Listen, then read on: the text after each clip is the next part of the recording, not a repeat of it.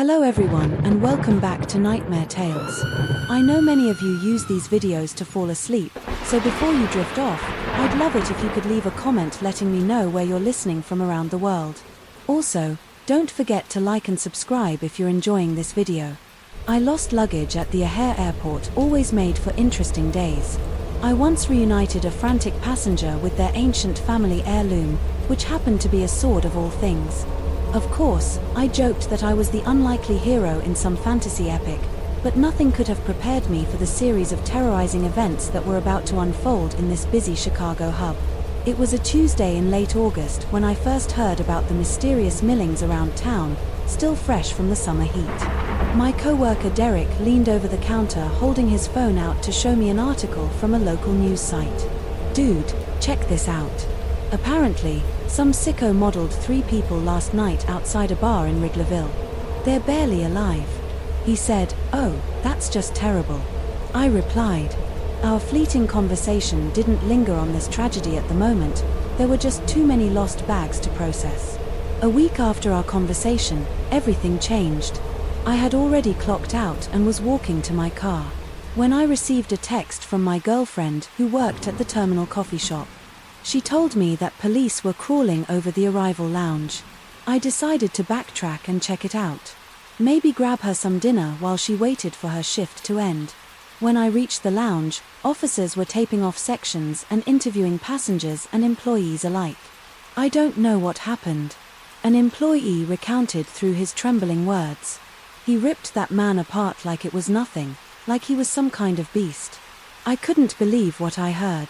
It felt surreal watching people fill in stories of animalistic attacks happening right here at O'Hare.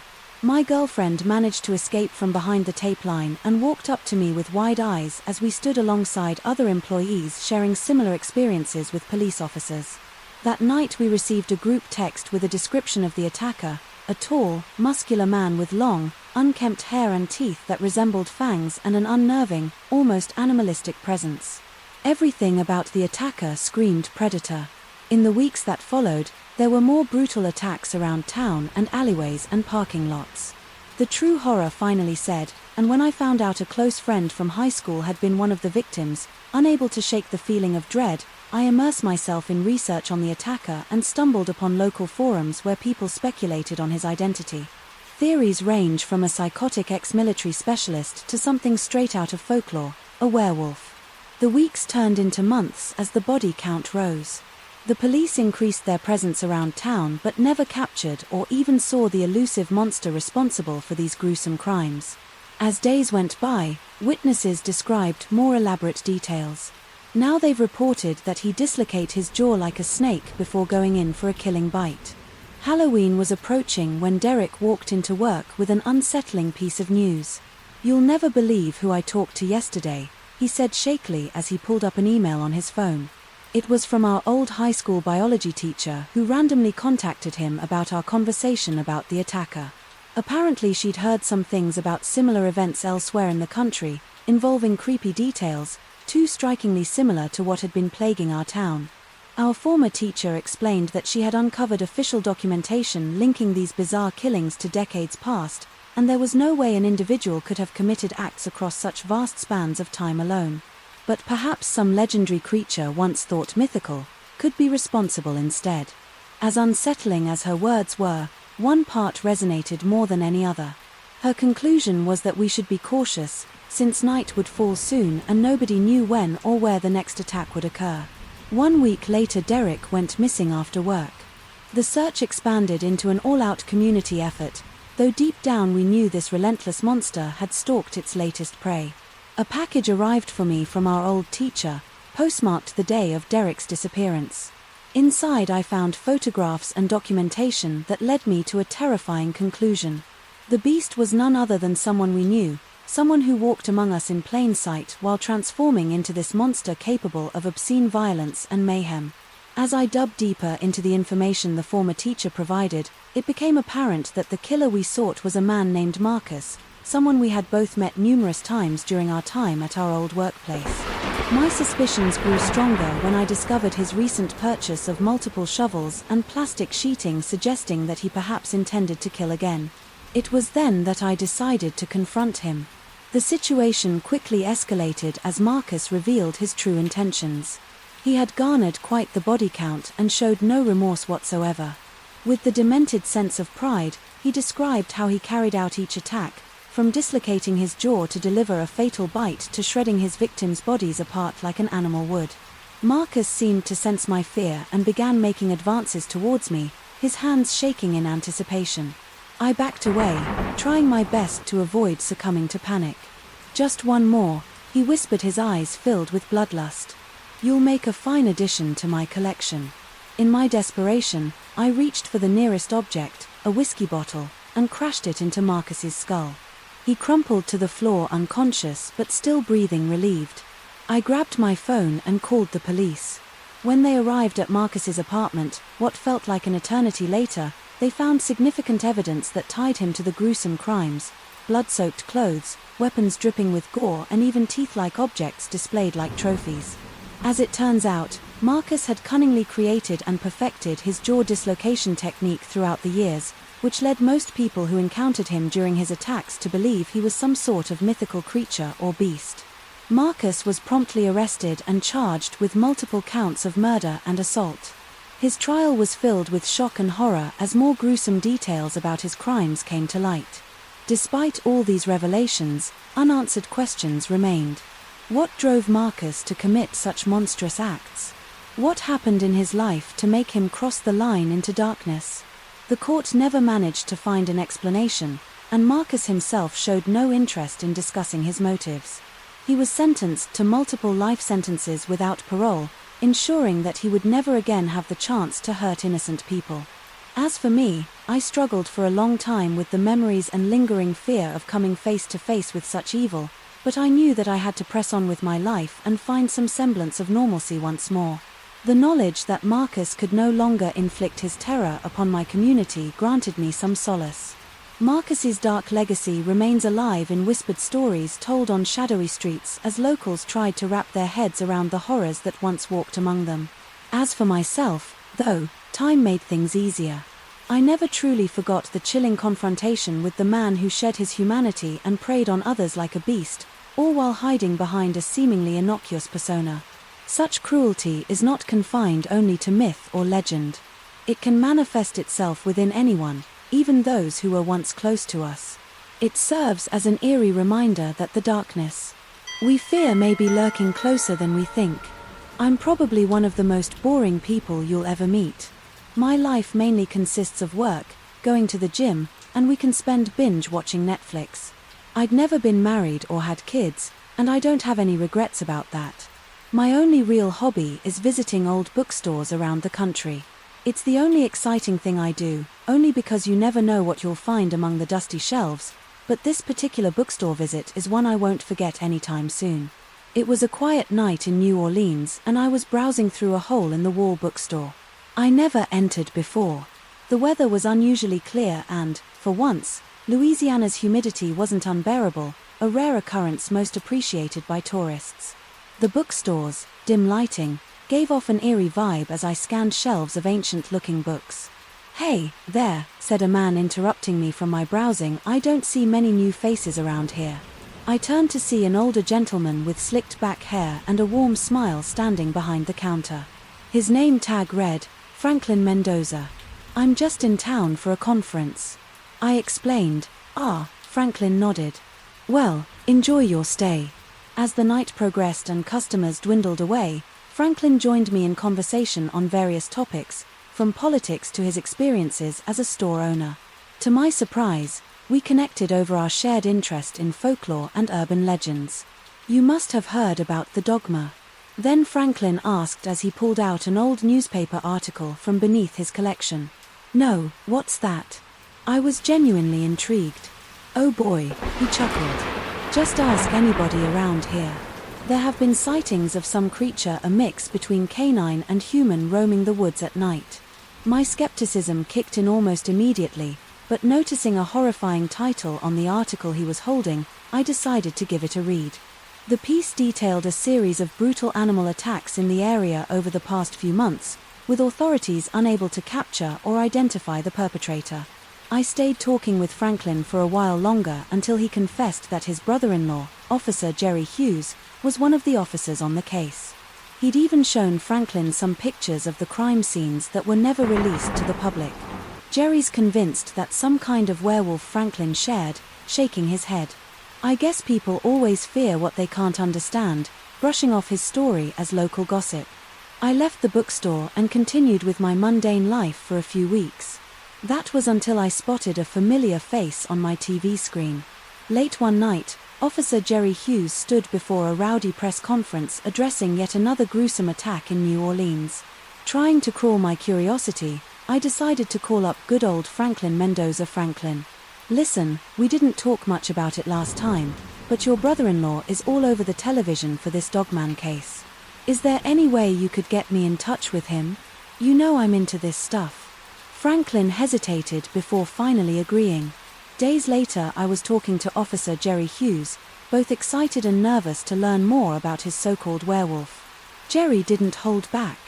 He detailed every brutal murder, as if he were reciting them from memory: claw marks on the bodies, unusual bite patterns from something that resembled both dog and human teeth, and even sightings of an unknown creature from people passing through those same crime scenes during the night. Bearing in mind that back then no technology caught footage of any urban legend, it had to be logical and realistic enough for me to continue exploring. But there was something genuinely terrifying within Jerry's description of those events, something that didn't sit right with me. Months passed, and with each conversation I had with Jerry, I couldn't shake the idea of this monstrous creature. I needed to see for myself what was out there. So I hopped on a flight and headed back to New Orleans. Jerry and Franklin agreed to take me into the woods. They knew fully well that whatever had killed those animals and terrorized those people had been referred to as the Dogmen and Whispers throughout the city, and they were determined to get to the bottom of it. As we ventured further into the dense forest, I could sense our nerves collectively fraying. As we ventured further into the dense forest, I could sense our nerves collectively fraying. The eerie atmosphere was amplified by the moonlight filtering through the tree branches above. We walked slowly, with only the sound of our footsteps and a lingering sense of unease accompanying us. "Guys, do you smell that?" Jerry whispered, stopping in his tracks. A pungent metallic scent lingered in the air. Franklin nodded, covering his nose with his sleeve. I smelled it too, and I shuddered at the realization that it was unmistakably the smell of blood. We pressed on, driven by our adrenaline and insatiable curiosity. Rounding a bend in the trail, we stumbled upon a gruesome sight. Several mutilated deer carcasses were strewn about the forest floor, torn to shreds, with tufts of fur and pools of blood surrounding them. "Jesus Christ," I murmured out loud. We stood there for a moment in horrified silence, taking in the carnage before us. "This isn't normal." Franklin mumbled, fear audible in his voice. Jerry squatted down to examine one of the carcasses more closely. "Look at these claw marks. They're identical to what we've seen on other victims," he muttered, gesturing at the deep gashes, scoring the deer's flesh. Suddenly, a twig snapped behind us and we whipped around to confront whatever was lurking nearby. A hulking figure emerged from the underbrush. It was covered in thick matted fur and stood on powerful hind legs, like a dog but born unnervingly humanoid visage that seemed twisted with malice. Its eyes glowed an unnatural shade of yellow and its mouth was stained red with fresh blood. "The Dogman," Franklin whispered hoarsely, trembling as he pointed at it. We backed away slowly as it snarled, menacingly, edging ever closer. Jerry fumbled in his pocket and drew his service weapon. "Listen," he shouted at the creature. "We don't want any trouble. Back off or I'll shoot in response." The Dogman let out a blood-curdling howl and charged right at us. In that split second, all hell broke loose. Jerry fired several rounds into the creature's chest. It stumbled backward but kept coming as if unfazed by its injuries. Franklin grabbed a nearby branch and swung at it with all his might, connecting with its head and temporarily dazing the monster. As the creature reeled from the blow, we took our chance to run for our lives, though we knew it was futile to outrun this supernatural foe. Adrenaline fueled our desperate escape, and then something I could never have anticipated happened. The Dogman gave one more guttural roar before collapsing to the ground, convulsing violently. A strange sound emanated from its snarling mouth. It was a garbled human voice crying out in agony. Stunned, we watched as the beast's form began to shrink and change before our eyes receded into skin, limbs contorted back into human proportions and snarling features softened until what lay before us was not a monster but a man, a grotesque and bloody image of our supposed enemy. Jerry cautiously approached the body on the ground while Franklin and I exchanged bewildered glances. Jerry checked for a pulse on this stranger's neck but shook his head dead. "I don't understand," I stammered. "Was this some kind of transformation gone wrong? Or were they cursed to become this?" Jerry exhaled sharply with a mix of relief and confusion. "I don't know what it is or why it happened, but one thing's for sure, whoever or whatever was behind these killings is gone now." We left the woods that night, our minds racing with unanswered questions and the horrifying secrets we'd uncovered. I returned to my mundane life, but the memory of that night remained vividly etched into my consciousness. One thing's for sure, as long as I live, I will never forget the day I stared into the inhuman yellow eyes of the dogmen. When the night began, I was preoccupied with my latest video game addiction, a retro-style shooter that filled the gaps in my monotonous life. For the past 5 years, I'd been an underemployed bartender at the Lone Star Saloon, a dingy establishment in Austin, Texas. My life had never thrown anything truly thrilling at me, not until that fateful night. It wasn't unusual for locals to spot odd-looking wildlife near our township, but honestly, people's imaginations can run wild.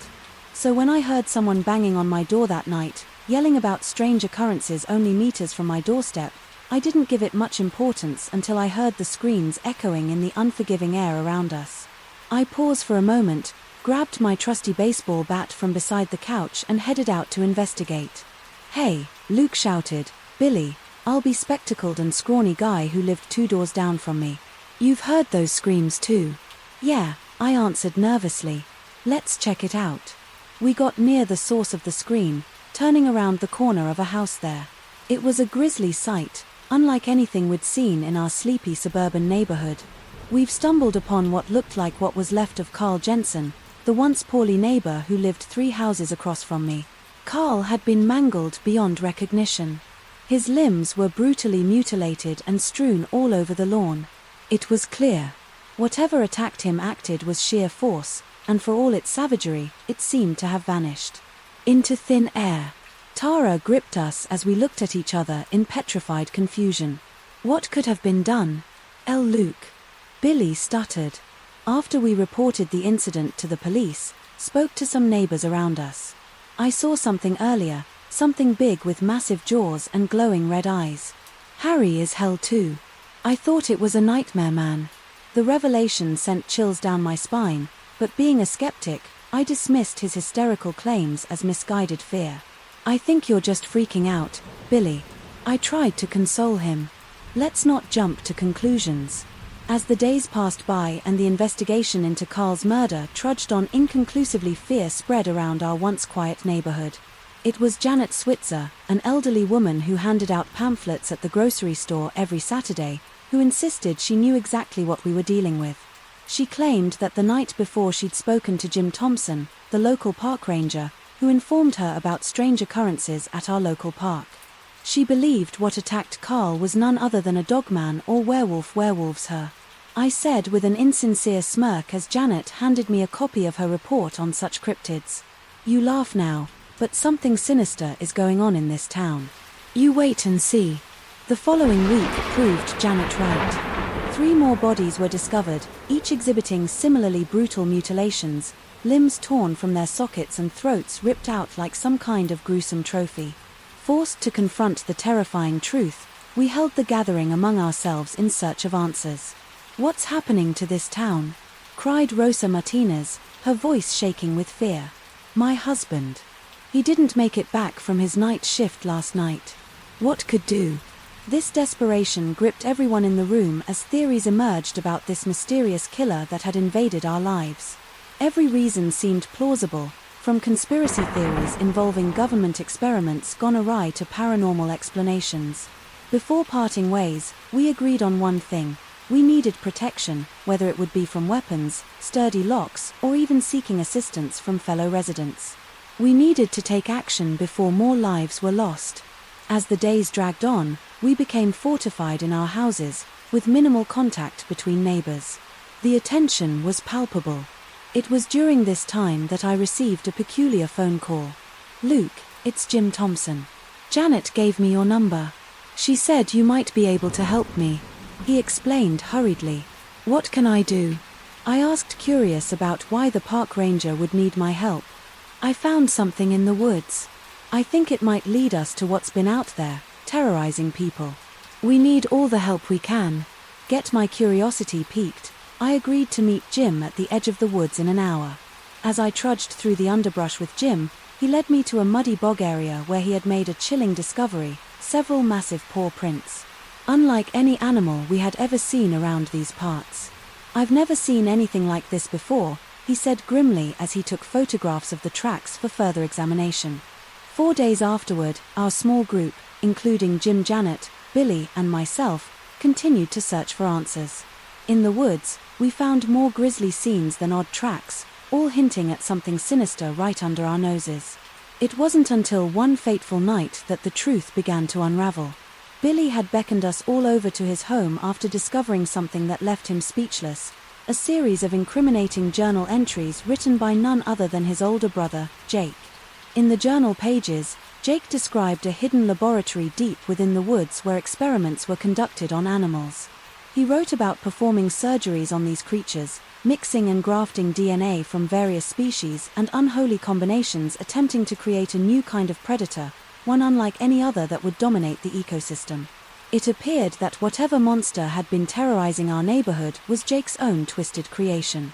Angry and desperate for answers, we confronted Jake in his secluded cabin, nestled far into the woods. The place reeked of chemicals and decaying animal remains. As Jake stood before us, his face showed bitter determination and madness.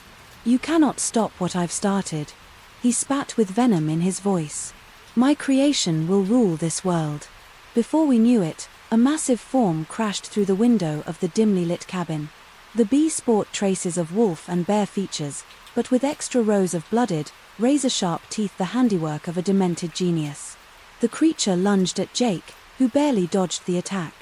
During the commotion, we scrambled out of the cabin and fled for our lives. As we ran, we heard heart-wrenching screams in the distance. We didn't know whether they were from Jake or his monstrous creation, but one thing was certain: their horrifying bond would be severed. That night we returned to town and reported what we found to the authorities. The authorities believed our story.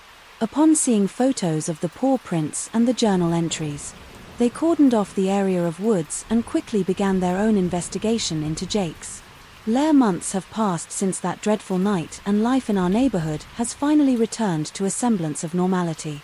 No more grisly murders have occurred in town, and a sense of security has returned, even though no one knows what happened to Jake or if that creature is still lurking in those dark woods. Sometimes at night, when I glance into the deep shadows cast by the tree line beyond my yard, I swear I catch a glimpse of red eyes glowing like embers in the darkness. Nonetheless, our community remains strong, watchful for whatever other horrors might emerge from behind closed doors or rise from the depths of human madness.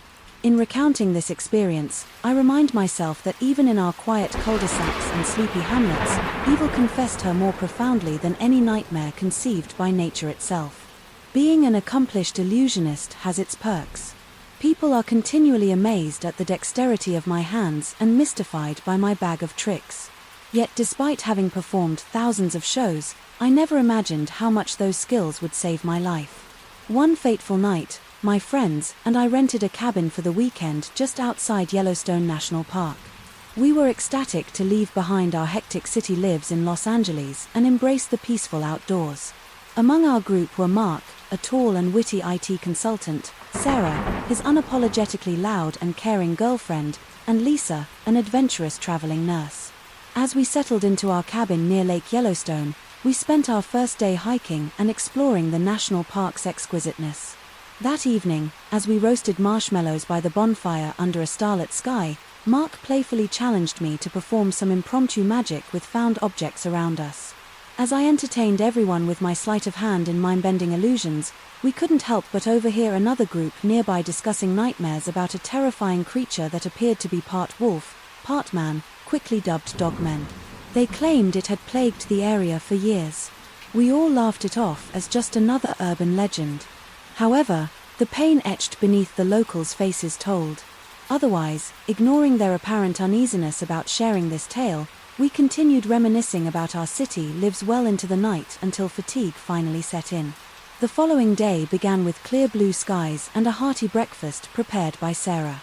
Our plan was to hike several miles into a more remote region of Yellowstone for some thrilling cliff diving experiences, before spending one last night at our cabin. This time, though, without any mention of Dogman. Our day unfolded without incident, as we leaped into crystal-clear waters off towering cliffs amidst laughter and exhilarating screams. As dusk approached, we reluctantly left the serene area and began to trek back. Everything took an inconceivable turn when we stumbled upon a fresh kill on our way back. Blood smeared across a nearby tree led our gaze onto a disturbing sight, a RIT and mutilated deer barely recognizable as a deer.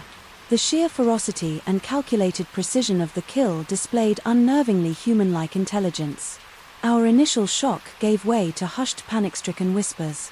As we link this gruesome discovery to the chilling Dogman stories that circulated around just last night, we quickly retrieved our belongings before hastily making our way back towards the cabin with no hesitation.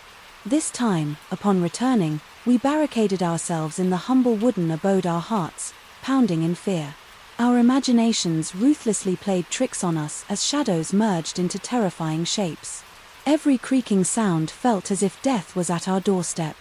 Suddenly, Mark tensed up, bringing his finger to his lips for silence. We all froze and heard scratching on the door, accompanied by guttural growls barely stifled by thick wood.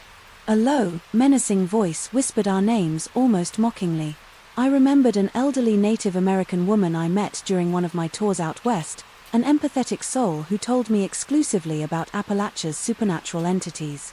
As we exchanged stories, she insisted that certain creatures honoring Earth spirits sought refuge deep within the remotest parts of Yellowstone, where they lived in communion with nature, free from human intervention. I was jolted from my reverie by icicles of dread creeping down my spine. I belatedly shared my knowledge with friends who stared back wide-eyed. They couldn't help but accuse me of withholding clues, their anger intensifying with fears, dreadful waves encapsulating us. The intensity was abruptly interrupted when Lisa inquired how I knew about dogmen in other parts of the park. A cold veil settled over us as we realized it wasn't Lisa who had asked. That chilling question was posed by the voice emanating from just beyond our fragile defenses. With no escape, we struggled to find our calm, as Mark suggested, exploring vulnerability with the truth, though it felt like grasping at straws. We had no choice but to comply. We spoke in somber tones, recollection and confession intertwining. Mark cradled Sarah as they recounted crippling student debt that left them overwhelmed. Lisa Grimley narrated the haunting memories of the night she lost 3 patients during her ER shift. I'd begrudgingly divulge my estranged father's recent terminal diagnosis as the eerie silence enveloped us. I frantically tried to come up with a plan. My friends looked at me with desperation evident in their eyes, knowing that my background in illusion and sleight of hand might be our only chance at survival. Okay, guys, I began. I have an idea. It might be crazy, but it's all I've got. I can rig a trap using some tricks from my ACT, but I'll need your help. As we huddled together, I explained my plan. We would use a combination of misdirection and deception to lure the dogmen into a trap, incapacitating this ethereal being long enough for us to make our escape. Mark remembered seeing some heavy chains and an old lock in the shed earlier. He quickly retrieved them, while Lisa scavenged through the kitchen for anything else we might need. Sarah took some of her makeup and used it to create realistic wounds on each of us. Visual deception was crucial at this point. With everything in place, we unlocked the doors slightly and started moaning loudly as if we were dying in agony.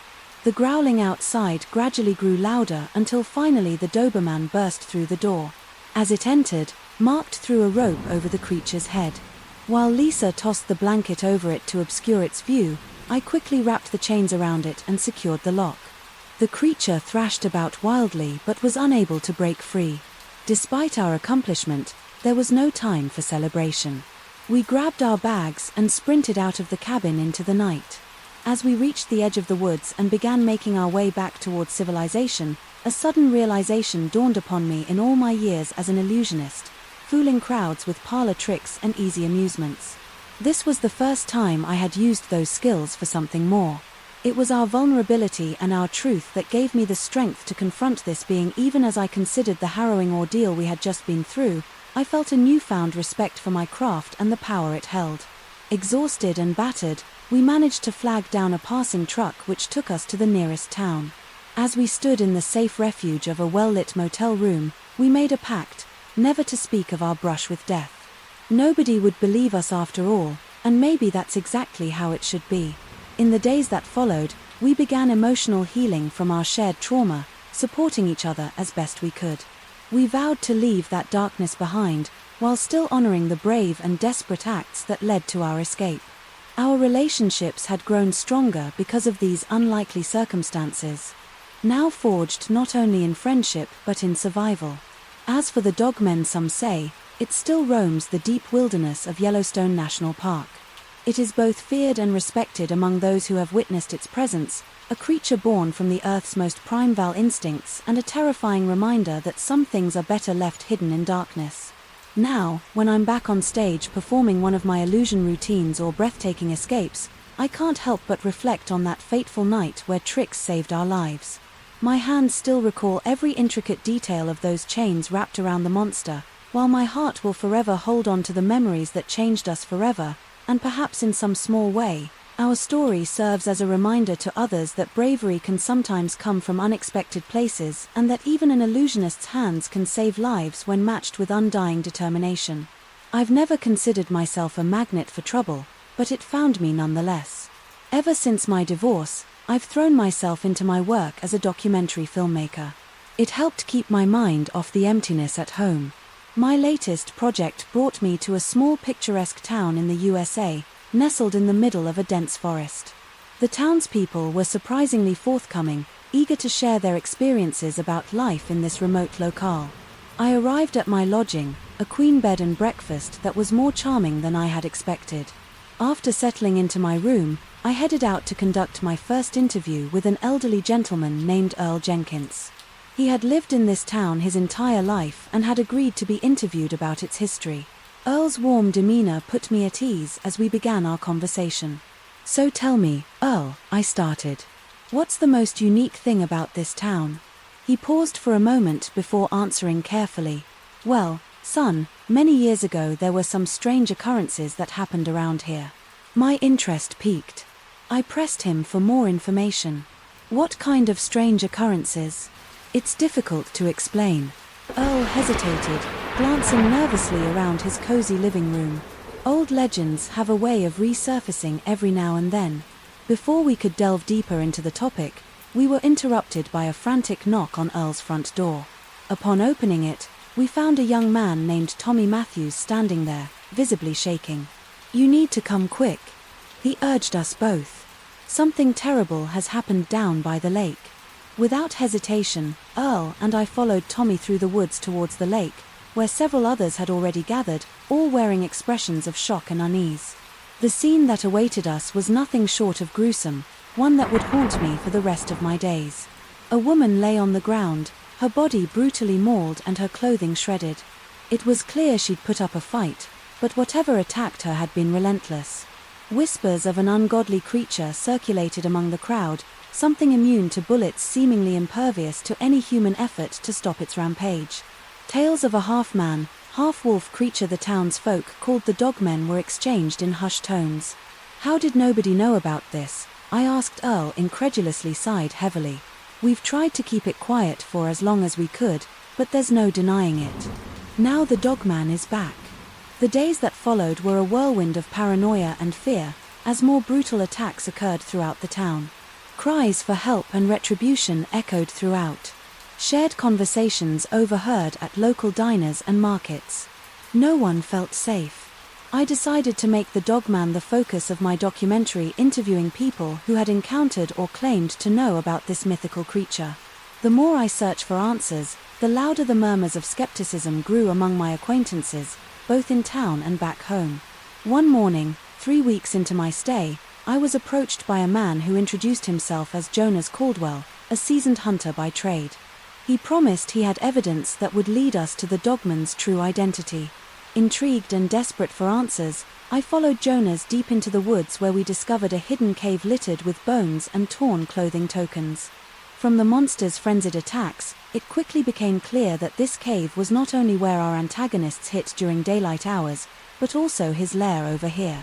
Jonas called out, pulling me towards the corner of the cave, where he found an old tattered journal labeled with one name, Christopher Godfrey. The dogman isn't some mythical beast, Jonas explained as we flipped through the journal's blood-spattered pages.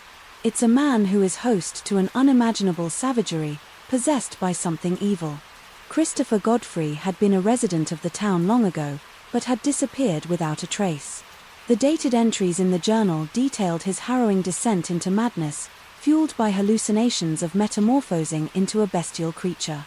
This is beyond any of us. Jonas warned, a hint of fear in his eyes.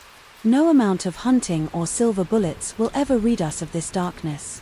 Only Godfrey himself can put an end to the bloodshed, and even that may be too late. The town's atmosphere grew increasingly tense. People were afraid to leave their homes, locking their doors and windows tightly. Jonas and I decided to take matters into our own hands. We had to find Christopher Godfrey and put an end to the terror that gripped this once peaceful town. We spent countless hours in the local library, digging through old newspapers and public records relating to Godfrey's past. We've discovered that he had been a scholar well-versed in ancient rituals and occult practices. The more we learned about his past, the more we began to realize that perhaps he had summoned something darker than he could handle. Following several weeks of intense investigation, we came across a small hovel on the outskirts of town, a place long forgotten by most of its residents. The place seemed like it hadn't been inhabited for years, making it the perfect hideout for a deranged man. Carefully, we approached the dilapidated structure, armed with only our wits and the hope that we were right about Christopher Godfrey's whereabouts. As soon as we stepped foot inside the hovel, an overwhelming stench assaulted our senses. The decaying remains of various animals lay scattered around the room, further evidence of the horrific deeds committed by this man-beast. Our initial search yielded no discernible signs of life until we stumbled upon a hidden entrance to an underground chamber beneath the floorboards, the final piece in this macabre puzzle. Our hearts pounded as we descended into the darkness below, flashlights cutting through the pitch black that surrounded us. At last we found Christopher Godfrey, gaunt, emaciated and barely alive, chained up against the stone wall. I knew someone would come. Eventually. He rasped in a voice barely recognizable as human. It's taken all my strength just to keep it contained. Jonas turned to me and whispered, "This must be where Godfrey has been conducting his rituals, attempting to suppress the darkness inside him. We've got to get you out of here, Chris." I told him gently. "No," he cried, panic coursing through his eyes. "You don't understand, it won't let me leave. It wants me to succumb to it, and I'm not strong enough to resist any longer." He was weakening Jonas, and I could see that this might be our only chance to do what needed to be done, acting quickly but carefully. Jonas began working on the chains that shackled Godfrey to the wall. "Tell us how we can help you fight this thing," I urged Godfrey, desperate for a solution. His cracked lips twisted into a sad smile as he gazed at me with sorrowful eyes. "There's no way to fight it, only contain it. This is my burden, my eternal nightmare." With the final tug, the chains fell away from Godfrey's emaciated body, but an unmistakable change overcame him. As the last restraint gave way, a primal snarl emanated from the back of his throat as he launched himself at Jonas with monstrous strength. In that heart-stopping moment, I made a choice. Aiming carefully, I pulled a silver dagger from my belt and plunged it into Christopher Godfrey's chest. As he pounced, he gasped the air, leaving his lungs in a sudden rush as he crumbled onto the cold, unforgiving floor of the chamber. The terror-filled eyes that had stared at us mere moments before transformed once more into pure human despair as his life slipped away. "I'm sorry," I whispered through tears welling up in my eyes. I had no other choice. As Christopher Godfrey drew his last breath, something eerie permeated the surrounding air. It was as if an ancient darkness fled his body, slithering away into the shadows. Consumed by a profound sadness, we left the hovel, knowing that we had fought off this unspeakable terror at an unimaginable cost. The gruesome cycle of bloodshed would come to an end for now, and that would have to be enough. I've always had an affinity for rare and exotic plants. It started in my childhood when my mother, a botanist, would take me on her expeditions into the depths of the Amazon rainforest. As I grew older, I followed in her footsteps and became somewhat of a green-thumbed expert in my own right. So when I received an anonymous tip from a fellow horticulturist about a unique carnivorous plant hidden deep within the notorious swamplands of Louisiana, I couldn't resist the opportunity to check it out for myself. My journey began in a small bayou town called Thibodeau, where I met up with a local named Boudreaux LeBlanc. He was an old alligator hunter who knew every inch of these swamps like the back of his hand. "Listen carefully," Manami Boudreaux warned me while steering his boat through the murky water. "They say there's some sort of monster that lurks round here. Calls it something like the Ruger or the Dogman, or something. But don't you worry, we'll stay clear." "Oh, Dad." I chuckled nervously and nodded, not really believing in such folklore, but appreciating his concern. Nonetheless, we ventured deeper into the swamp. Guided by Boudreaux's keen instincts and the cryptic directions from my mysterious informant, we finally happened upon an area teeming with vegetation, unlike anything I'd ever seen before. Entangled amongst twisted branches and draped with moss were plants adorned with blood-red tendrils that oozed an unidentifiable sap. As we drew closer to our destination, we stumbled upon a mutilated deer carcass on the muddy bank. The creature had been torn apart so brutally that it left us both speechless and uneasy. Boudreaux muttered, "We shouldn't be here," but my curiosity outweighed my fear and I insisted, "We continue." It wasn't long before we discovered what we had been searching for. The magnificent carnivorous plant sat on a small mound in the water, escaping moth, filled with razor-sharp teeth and dripping with an acrid liquid mind. "You, Boudreaux," breathed. I never see nothing like Dad in all my days, for sure. As I began to eagerly document the plant's features, a familiar scent wafted through the air. The stench of death hung heavy on the breeze and an unsettling silence enveloped us. Suddenly Boudreaux froze in place, his face white with terror. "Something's wrong," he whispered hoarsely without warning. We heard nearby rustling, followed by a guru growl that was fierce and predatory. My heart raised as panic surged through me, though my instincts screamed at me to flee. I could not move a muscle and then it emerged from the shadows, an enormous hulking figure with fur as black as pitch and eyes gleaming red with malevolence. Regrettably, the beasts bore an uncanny resemblance to the Dogman mentioned by Boudreaux earlier. It was like nothing I had ever seen or imagined before. It lunged at us with terrifying speed, ripping apart our book with nightmarish claws and sending us both flying into the murky depths of the swamp, gasping for breath and choking on bothic water. I struggled desperately to keep my head above the surface, all the while acutely aware of that monstrous creature just feet away from me. In that moment of raw terror, drawing upon every ounce of wit and strength, I managed to pull myself from the water onto a nearby tree branch. To my dismay, Boudreaux did not resurface. With a sorrowful heart and shaking limbs, I picked my way through the swamp back towards civilization. Miraculously, I survived the ordeal and was found by a local search party. They had been sent out after a frantic call from Boudreaux's wife when he failed to return home after our ill-fated excursion. As news of my story spread through town, people came forward with subsequent accounts in which they'd also encountered the dogmen. Eventually, I discovered that the anonymous horticulturist who had corresponded with me was none other than Thomas Cabrera, the eccentric owner of a mysterious greenhouse on the outskirts of town. Suspicious of his motives, I decided to pay him a visit. The greenhouse was massive, filled with rare and exotic plants from around the world. Thomas was friendly, his dark eyes lighting up as he led me through the impressive collection. As we ventured further in, a pungent smell caught my attention. "What's that?" I asked. "Oh, that's just another one of my latest acquisitions," he responded cryptically. Before changing the subject, we shared our passion for horticulture and exchanged stories about our individual encounters with the dogmen. Thomas seemed to know more than he let on, but avoided answering questions directly. As darkness fell outside, I decided it was time to confront him with my suspicions. Thomas, I began hesitantly. Did you have something to do with the dogman? He let out a small laugh. My dear friend, he said, I assure you my interest lies in plants, not monsters. However, as we continue talking, I noticed the scar on his arm that closely resembled the markings left by the carnivorous plant I had discovered in the swamp. The realization hit me like a ton of bricks.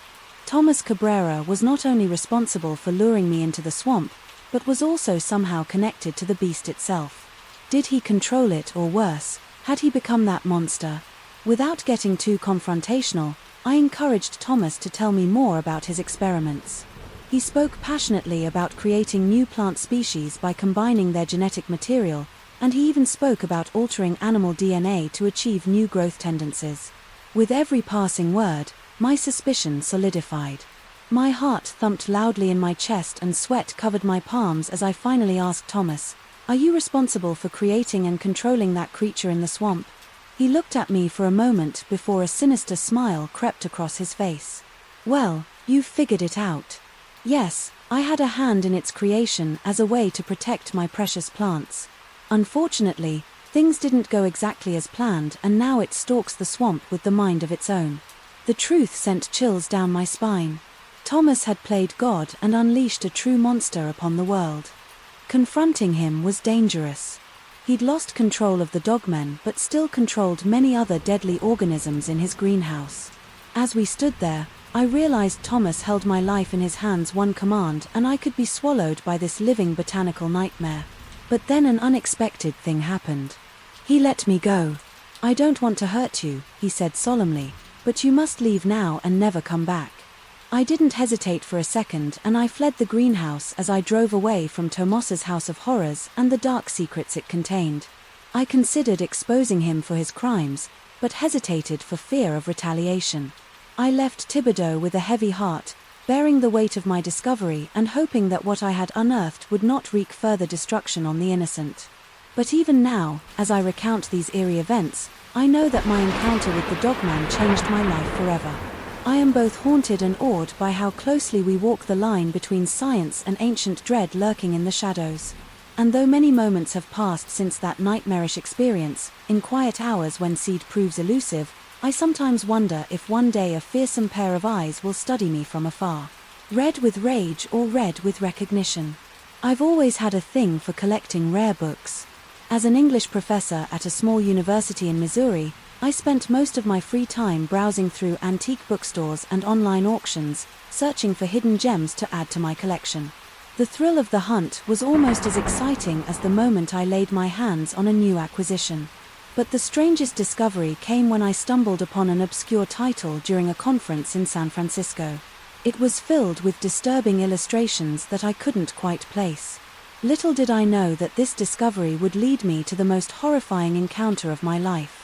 One lazy Sunday afternoon, I found myself in a small cafe close to my hotel, sipping coffee and exploring the contents of the mysterious new book.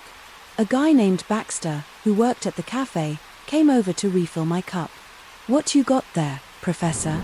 he asked with genuine curiosity. My eyes were fixed on a particular image, that of a large wolf-like creature with massive claws and piercing eyes. "It's a book from legendary creatures," I replied absent-mindedly, still captivated by the unsettling illustration. Baxter said, leaning in closer. "You know we've got something like that around these parts." I looked up at him and raised an eyebrow. "What do you mean?"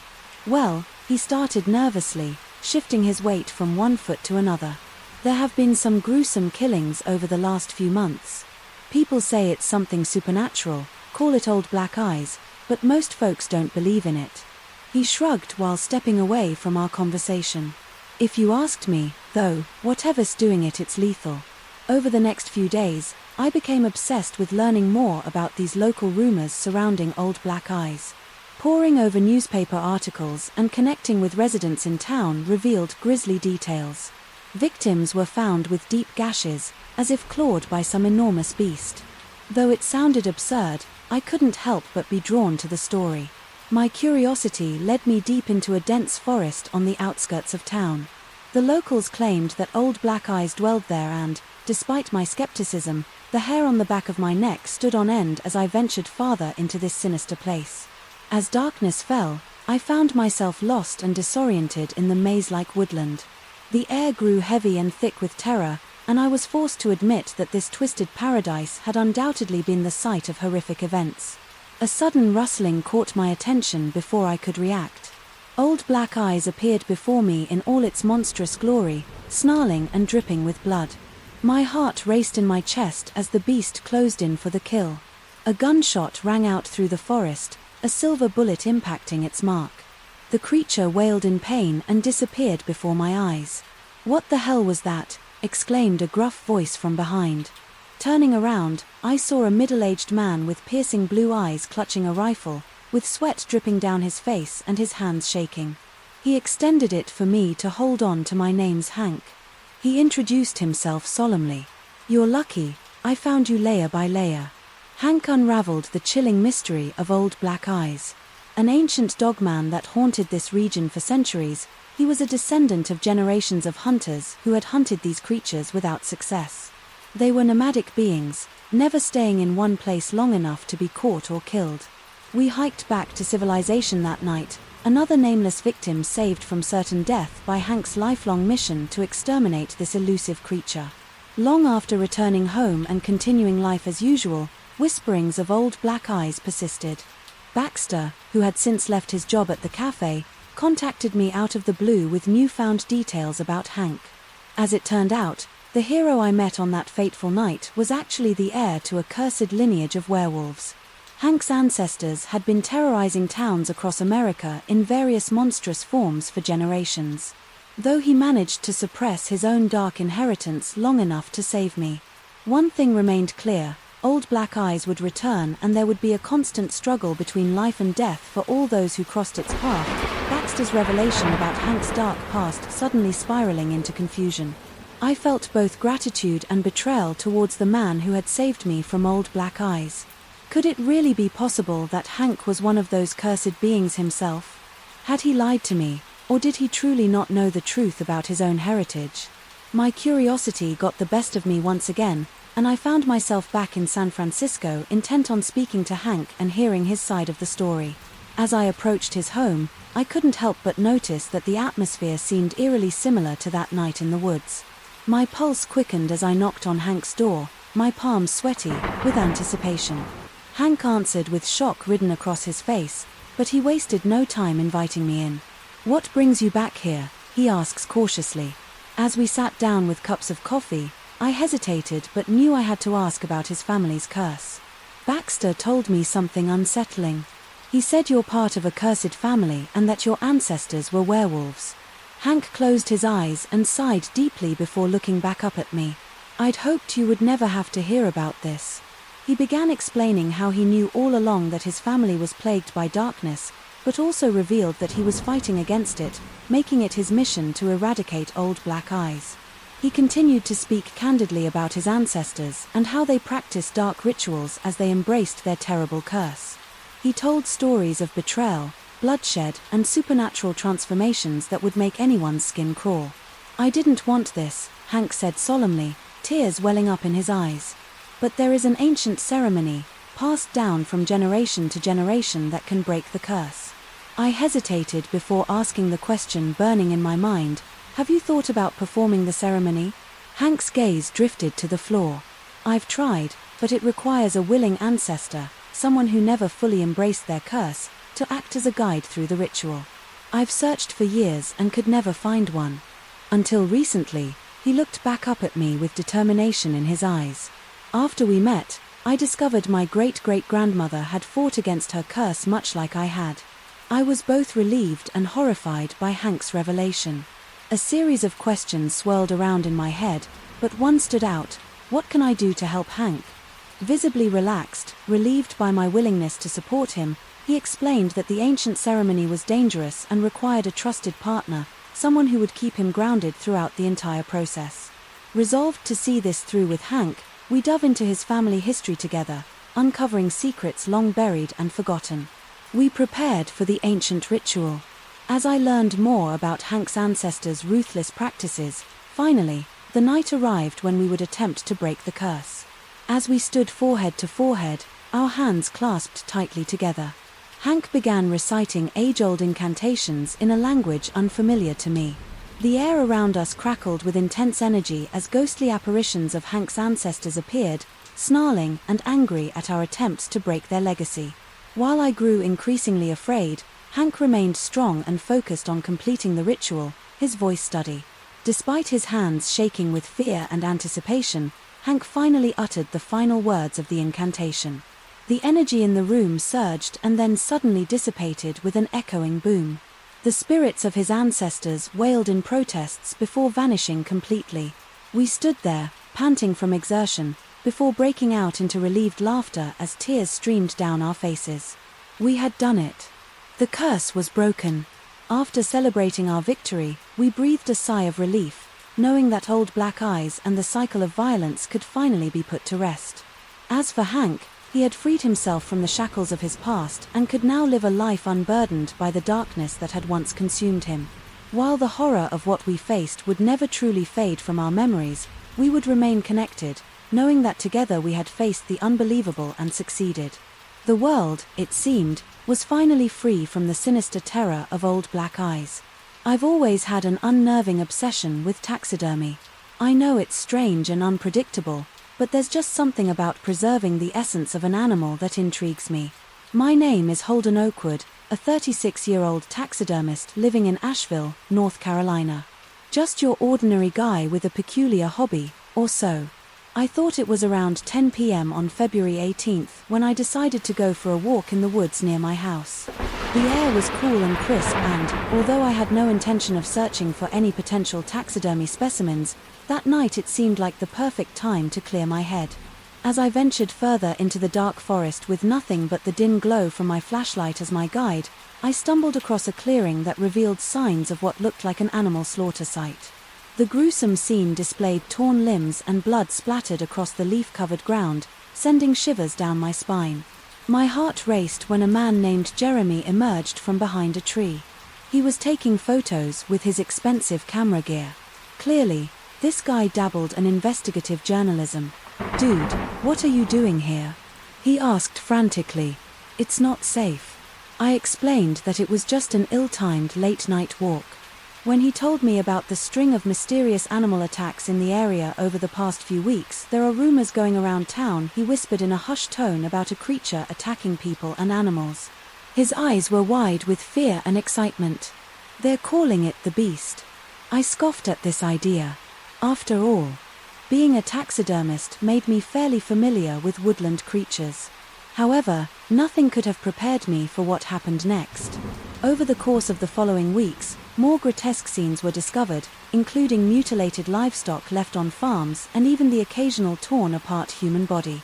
The town was in an uproar, with everyone whispering about the beast. It wasn't until Rosalind, a local animal control officer, came up to me one day at the coffee shop and shared some disturbing information that my life would change forever. "Hold it," she said, tensely, clutching a stack of photos in her hand. "I think I have something you need to see." She carefully laid out photos of claw marks on trees, tracks in the mud, and even witness sketches depicting a savage wolf-like creature. She explained that she had never seen anything like them before. "There's something strange going on here." She admitted the beast might not be just a legend. As her words rang in my ears, I couldn't help but feel drawn to uncover the truth. I convinced Jeremy to team up with me and document our investigation into the beast. Nights turned into days spent in the woods searching for any signs of the elusive creature. We talked to countless townspeople who contributed their experiences and sightings, each adding another piece to the mysterious puzzle. Suddenly, on March 5th, our mission took a horrifying turn. We came across another fresh murder scene. This time it was Deputy Martin's mutilated body hanging from a tree with his shotgun still clutched in his hand. As we stumbled upon more grim encounters in our investigation, we managed to link them back to someone named Theodore Grinwood, an alleged dogman werewolf, who had been loose for decades and was once known as one of the most twisted criminals in history. This realization shocked us to our core. We started retracing our steps, desperately trying to gather more information on Theodore, while hoping this nightmare would soon end. Alas, our efforts were cut short on March 17th, when Rosalind went missing. She had been working overtime as an animal control officer determined to protect the community from any potential threats. The disappearance of our dear friend and ally shook us to the bone, filling us with an agonizing sense of helplessness. We continued pursuing any leads we could find, driven by a mix of crippling fear and a burning desire for vengeance. Despite our valiant efforts, we couldn't manage to capture or kill this monstrous entity. News reports and town gossip pointed to Theodore Grimwood, but neither Jeremy nor I could comprehend how one man could ravage our town with such viciousness and agility. Each step we took felt like a crushing weight on our shoulders, haunted by the victims' faces and the desperate need for answers. Then, one fateful night, Jeremy and I were interviewing a reclusive hermit who swore he had seen the beast up close. He said it had human eyes, like the eyes of a man who'd seen too much and lost his damn mind. Our conversation with him was intense and gripping, as he described his blood-chilling smile and jagged teeth. The hermit also mentioned that Theodore Grimwood once had a cabin nearby, a place where he used to hunt and experiment with the dark arts. Excited yet terrified by this new lead, Jeremy and I decided to visit the cabin under the cover of darkness. As we approached the dilapidated structure, my heart pounded against my chest like a sledgehammer. Every creak and wrestle in the surrounding woods made my skin crawl. Inside we discovered something gruesome and truly sickening, dozens of mummified human remains, their twisted faces forever locked in expressions of pure terror. In that moment of horror, all doubts vanished. We were indeed dealing with Theodore Grimwood. We can buy our discovery. We stumbled out of the cabin only to find ourselves surrounded by an eerie silence. Suddenly, a bone-chilling hell pierced the night air. The beast was nearby, paralyzed by fear and uncertain of how to react. We braced ourselves as it lunged at us from the shadows.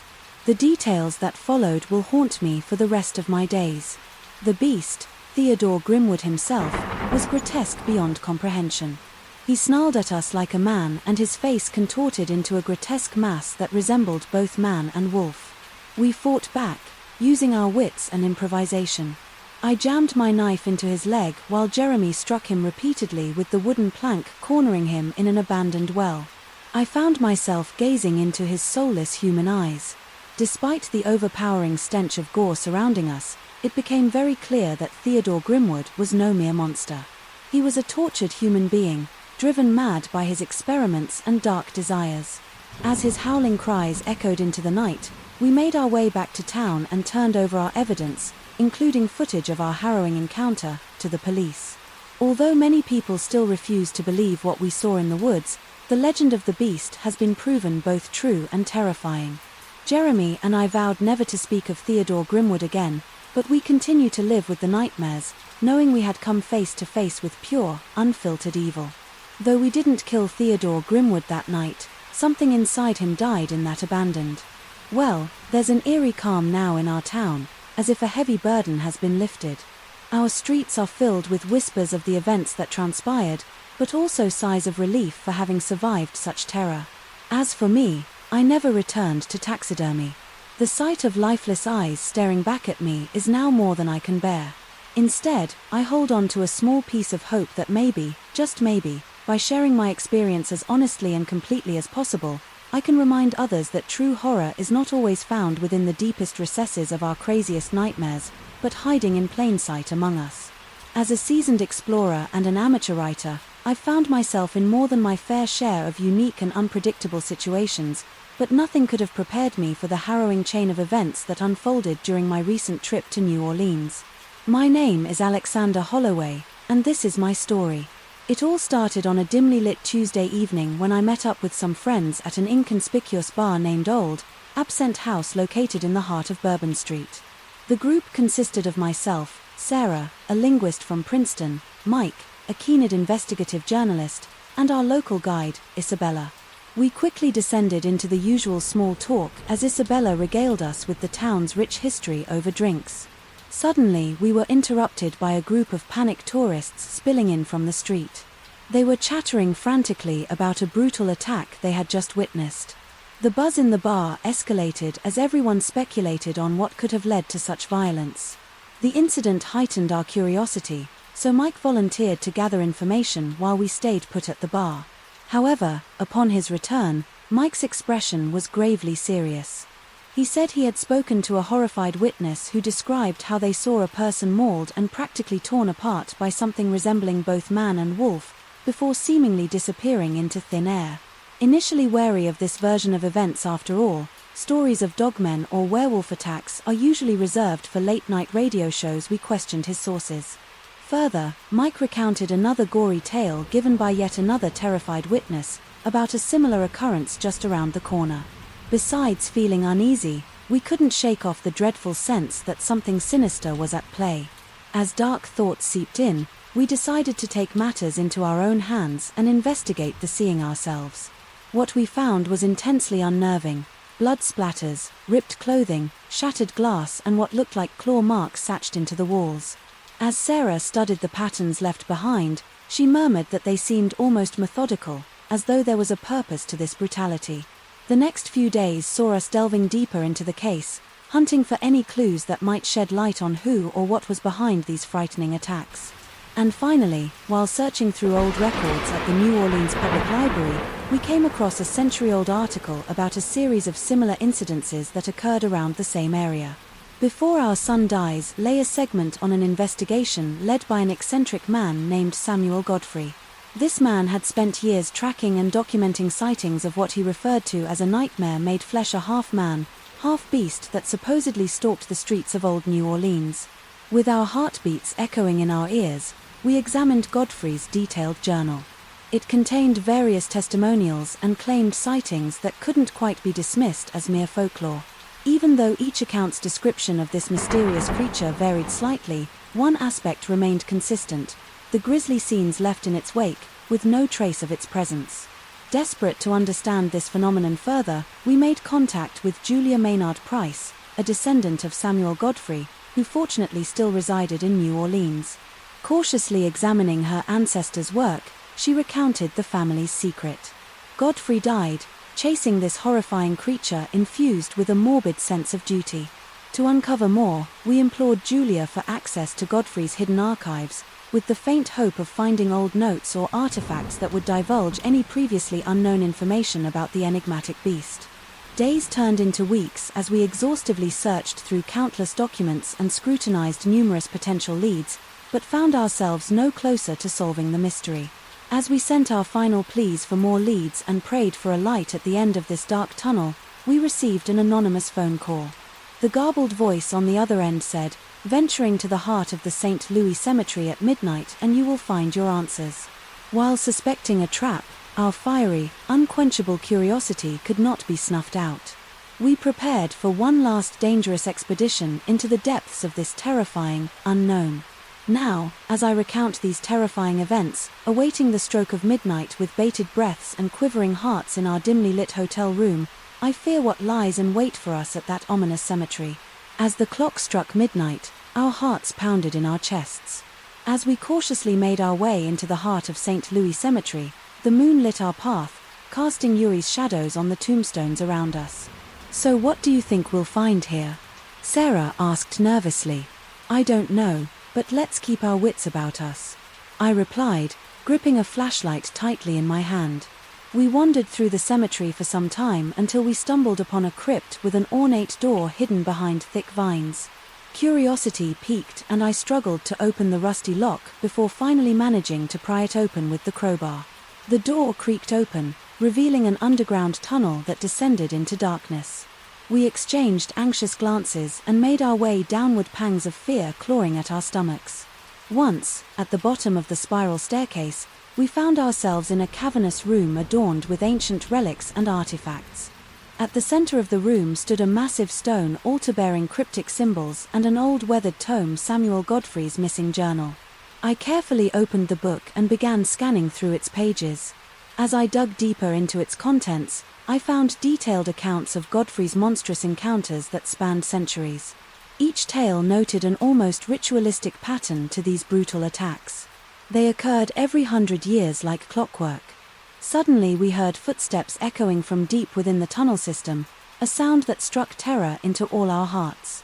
Panicked, we frantically searched for an exit but found none. Scattered around us lay shattered bones and dried bloodstains, the gruesome remnants of past victims. In the dim light of my flashlight, a malformed figure slid into view, a grotesque mix between man and wolf that wore human clothing torn to shreds by its pulsating muscles. Yellow fangs snarled as it locked its dreadful gaze upon us. "This ends here," Beast Mike yelled, brandishing a shotgun he brought along. His courageous stand only seemed to amuse the creature, as it unleashed a guttural laugh that echoed throughout the chamber. Suddenly the grotesque figure recoiled and spoke in a voice that was as old as time itself. "You humans never learn. There is no stopping me.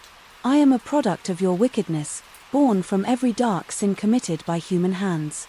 The creature lunged for Mike, but at that exact moment Sarah threw me an old pocket knife she'd found among Godfrey's artifacts. I caught at midair and instinctively slashed at the beast escaping maul. A piercing howl echoed through the room as it stumbled backward, black blood seeped from its wound and evaporated into thin air. Terrified but determined, our hearts raced as we quickly scanned through Godfrey's journal, looking for clues on how to permanently vanquish this terrible creature. Time seemed to crawl as we searched frantically before finally finding an incantation that may be the key to ending its reign of terror. We recited the ancient words in unison, and the air around us crackled with energy. The stunned beast slowly assumed human form, gasping and screaming in agony, begging for forgiveness while pleading for its life silently. We looked at each other. We understood that indulging in vengeance only perpetuated its existence. The cycle had to break for good. With much difficulty, we spared its life before surreptitiously departing from that unholy place. The attack ceased to occur in New Orleans. After that fateful night, life returned to normal for its residents. My friends and I stayed tight-lipped about our otherworldly encounter, haunted by our own roles and what transpired. So goes my weary tale, a testament of what could have been had we not resisted our darkest impulses. Isn't it true that what makes us human is our ability to ultimately choose the light? I'm not your average guy. In fact, most people would consider my life quite peculiar. You see, I have an exceptionally heightened sense of intuition, a gift, some would say, or perhaps a curse, that borders on clairvoyance. This intuition has helped me avoid danger time and time again, but it has also burdened me with an overwhelming sense of paranoia and dread. It was August 17th at the Bear Creek Music Festival in the heart of Florida, a popular event that I had attended several times before, a picturesque natural setting. It was teeming with people enjoying the warm summer air, live music, cold beer, and good company. My closest friends Carly and Jackson had joined me this year to take part in this carefree weekend. "Jonas," Carly shouted over the thumping bass of the band on stage while handing me a beer. "Have you tried their hazy idea? Yet it's incredible." "Nope," I replied with a smile. "But I'm about to." As we enjoyed our drinks and swayed to the music that filled the air, my intuition began to prickle at my senses. It wasn't anything too alarming, just a feeling that something was slightly off, brushing it off as nothing more than my own unease amongst the boisterous crowd. I continued to enjoy myself as night fell over the festival grounds. My intuition only grew stronger, like a niche, refusing to be ignored. The shadows around us seemed to lengthen and take on menacing shapes, as the once familiar festival scene transformed into something undeniably eerie guise. Jackson spoke up nervously as he glanced around anxiously.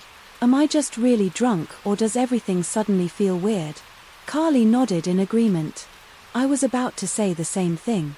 It wasn't just me who felt it then. Even without my intuitive powers, both Carly and Jackson sensed that something was very wrong. At first it seemed entirely possible, given our impaired judgment from the beers we consumed. However, after witnessing the unrelenting fear in their eyes, I knew this wasn't a figment of our collective imagination. On the drive back to our campsite, we passed an older gentleman walking by the side of the road. He gave us a nod as we drove by and we offered him a ride. As it turned out, he lived nearby and had been privy to the local rumors about strange occurrences and mysterious deaths. "In these parts, there's an ancient evil round here," he divulged in his heavily accented southern drawl. "Some say it's a werewolf for dogman, supernatural creatures that take pleasure in causing chaos and fear amongst the living." Carly shuddered at his words but refused to believe them. "That's just a tall tale for tourists and thrill seekers. The man shook his head solemnly. Deny it all you want, but there are some inexplicable things you just can't escape until suddenly it's too late. That night Carly and I awoke abruptly to Jackson screaming mere feet away from our tender. As we frantically unzipped the entrance, I sensed an unprecedented level of danger approaching rapidly. Whatever was stalking Jackson showed no signs of stopping. Outside, 3 bodies lay torn to shreds near the neighboring tents. The bloodstains were fresh, their innards glistening in the moonlight with morbid horror. These were not natural attacks. An overgrown bear or rabid wolf could never have mutilated those bodies with such surgical precision. That's when I actually realized that what had been hunting us was beyond any rational understanding. We found Jackson barely clinging to life as crimson soaked his clothes, staining them forevermore. Nobody could have survived the grotesque wounds that ransacked his body from head to toe, even as paramedics arrived and declared him dead at the scene. My intuition warned me that this nightmarish episode was far from over. During the painstaking a long investigation and reporting from local news stations, a single name kept surfacing: the Red River beings. Skeletons were pulled from the depths of the river, all with bite marks suggestive of human jaws, but too large for any known man. There was no possible explanation, save for the creature we encountered that fateful night. As I lay in bed one final evening in that cursed town, my intuition continued to scream alarms at me, something I had learned not to ignore. The town was no longer safe, and neither were any of us.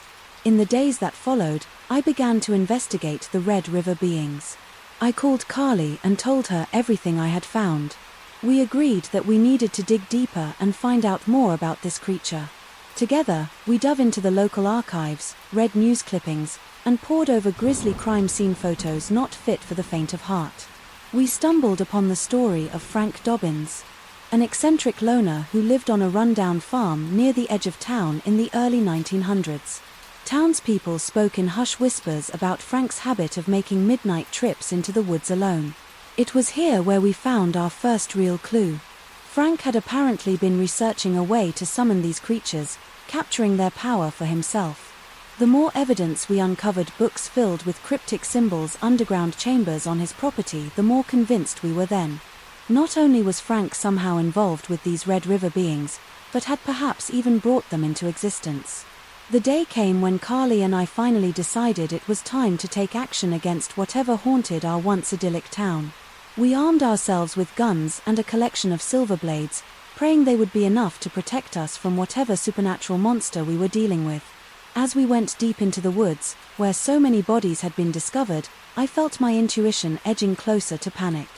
The darkness was almost suffocating as the tension-filled silence weighed heavily on our shoulders. A gutter growl reverberated through the air, sending shivers down our spines. Suddenly there it stood, a blood-curdling monstrosity towering over us like some twisted aberration of nature, sculpted from flesh and bone. With adrenaline surging through my veins, I raised my gun and fired blindly, the force of the recoil nearly knocking me off my feet. To my horror, the bullets bounced off the creature without impact. Our firearms were useless. Just then Carly remembered the silver blades and lunged forward, slicing into the monster's gnarled flesh. The creature held in pain and fury, its boiling blood staining the forest's floor. We fought with everything we had, our sweat, tears and blood mixing in the dirt beneath our feet, and finally, the beastly defeated at our feet.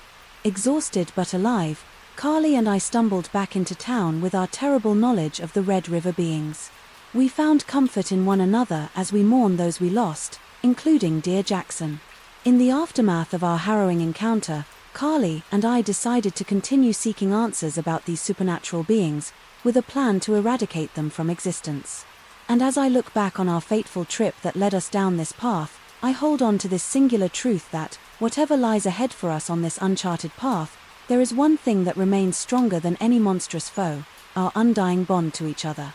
And so I recount this story with the earnest hope that whatever shadows encroach upon your own lives, whether they be visible terrors or those hidden away deep within, remember that courage is born from love and unity. There is an unknown darkness lurking out there, my friend. But even as my intuition warns of further danger ahead, I know that Carly and I will stand strong and face it together. As a professional pickpocketer, I often find myself skulking around the bustling stations and restaurants of major cities. My target, usually tourists and unsuspecting locals, is completely oblivious to the swift hand snatching their belongings.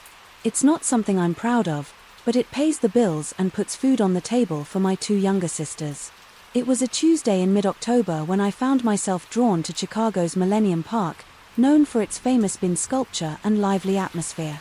It always made for a lucrative day of work. I approached a group of chatty French tourists and eyed their wallets as I joined their lively conversation.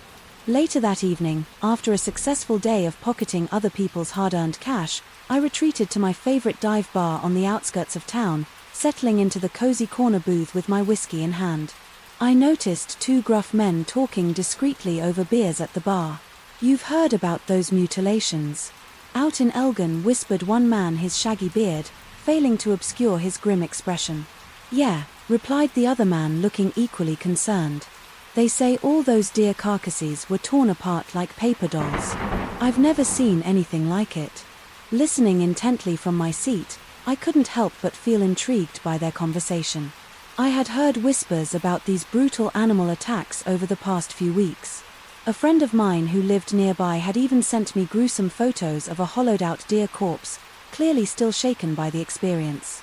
Animal mutilations were nothing new to me, hailing from a small rural town in Missouri, but something about this seemed different. As time went on and news spread through local circles, it became apparent that these were no ordinary animal attacks. The savagery involved was unprecedented and peculiarly targeted towards livestock and dogs found alone or caught off guard. Soon rumors began to circulate that the perpetrator might be something other than a hungry pack of wolves or wild dogs. Further investigation by local authorities revealed that the animals had been brutally killed, their bodies mutilated and their organs removed with sinister precision. It became a regular talking point among Chicago's law enforcement and various online message boards, the work of either a deranged individual or, as some believed, a supernatural being. Naturally, given my late-night encounters in dark alleyways, I couldn't help but feel rattled by these horrific accounts. With each report and whispered rumor, a sense of dread began to permeate my daily life. I was no stranger to danger, but this suddenly felt completely alien. It was around mid-November when I heard about the murder. A young couple had been savagely attacked while hiking near an isolated forest trail. Their remains were found disemboweled and strewn among the foliage by passers-by, who shared chilling details on social media. It was like something out of an 80s slasher film. Blood everywhere, intestines draped over branches was local script.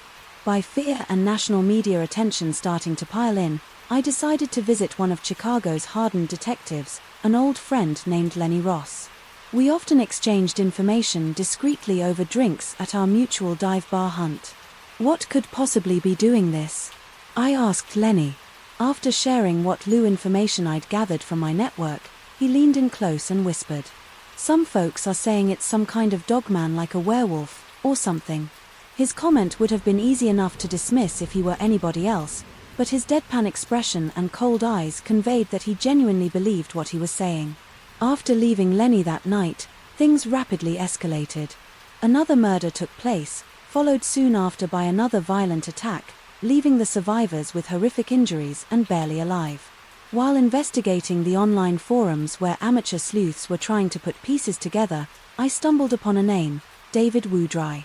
He was said to be an expert on occult and supernatural phenomena. People claimed he had information backing up Lenny's werewolf theory. Desperate for answers and with little else to go on, I contacted Woodry. We met over coffee at a small cafe, and as I listened nervously to his tales of werewolves and vengeance, my gut told me that something was terribly wrong. With no solution in sight and panic gripping the city, it was clear that this reign of terror was far from being over.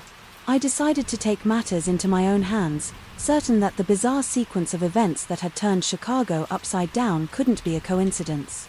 David Woodry, the occult expert, agreed to act as my guide in our search for answers. That's when it dawned on me that I might have gotten in way over my head. Through Woody's connections with the local underground scene, we managed to track down a group of amateur cultists who were rumored to have recently summoned dark forces at a desecrated church out in the rural outskirts. Armed with pepper spray and tire irons, we cautiously broke into their makeshift coven after surveilling them from afar and waiting for them to return. Peeking out from our hiding spots behind dusty pews, we watched as they filed into the crumbling building, followed by an unusually tall figure with yellow eyes and first sprouting from beneath its tattered clothes. My heart raced. Lenny's werewolf theory was suddenly staring us right in the face. As their ritual chant reached a fever pitch, Wu Drive whispered that we needed to catch this monster. By surprise, he slipped out and swiftly set up an audio recorder to capture evidence. Local law enforcement would find hard to discredit. Seconds later, chaos broke out. I lunged at an unsuspecting cultist while shouting for backup and noticed David trapping one of the monster's limbs beneath the weight of an iron candelabra. The cultists scattered in panic. It wasn't exactly how we had planned this sting operation, but we knew retreat was not an option. As I successfully fended off a last attempt to wrench me free by one of the remaining cultists, adrenaline pumping as I held onto my prize, albeit bruised and winded, too stared right into its eyes. Its yellow gaze bore into me like cursed hot iron, but then slowly faded away like smoke in the wind. Something had shifted with horror. I realized the origin of the supernatural and violent terror that had plagued our city. It hadn't been a monster at all. Instead, it was this cursed creature that was unwittingly bound to an ancient talisman, collecting its victims there upon its neck. United in mutual disgust, Wu Dry and I freed the creature of its constraints. We gasped astounded as the beast transformed right before our eyes. She was a troubled teenager, seemingly relieved that her carnage had come to an end, a victim herself. David nodded solemnly as he photographed her and collected the talisman as evidence. It was with reluctant pride that we took our findings straight to Detective Lenny Ross, presenting an audio recording of the cult ceremony and photographs of the half-human teen with her talisman. The case largely unraveled from there. Paranormal enthusiasts debated our story endlessly, while achieving newfound prominence within criminal investigation circles. And although we never fully understood why the cult had summoned this supernatural force, it seemed enough for us to have disproven Lenny's werewolf theory. Well, partially at least. Months passed and life settled into a tentative peace, with fewer attacks, transpiring and better safety measures enacted by local law enforcement. Chicago began healing from its macabre past. As for me, I couldn't help but feel partially responsible for the nightmare of those few dark months, which left me haunted by my experience with evil on an entirely different level, leaving me little choice but to give up my life of petty crime for good. Nowadays, driven by a strong sense of duty honed in my journey with David Wu Dry, I put my skills at subterfuge and intelligence gathering to good use, perhaps not always on the side of angels, but certainly no longer among demons either. My world has shifted in ways once unimaginable when I first set foot in Millennium Park, lest it continued to do so each day in its own eerily creepy manner. My fascination with old handwritten journals began when I was a child. My great-grandfather meticulously penned his experiences as a traveling salesman in the early 1900s, each page bursting with personality in depth. Today, as an antique dealer, I've incorporated those captivating memories into my life's work. Little did I know that one particular acquisition would throw my life into chaos and fear. It was March 16, 2019 when I first laid eyes on the journal that would forever change my life. Strolling through the packed downtown flea market in San Francisco had brought me here casually, glancing through the delicate pages of what seemed to be someone's homemade diary. I couldn't help but feel a sense of unease creeping up from the depths of my stomach. "So why do you think the vendor named Charlie?" asked him patiently, shifting uncomfortably on his feet. Charlie had been a fellow antique collector for years, and we've formed a respectful camaraderie over our shared interest. "I'll take it," I replied quietly after a brief hesitation, as I handed over a few crisp dollar bills and tucked the journal carefully into my bag. We bid each other farewell, unaware of the horrors yet to unfold. When examining the raggedy journal that night, I noticed several pages had jagged edges where they'd been ripped out, although no reason was given for their removal. The remaining entries took place around 1989 in a nearby Californian forest town named Angels Grove. I could never have imagined such an idyllic setting becoming host to so much terror and shockingly violent depravity. The diary belonged to one, James Whitaker, an unassuming name for such a consequential figure. In this twisted story, he chronicled his life's events leading up to a camping trip with his friends and fiancée, Lucy Stratford. From James' account, everything had been relatively normal until the third day camping in Angel's Grove. The once carefree group was now plagued by a feeling of being watched as panic began to seep in. James' friend Greg found a newspaper article from 1945 that detailed the bizarre legend of an elusive creature known as the Dogman. According to local law, this beast would only emerge during the full moon, hunting without mercy. The Dogman storied history was fueled by speculation and half-truths, but James noted that the number of small children and pets reported missing spike during full moons a chilling coincidence. It didn't take long for fear-stricken paranoia to take hold of the group. Conversations among James' friends grew tense and apprehensive as they agonized over the disconcerting happenings. According to one entry, their campfire was eerily extinguished. During a whispered discussion about leaving Angel's Grove, even though there was no breeze to blame as the tale unfolded before me, gripping details of horrific events emerged. Bloody paw prints found near their tents in the morning light soon escalated into gruesome attacks that left two friends severely injured. When enough was enough, their desperate escape attempt led them into treacherous encounters with wild animals, each narrowly avoiding death. James himself stumbled upon a crime scene, strewn with torn clothing and mutilated bodies, an everlasting image he couldn't shake off from his memories. The cold steel of an abandoned shotgun lying nearby offered no comfort amid such carnage. Despite everything they'd experienced, James still had doubts about the Dogman's existence. That is until he heard Sarah Mitchell's story through a mutual acquaintance at a diner days later. Sarah was devastated by guilt after discovering she had unwittingly played a role in her own mother's violent demise. Years ago, when Dogman took her life with trembling hands, she revealed evidence of this ferocious monster, photographs of terrifying chalky, human-shaped claw prints that haunted her even now. Lucy and his friends gradually began to rebuild their shattered lives. But James became obsessed with the Dogman, desperate to put an end to its reign of terror. I turned page after page as he slipped further into obsession, and I too became caught up in this dreadful chain of events. The entries stopped abruptly in October, leaving no conclusion or resolution. Had James forsaken his quest, fallen victim to the merciless creature, perhaps he had learned some terrible secrets leading him to destroy this stained diary. Convinced that I had to find answers, I started researching the stories about the Dogmen and the mysterious happenings in Angel's Grove. I discovered old news articles about missing people and gruesome murders that all seemed to coincide with full moons. As days turned into weeks, my obsession grew, telling myself it was just part of my research for my antique store. I ventured to Angel's Grove, going around town. I began by asking locals about James Whittaker and Lucy Stratford. At a dusty old cafe, a waitress remembered hearing about their ordeal and mentioned they moved away. Shortly afterward, she suggested I speak with a reclusive older man named Timothy, who lived in the forest town for over 40 years. I found Timothy sitting on his porch, his eyes filled with decades of worry and dread.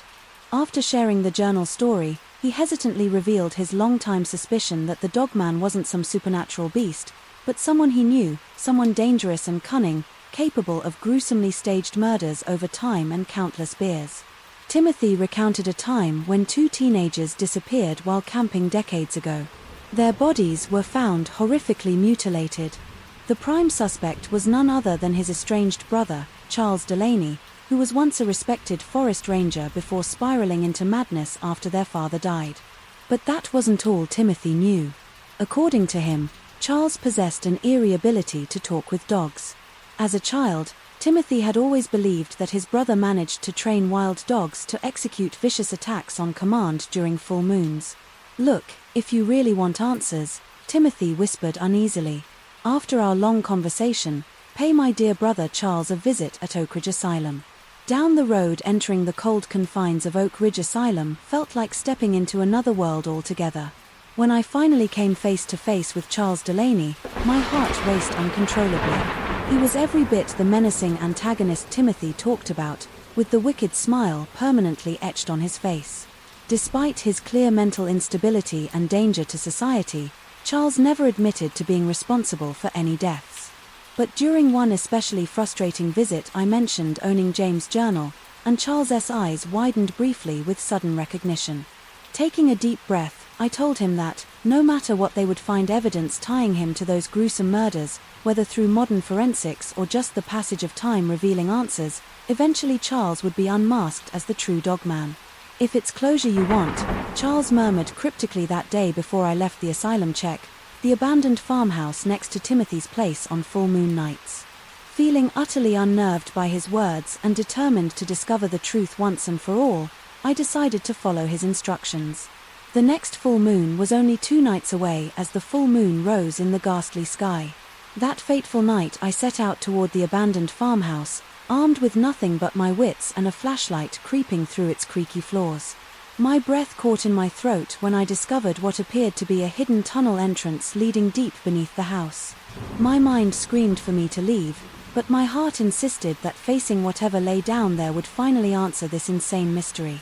Taking slow steps downward into darkness, my flashlight quivered as its dim beam illuminated decaying, corpse-filled cages lining the walls.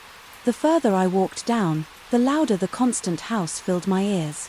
In one begrimed corner of this horrifying lair were items linked to those who'd fallen victim to their own curiosity, torn clothing pieces and blood-stained local newspapers dating back years, with horrors seeping into every corner of my consciousness.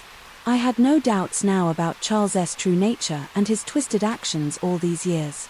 I knew then it was time to expose the real dogman. His days of terror and Angel's Grove were over.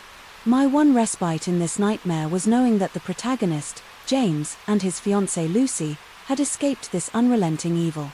I've always had a penchant for collecting antique trinkets, a hobby I attribute to my father, who had an astonishing collection in our family home. My name is Nolan Brinkerhoff and I work as an investigative journalist at a local newspaper in a bustling part of Denver, Colorado. In between chasing stories and exposing truths, I would often frequent the antique shops scattered throughout the city, scanning shelves and admiring various items that promised to add character to my growing hoard of antiquities. It was one dreary Thursday afternoon when I made the acquaintance of Jack Townsend. He was a fellow journalist at a rival publication, but he seemed genuinely intrigued by my collection. We hit it off immediately at a local pub where we spent hours exchanging tales of our journalistic exploits over pints of bitter ale. "A dogman? You're kidding me." Jack laughed as his voice echoed in the empty bar. It was late, well past midnight, and we found ourselves to be the only patrons left of an old watering hole frequented by writers dead serious, I replied, waving off his skepticism. "Marcella Knight told me about it." Marcella was another colleague who had heard whispers of a monstrous creature prowling around the Denver suburbs. According to her sources, this beast appeared to be a combination of man and dog, something akin to a werewolf from ancient folklore, leaving behind mutilated remains in its wake. Jack raised his eyebrows skeptically, but eventually gave in all right. "Then let's look into it tomorrow." The following evening, Jack and I made our way deeper into the suburbs, armed with nothing more than notebooks and cameras. We were eager and gritty journalists searching for truth among gossip and hysteria, eventually arriving at the scene where one of the most recent maulings took place. We stepped out under the cover of darkness to investigate a police officer patrolling the scene, either suspiciously, as he approached, shining his flashlight on both of us. "Hey, what are you fellas doing out here?" Jack quickly fished out his press badge and displayed it to the officer. "Investigative journalists were just looking into some recent reports. We aren't here to cause any trouble, promise." The officer seemed hesitant at first, but then nodded in agreement. "All right, just be careful and don't disturb anything.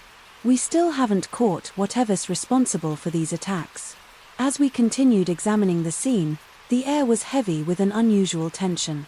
Jack excused himself to talk to some witnesses who had purportedly seen this dogman on one of his rampages. Suddenly he returned with an old man who swayed nervously by his side. The man's name was Morris Caldwell, a retired farmer who spoke in a halting voice riddled with fear. "I saw it with my own 2 eyes," he began. "I swear it was all fur and muscle, like a man and a dog fused together into some unholy abomination." Morris, trembling hands, fished out a crumpled photograph from his pocket, handing it over to me with a shiver. The image depicted ghastly claw marks on the trunk of an old tree, clear evidence of something sinister. As we listened intently to Morris' account, Jack and I knew we had stumbled onto something much darker than urban legend or wild fancy. Our determination fueled our progress. As we dug deeper into various incidents across the city's outskirts, connecting the dots between bodies found torn apart or missing entirely, and their homes exhibiting signs of forced entry.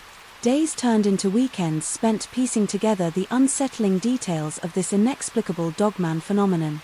Until one evening, when the truth came back to haunt us, Morris Caldwell had been found dead in his home. This time there was no mistaking. The marks left on his body, the twisted limbs, the gnawed bones and the blood that stained his floors were evident beyond any possible denial. The Dove men had struck again, tearing apart an old man behind locked doors. As I stood there, my stomach heavy with dread, Jack looked at me somberly. "Is it ever going to end?" All I could do was glance at the gruesome scene before me as a shiver cropped down my spine.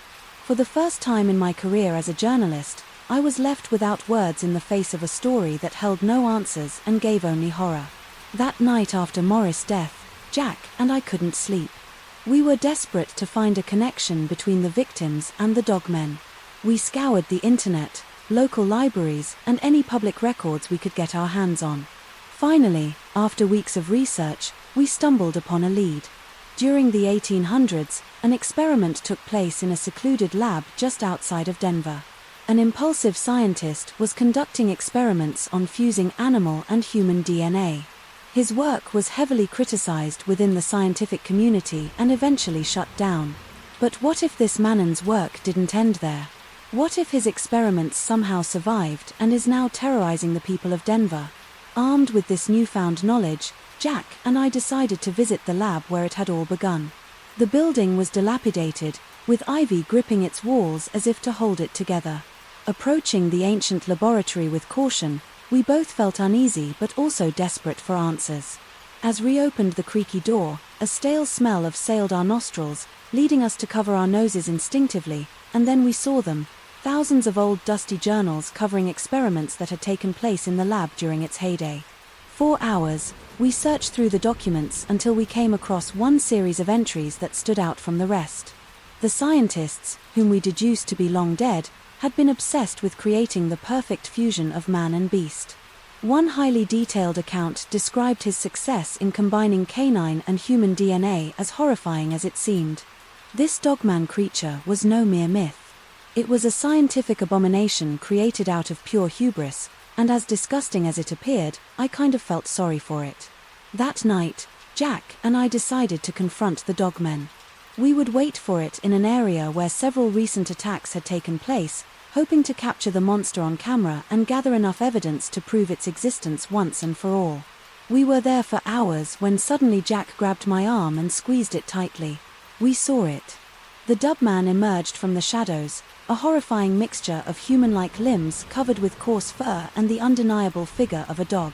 Something in me snapped, and instead of fear, I felt pity and an odd determination to somehow get through to this creature as bizarre as it seems. I tried to communicate with it. I stepped forward, both trembling hands in view to show I meant no harm.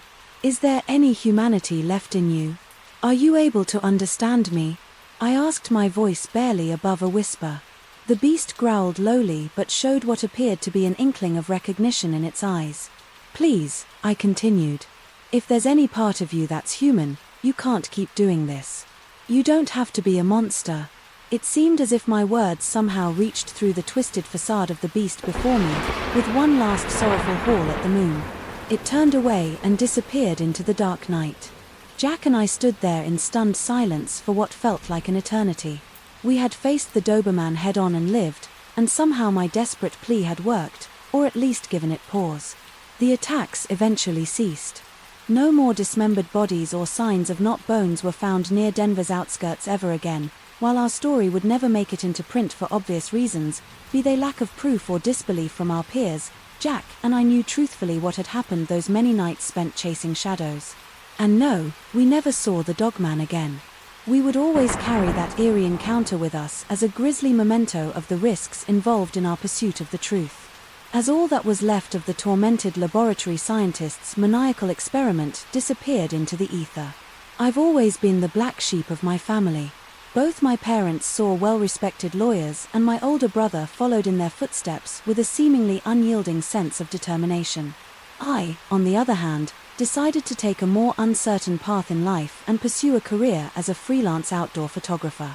My name is Braylon Northam, and photography has allowed me to travel to exciting locations and experience incredible close-up moments with nature.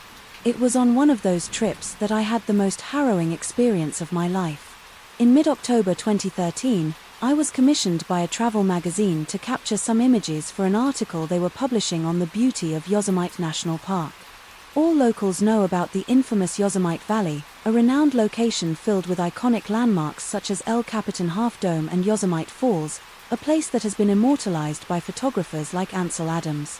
Arriving at Yosemite, I set up camp in a semi-secluded area, close enough for easy access, but far enough away from the main tourist traffic.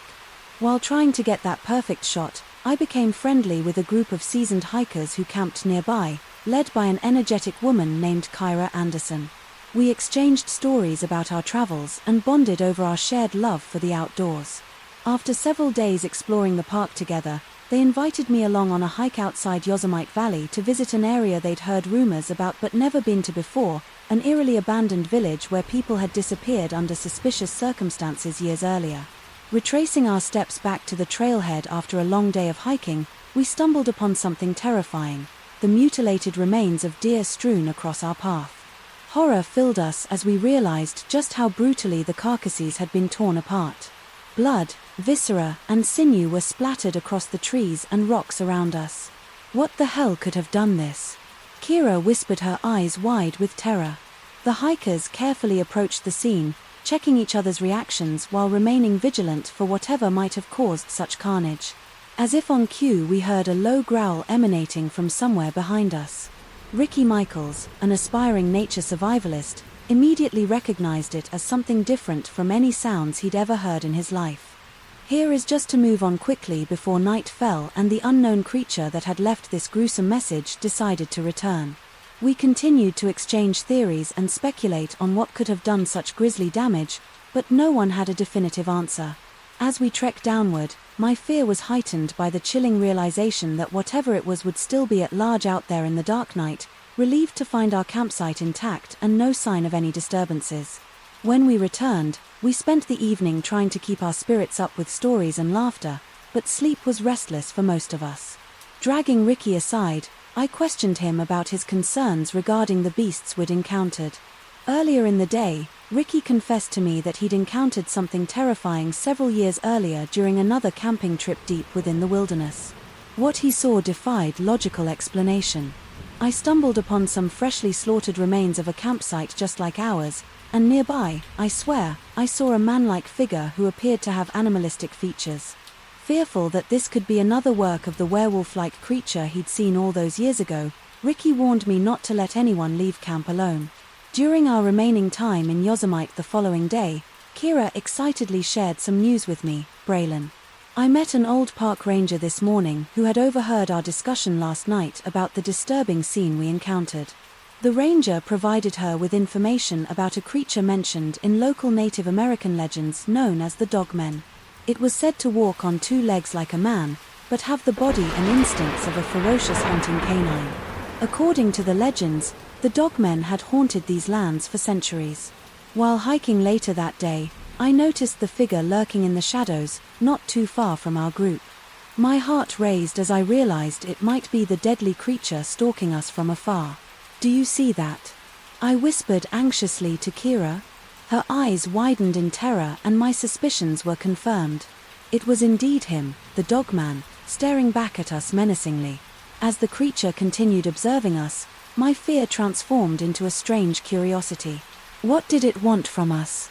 Why was it following our group, and why didn't it attack? Yet the Dogmen remained still, merely watching our every move. Kyra, with her unfaltering bravery, decided that now was the time to confront the beast. Despite the hikers' protests and warnings, she stepped forward courageously. "Listen," she said with the natural authority in her voice, "we don't want any trouble. We're just here to enjoy nature and take some photographs." In a shocking twist, The creature responded with the guru growl that somehow formed understandable words. "I am not your enemy," it growled, "but danger follows you." Kira's eyes widened in disbelief at the dogman's ability to communicate. It was then that I realized there was more to this creature than we had thought. Perhaps he was guarding something or someone. The dove men revealed that he had been tracking something lurking among us, an imposter who had infiltrated our group of hikers to cover their own gruesome crimes. I could hardly believe what I was hearing. How could someone in our tight-knit group be capable of such heinous acts? I needed to find out who it was. That night, after making a tentative alliance with the dogmen, we carefully observed our group of friends. We couldn't let them know about our suspicions without risking alerting the imposter. When we returned to camp after taking some final shots of Yosemite's pristine landscapes, I caught one of the hikers, Leo, behaving strangely. He appeared agitated and restless, venturing off into the woods, carrying a rather large duffel bag. Peering through my camera lens, I watched as he pulled out what looked like hunting gear, rope knives, and a gun coated with bloodstains, matching the hue of the mutilated deer. It was then that I knew we had found our culprit. We carefully confronted Leo. Armed with the dogman's unspoken support, he admitted to killing several people who had ventured too far from their camps and had been stalking our group, intending to do the same. To us, Leo appeared wild, like an animal preparing for a final violent fight, that is, until the dogmen hidden in the shadows intervened. Just as Leo lunged at Kira, the beast was swift, grabbing hold of Leo and neutralizing him with extreme force. It felt surreal and utterly terrifying to witness such a gruesome scene up close, but I knew it meant he would no longer harm anyone. Although the ordeal was harrowing for our group, we somehow found solace in proving that the dogman was not a monster but a force of protection. Deliberately misunderstood by those who feared its power. The alliance we had formed with him brought an eerie sense of peace. Instead of being afraid of the unknown beast, we found a friend, one who wanted to ensure justice and keep us safe. Having stopped Leo from causing any more harm and capturing some truly breathtaking photographs, my time at Yosemite had come to an end. As I packed up my belongings and bid my friends farewell, I wondered if fate had something bigger in store for me than just capturing images of nature's beauty. The eerie events of this trip left me forever changed. The hesitant kinship between hikers and the legendary dogmen unveiled truths that still haunt me today. How many hidden guardians roam our worlds, forests and mountains? What other mysteries await those who respect nature enough to discover them? As I walked away from Yosemite with a newfound wisdom born out of darkness, I couldn't help but glance back at the wilderness one last time, knowing that had survived its grasp thanks to an unexpected ally. The lingering memory would stay with me, a reminder that sometimes light emerges from the most remarkable sources, even from the heart of a beast. For as long as I can remember, I've had a fascination with escape rooms. No matter where I am, I always search for the nearest one and gather my friends to tackle a new mind-bending challenge. My name is Quentin Carter, and my obsession with escape rooms will ultimately lead me to uncover something truly horrifying. It was a chilly October evening when my friends and I decided to check out the newest escape room in town, Dead Man's Maze. The locals claimed it was set up in an abandoned warehouse on the outskirts of town, a place infamous for various unsolved murders that made headlines years ago. Of course, we thought nothing of it. After all, these places always had to have some kind of spooky backstory. As we drove past the dilapidated buildings that lie in the desolate street, we couldn't help but laugh nervously at how stereotypically creepy our surroundings were. We found the warehouse and parked outside. It looked exactly like you'd expect, a run-down building, half obscured by overgrown bushes that seemed to groan. Under the weight of years of neglect, we punched in this week's passcode at the entrance and entered the maze. The first few rooms were quite typical. Cryptic clues scrawled on, dusty chalkboards worn out, floorboards creaking beneath our feet, dim lighting that barely illuminated our surroundings. But as time went on, we started noticing some strange details. One room contained what looked like dried blood under a layer of dust on an old knife. Another had an old newspaper article about one of the unsolved murders from years ago hidden behind a painting. It was getting increasingly unsettling, but it made us even more curious about finishing this maze. As we pressed deeper into the labyrinth, we stumbled upon an unlocked door leading to a concealed basement room. This wasn't part of our original route, but we were intrigued, so we decided to check it out. As we entered, a pungent smell assaulted our nostrils, the unmistakable scent of death. In the center of the room we found a mutilated body, clearly the work of a monstrous killer. The room's walls were smeared with odd symbols made from what appeared to be blood. Panic gripped us as we realized we needed to get out and fast. We ran back to the maze entrance only to discover that the passcode had been changed. Desperate and frightened, we pulled out our phones to call for help, but found that we had no signal. We were trapped, fearing our lives were in immediate danger. The only option was to finish the maze and find another way out. As we raced through the remaining rooms, trying not to think about what horrors awaited us at every corner, I noticed a newspaper clipping about an escaped convict. Victor Holloway, nicknamed the Dogman.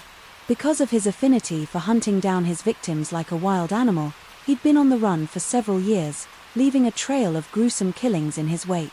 It was this story that attracted my friends and me to the escape room in the first place, after solving various puzzles that each seemed more harrowing than the last. Weary from anticipation and fear, we finally reached the end.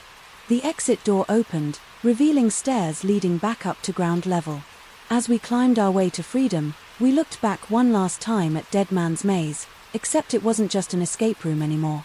It was something infinitely more sinister. As soon as we got outside and could breathe fresh air again, my buddy James managed to get enough of a phone signal to call 911. When we told officers about what we had discovered inside Dead Man's Maze, they launched an immediate investigation.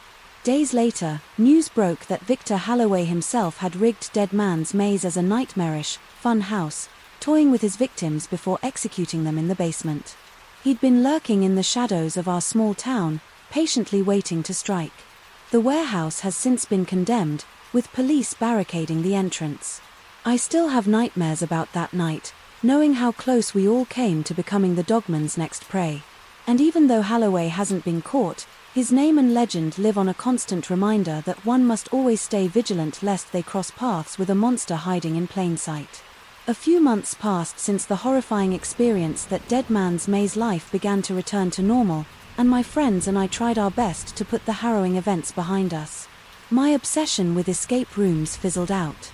After that night, no longer did the thought of facing yet another psychological challenge excite me. Instead, it filled me with paralyzing dread. One evening, while I was scrolling through my phone, a news alert caught my attention. Authorities had received an anonymous tip revealing that Victor Holloway, the Dogman, had been hiding in a remote cabin at the edge of town.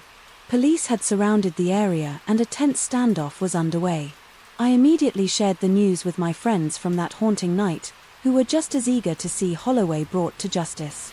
The four of us decided to watch the live coverage of the news from James' place. As we sat there, eyes glued to the TV screen, anticipation and anxiety were thick in the air. As minutes turned into hours during the standoff, we couldn't help but reminisce about our terrifying encounter in Dead Man's Maze. James suddenly spoke up. "Hey, do you guys remember those strange symbols we saw inside Dead Man's Maze? Were they ever mentioned in any reports?" We all looked at him curiously as he'd pulled up a photo he'd secretly snapped on his phone that night. "No," I answered cautiously. "The police never mentioned anything about any symbols." "Maybe they didn't want to frighten the public," suggested Sarah, "or maybe they're just not relevant." But something about those cryptic symbols nagged at me. There had to be a connection between them and the evil mind of Victor Holloway. As we continued to watch the standoff unfold on TV, I asked James to send me a photo of those symbols.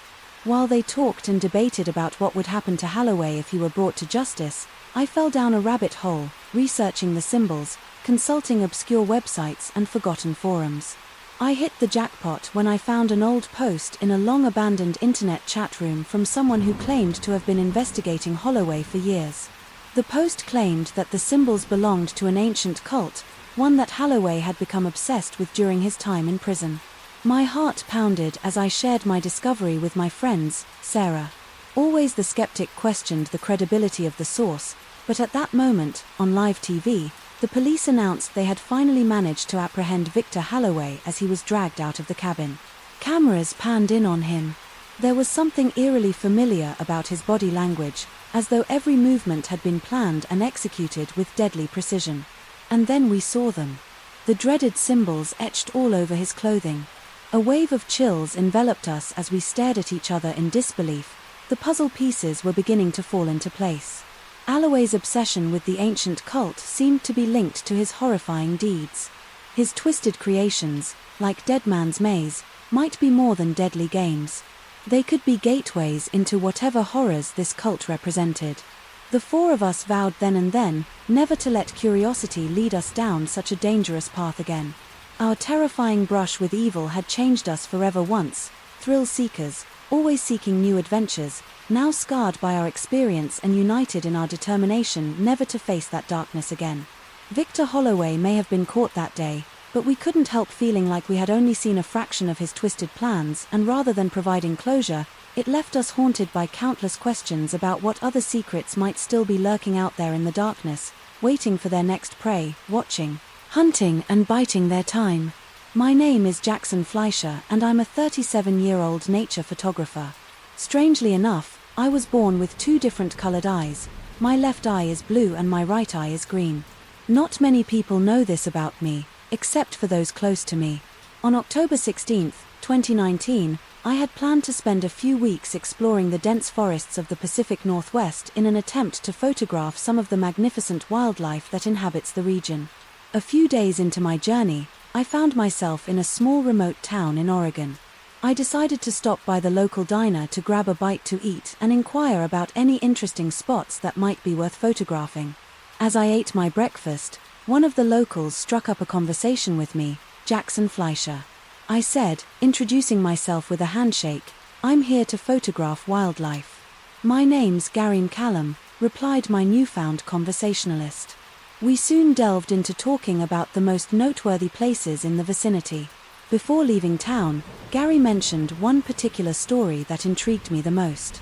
He heard rumors about an old abandoned cabin deeper into the woods with distinct markings on its walls. Marks that seemed too big to be made by any known animal. Due credit goes to his skepticism, as photography was my profession. In documenting such findings would verify any outrageous hearsay about local mysteries. A couple of days later, following Gary's description of where this cabin could possibly be situated, in a different location from my original plan, I headed out into the woods, armed with my camera and camping gear. After hiking for a couple of days on narrow paths, shrouded beneath overarching trees, painted with speckles of sunlight that shone through their irregular gaps, chills crept up my spine, despite sweating like a pig suddenly stumbling upon something peculiar but not aberrant, the distinct smell of decaying wood.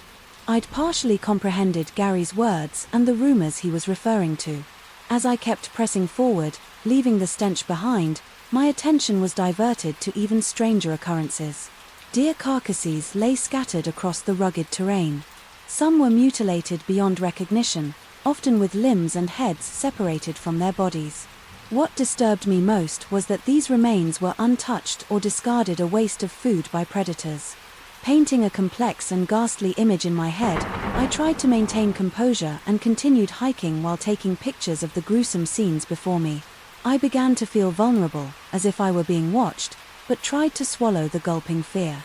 I reminded myself that this was a true crime scenario, something worth documenting if I could gather enough evidence. Finally, with sweat pouring off my brow as dusk enveloped the forest in Yuri's shadows, I found the cabin Gary mentioned.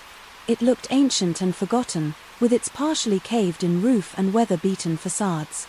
Upon further inspection, I discovered deep claw markings on the exterior walls. They seemed as if something massive had sunk its talons into them forcefully. After setting up camp a safe distance away from the cabin's deathly aura, I noticed the group of campers nearby sitting around a roaring fire. They appeared to be seasoned outdoorsmen who might know if any large predators were conjoined in these woods. After introducing myself and explaining that I'd been photographing bizarre incidents seen throughout this intricate landscape, one woman scowled decisively. She introduced herself as Sarah Wright's son, but asked that I not use her name when detailing anything she said. From this point on the markings, she cleared her throat cautiously.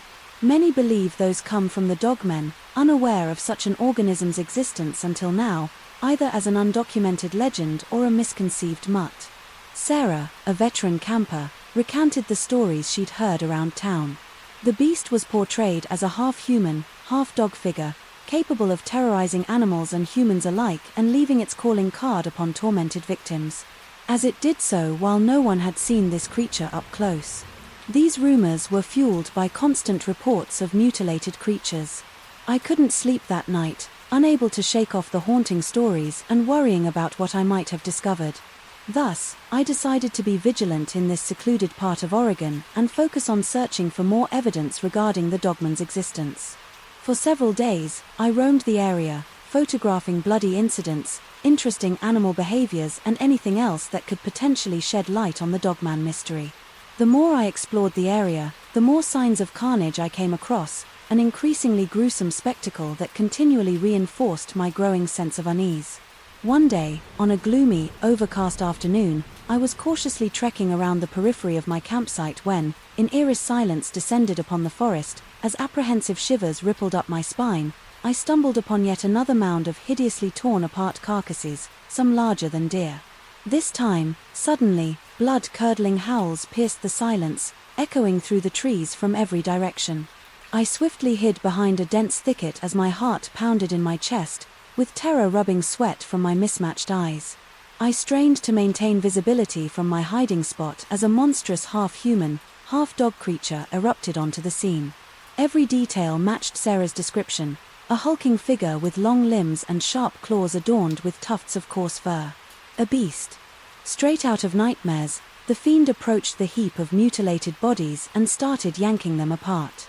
With its razor-like claws, it feasted on the dead animals while letting out ear-shattering growls, not unlike laughter at an unimaginably horrifying joke. Shaking with fear within my thorny hideout, I mustered grim determination to document this macabre feast as stealthily as possible. I adjusted my camera settings to reduce any flash or noise and then held my breath while framing a shot in the viewfinder. The monstrous dogman violently shredded and consumed its grisly ripass before eventually lumbering off back into the forest depths with trembling hands. Holding on to my evidence-filled camera, I sprinted back to camp and immediately began packing up all of my gear as fast as possible. My resolve remained unwavering. I knew I had to document this story and bring it to light no matter the cost. Countless sleepless nights later, having returned to inhabited lands and processed my gruesome photographs, I shared my findings with several experts in the fields of zoology, cryptozoology, and various wildlife conservation organizations. Unfortunately, many dismissed my evidence as fabricated hoaxes or wild exaggerations. The disbelief and disregard I confronted only fueled my resolve further. I was determined to find someone who would understand the grisly reality of what was happening out in those woods. Fortunately, a prestigious biologist by the name of Dr. Eleanor Blackwood took interest in my discovery, as she already suspected the existence of cryptids. Like the dogmen, over time, we continued working together to locate evidence and map out sightings. Revealing the truths about these elusive beasts became more than just a quest. It became a fundamental responsibility. Sharing this story with the world now poses a dangerous risk. Exposing these horrors might attract unwarranted attention or cause panic. Ultimately, I choose to share my experiences with you anyway, to document the terror that lurks on the fringes of our civilization. How many others face similar threats right now? What else hides within the shadows waiting for innocent prey? The weight is immeasurable if we fail to act. There can be no turning away from this dark truth that forever binds us all. It is beyond our human instinct to comprehend what lies hidden in our nightmares' hearts. I share this story as an urgent warning. Though evil may seem ludicrously unreal or desperately distant, it lurks eternally closer than we dare allow ourselves to accept. The dogman is but one twisted manifestation of this nightmarish truth, a secretive terror whose icy grip continues to encircle us all. Before I dive into my terrifying experience, I ought to give you a bit of background about myself. My name is August DeWitt, and I can't resist the lure of a good riddle or puzzle. You might call it an obsession, but nothing compares to the thrill of resolving the secrets that are ingeniously hidden within codes or in English. I'm also no stranger to danger, as my affinity for solving mysteries has led me into precarious situations more than once. Often I'd find myself in grimy alleys or dank basements as I chased after clues that would unravel whatever mystery had captivated me. It was early October when it all began. My cousin Rex had invited me to visit his secluded log cabin in a remote region of Michigan, near a lake that bordered lovely, dense woods, a perfect getaway for someone like me, who loves being near nature and away from the city. Upon arriving at Rex's place, we took advantage of the beautiful fall afternoon and decided to go hiking in the woods. We ventured far deeper than usual and stumbled upon a strange formation where 5 trees converged neatly in a pentagonal shape. As we examined this peculiar arrangement, we were approached by an elderly man named Josiah.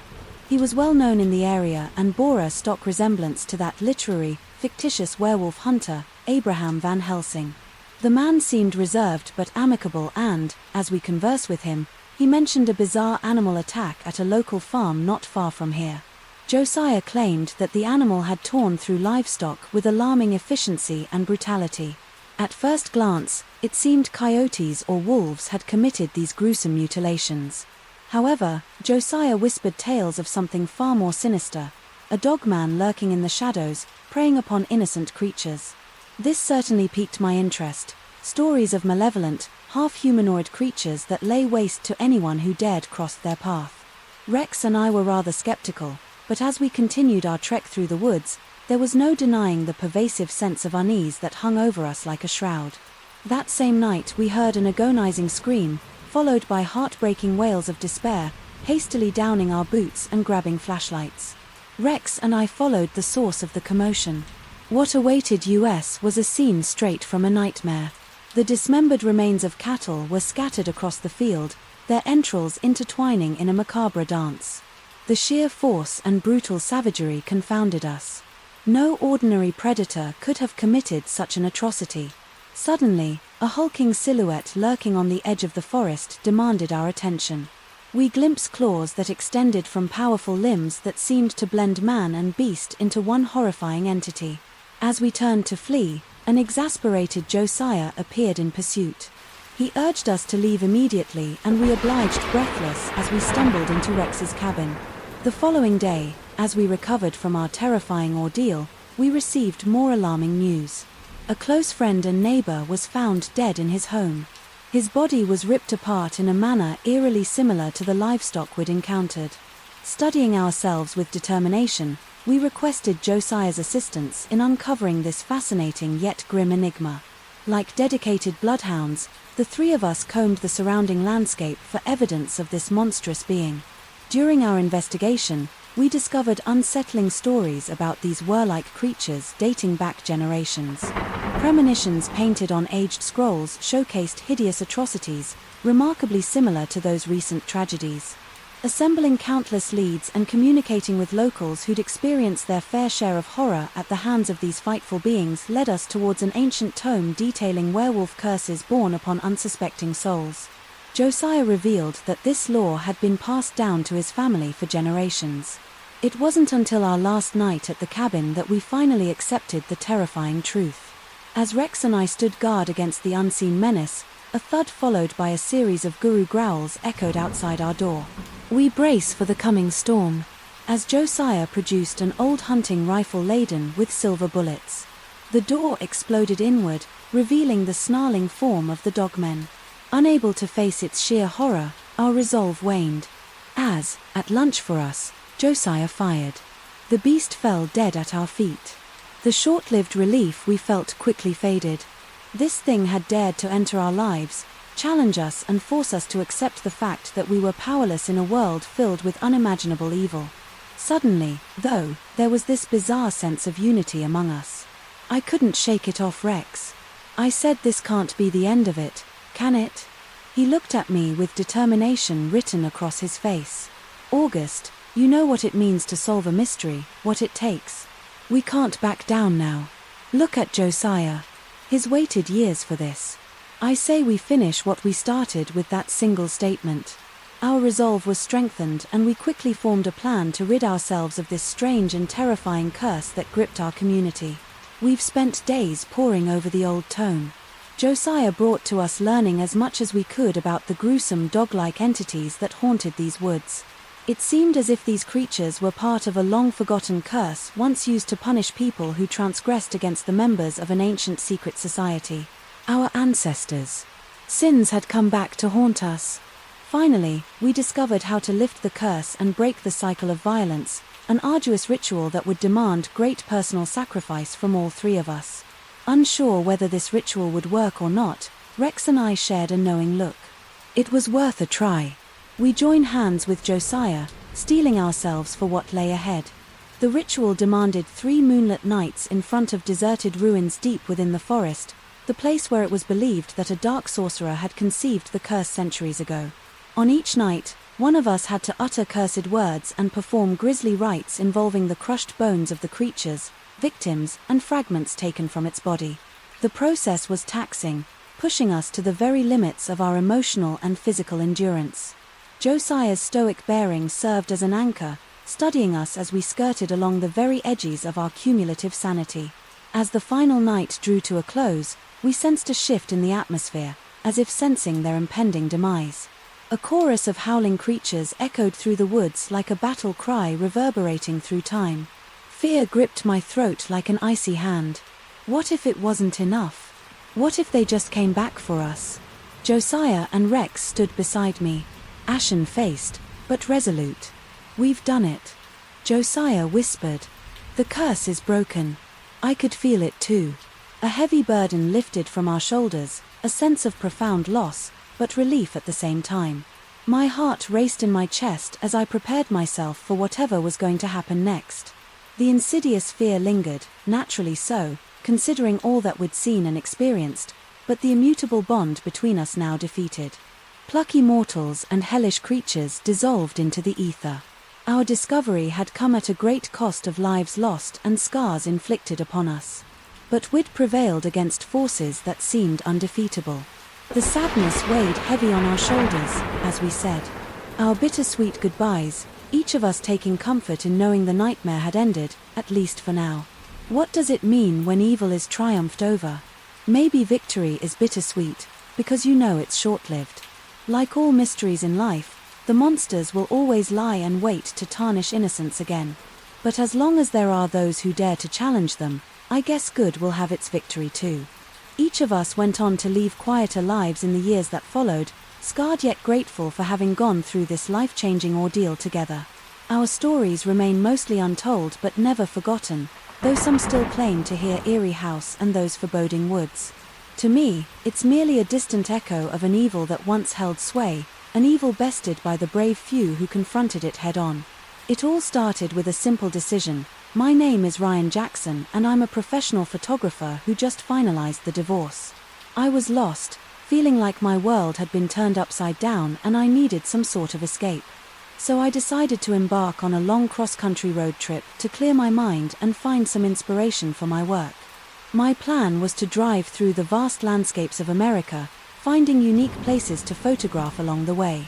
One sunny afternoon I found myself in an old town nestled in the woods of Oregon, a popular tourist spot known for its eerie beauty and intriguing folklore.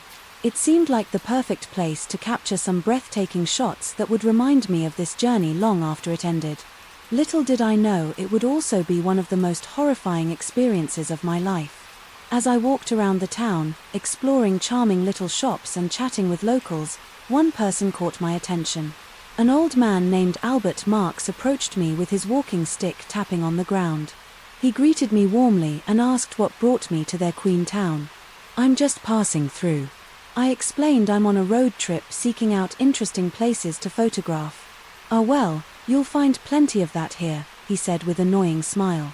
We continued talking for a while about Albert's experiences in the town and exchanged tales of our own strange encounters in life, until he finally asked if I'd heard about the local legend.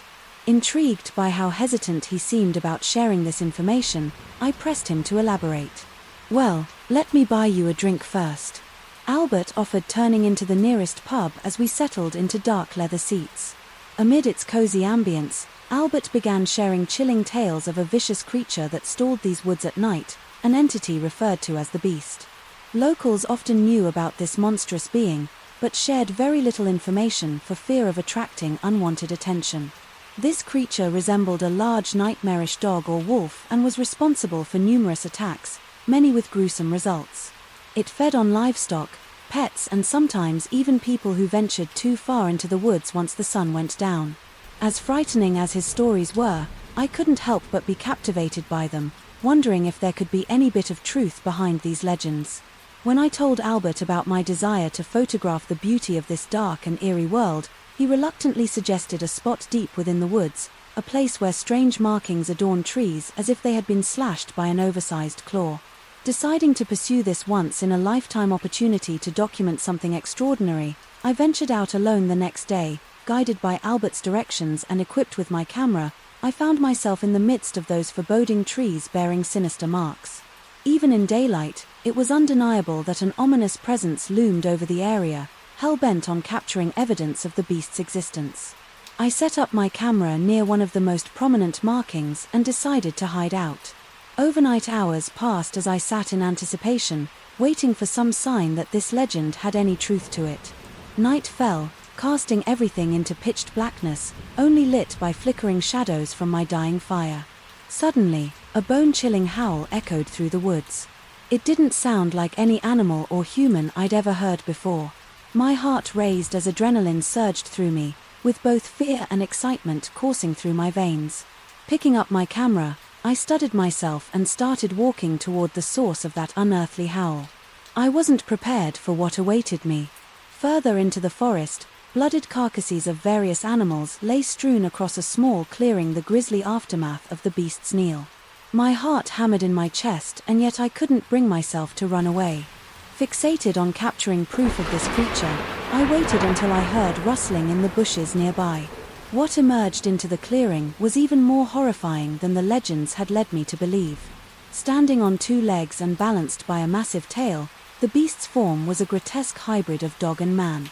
Thick, ragged fur covered its body while large claws tipped each limb. Its eyes, glint and crimson as they locked onto mine, frozen in terror. Yet determined to document this monster, my fingers fumbled across my camera to find the shutter button. I snapped the shot. Just as the beast lunged at me, panic gripped me and I sprinted back the way I had come, fearful for my life. In my frantic haste, I failed to notice the roots grabbing at my feet and stumbled to the ground. The camera flew from my grasp, but there was no time to worry about that. Now, as the creature slashed through branches with its terrible claws and neared me, something unthinkable happened. Another monstrous figure emerged from the darkness, this one resembling a massive bear but with glowing yellow eyes. The two horrific creatures collided in a frenzy of fur claws and snarls. The cacophony of their ferocious battle filled my ears as they fought each other in an animalistic rage. Using this distraction, I crawled away into the underbrush, praying that neither creature would notice my escape. Illuminated by bursts of moonlight piercing through the dense canopy, I navigated my way through the eerie forest and back towards civilization. Upon reaching town, I stumbled onto Albert's doorstep. Barely conscious from exhaustion and fright seeing my pathetic state, he took me in without question, then bolted his door shut behind me. As night turned into day, we recounted our experiences over coffee, while Albert tried to piece together what had happened. "That was no ordinary bear," he said grimly. "Within these woods-like creatures, far beyond any simple beast known to man," he opened an old dusty book, so that it looked like it could fall apart at any second. Flipping through the pages filled with faded illustrations of ungodly creatures and bears with glowing eyes like molten gold, he continued somebody. "You encountered the Guardian, a mythical creature that keeps the beast in check." The knowledge that there were ancient protectors within these woods provided little comfort deep down. I knew the Guardian couldn't always be there. I spent days recovering at Albert's place, frightened to venture outside and always looking over my shoulder. The day came when I had to face my fears and lead to continue my journey. Albert insisted on accompanying me to the town's edge, urging me to avoid the forest and any other dangers lurking within. As we approached the spot where I narrowly escaped death, I spotted my abandoned camera through a break in the trees, stepping off the path. I retrieved it filled with the sickening dread. "Go on ahead," I muttered to Albert. "The first need a moment." Under his watchful gaze, I reviewed the photographs on the camera, all the remaining evidence of that grisly night, that split-second snapshot of terror. Those glowing red eyes and wicked claws stared back at me. I shuddered, knowing what had to be done. With a click and a reluctant sigh, I deleted the image. Preserving such forbidden knowledge and photographs could only lead to more deaths and unthinkable consequences. Without proof or explanation of what truly lurked in these woods, people would continue indulging in the folklore of the beast, while only whispers of the guardian would remain. The weight of our shared secret rested heavily on our shoulders. As we turned away from that cursed place, Albert clasped a protective hand on my arm, nodding solemnly. As we walked back into town together. And even though we knew we were never truly alone and that the beast still lurked somewhere out there in those woods under the guardian's eternal watch, we also knew that our silence was necessary. Sometimes keeping truths buried is for the best. One thing was for sure, my life would never be the same again as long as those crimson eyes haunted me in nightmares, both waking and asleep. An eerie reminder that some mysteries are best left unsolved and unspoken. I've always had a knack for picking locks, something that got me into trouble from time to time, but I never imagined it would lead me into a life-altering situation. Besides my unusual lock-picking abilities, my life was pretty average. I worked as a project manager for a software company in San Francisco and ate the same sandwich from the deli down the street every day for lunch. One fateful day, I received an email from an uncle I hadn't heard from in many years. It contained an intriguing story about his latest adventure with paranormal investigators at an abandoned asylum located in Texas known for its monstrous creature sightings. The email concluded with him suggesting that the thrill would be worth a weekend visit. Though intrigued, I dismissed it, believing it was just one of my uncle's typical tall tales. A few weeks later, however, during my annual vacation, curiosity got the best of me and I decided to visit the asylum myself. Arriving late on a Friday night, with my heart thumping against my chest, I cautiously entered the building after swiftly picking the rusted lock. The asylum was unnaturally cold and shockingly silent. Not even the sound of wind whistling through broken windows broke the eerie atmosphere. The moonlight barely crept through and provided some illumination to navigate through the dark hallways. As I ventured further into the building, fear crept up on me like ice forming on my spine. Out of nowhere, a shadow darted from one end of the hallway to another. Shaking off paranoia and trying to calm my frayed nerves, I assured myself it was just some stray animal or what was left of bird nests above crumbling ceilings. Although I was focused on my surroundings and not being discovered by anyone patrolling outside or a disoriented homeless person inside, one lingering thought enveloped me, concerned about whether locking up would be possible when leaving without drawing suspicion or exposing my intrusion. Distracted by this thought, I stumbled into a room containing piles of medical records and case files. While carefully rummaging through them, attempting to find something noteworthy, a loud crash echoed down the hallway. Panic took over my body as I hid behind a stack of metal cabinets. Thinking, what have I gotten myself into? Footsteps approached and in the dim light from the door opening stood a tall man with a grizzled face. "Who's there and why are you even here?" he demanded before introducing himself as Dennis McCloskey, a local newspaper journalist investigating recent gruesome animal attacks in the area. After some convincing, I managed to gain Dennis's trust. When explaining my uncle's bizarre email and the curiosity that drove me to explore the asylum, a worried expression washed over Dennis's face as he advised me to leave and never return. He hadn't linked the attacks to anything paranormal, but believed in organized crime. Group was using the asylum for illegal activities. They were ruthless in their retaliation towards outsiders. Pausing for a moment longer, he shared something that altered my world completely. "I have reason to believe there is some connection behind these attacks and unique characters covered up as myth or legend, coinciding with their appearances." Dennis confessed unsure how to take this piece of information and skeptical about such creatures' existence. I responded hesitantly, like a werewolf or something. Dennis paused gravely before nodding slightly. He claimed these cases occurred under consistent circumstances, full moons following shadowy figures described as large, dogman-like creatures on all fours. The victims were always mangled beyond recognition. Whoever or whatever was responsible had terrifying strength. As we cautiously made our way back through the dark halls discussing these attacks and possibilities, unsettling noises echoed from above, like weight shifting on crumbling wood beams. 5 days later I received word that our dreaded nightmare had come true. Another mutilated body had been found at the asylum, this case for all the same horrifying marks as previous ones, accompanied by gigantic paw prints circling the monstrously disfigured corpse. I can't deny the horrible truths.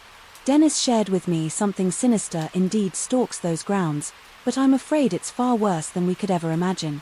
In recent days, panic consumed me when I realized how dangerously close we came to an encounter with this ferocious entity lurking within the asylum's weathered walls and due to a source that Dennis keeps hidden from fear of disbelief or judgment. I now know its name, Olam. After hearing the name Olan uttered by Dennis, I felt an unexplainable chill run down my spine. Over the next few weeks, my world slowly turned into a perpetual state of nightmarish paranoia. I couldn't shake off the feeling of being watched, and the cryptic nature of Olan's existence plagued my thoughts day in and day out. Unable to find solace in my mundane routines, I dove head first into researching the mysterious creature. I scoured books and online forums and contacted paranormal investigators who had spoken about encounters with something fitting the description. My efforts didn't go unnoticed by Dennis, who eventually reached out to me and suggested we collaborate on unraveling the secrets behind this otherworldly being. We soon realized that legends of shape-shifting entities like Olan aren't uncommon. Scattered across history are tales of werewolves, dogmen, and skinwalkers. Their terrifying appearances often coincide with lunar phenomena like full moons, and they are known for their merciless killings without leaving many clues about their existence. Drawing a connection between these disparate accounts of supernatural creatures was discouraging, but then we stumbled upon something peculiar, an old journal written by a highly regarded member of a local Native American tribe. The journal detailed gruesome accounts of a tribe member who had been exiled for partaking in forbidden rituals. As the years passed, stories about people disappearing or turning up mutilated without explanation circulated within the community. This individual cursed his own people. Before his ultimate banishment, he vowed to return as an all-powerful being that would haunt the grounds forevermore. This unsettling revelation pushed us even further into our research, which consumed almost every moment of our waking hours. Dennis and I managed to follow a breadcrumb trail to where we believed to be Ground Zero, a secluded tribal settlement whose residents had long since moved away or died from inexplicable causes. Armed with little more than our sense of foreboding, in a growing desperation for answers, we ventured to the abandoned site.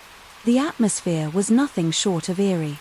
The air seemed charged with an intensity and darkness that felt palpable in our very bones. As we scanned the area on high alert for any sign of danger, we came across 2 long abandoned homes that still had some integrity left in their structures. Dennis motioned me over to a faded marker stone near one of them. It was etched with ancient symbols that seemed to hold powers beyond human comprehension, resonating with an unmistakable malice.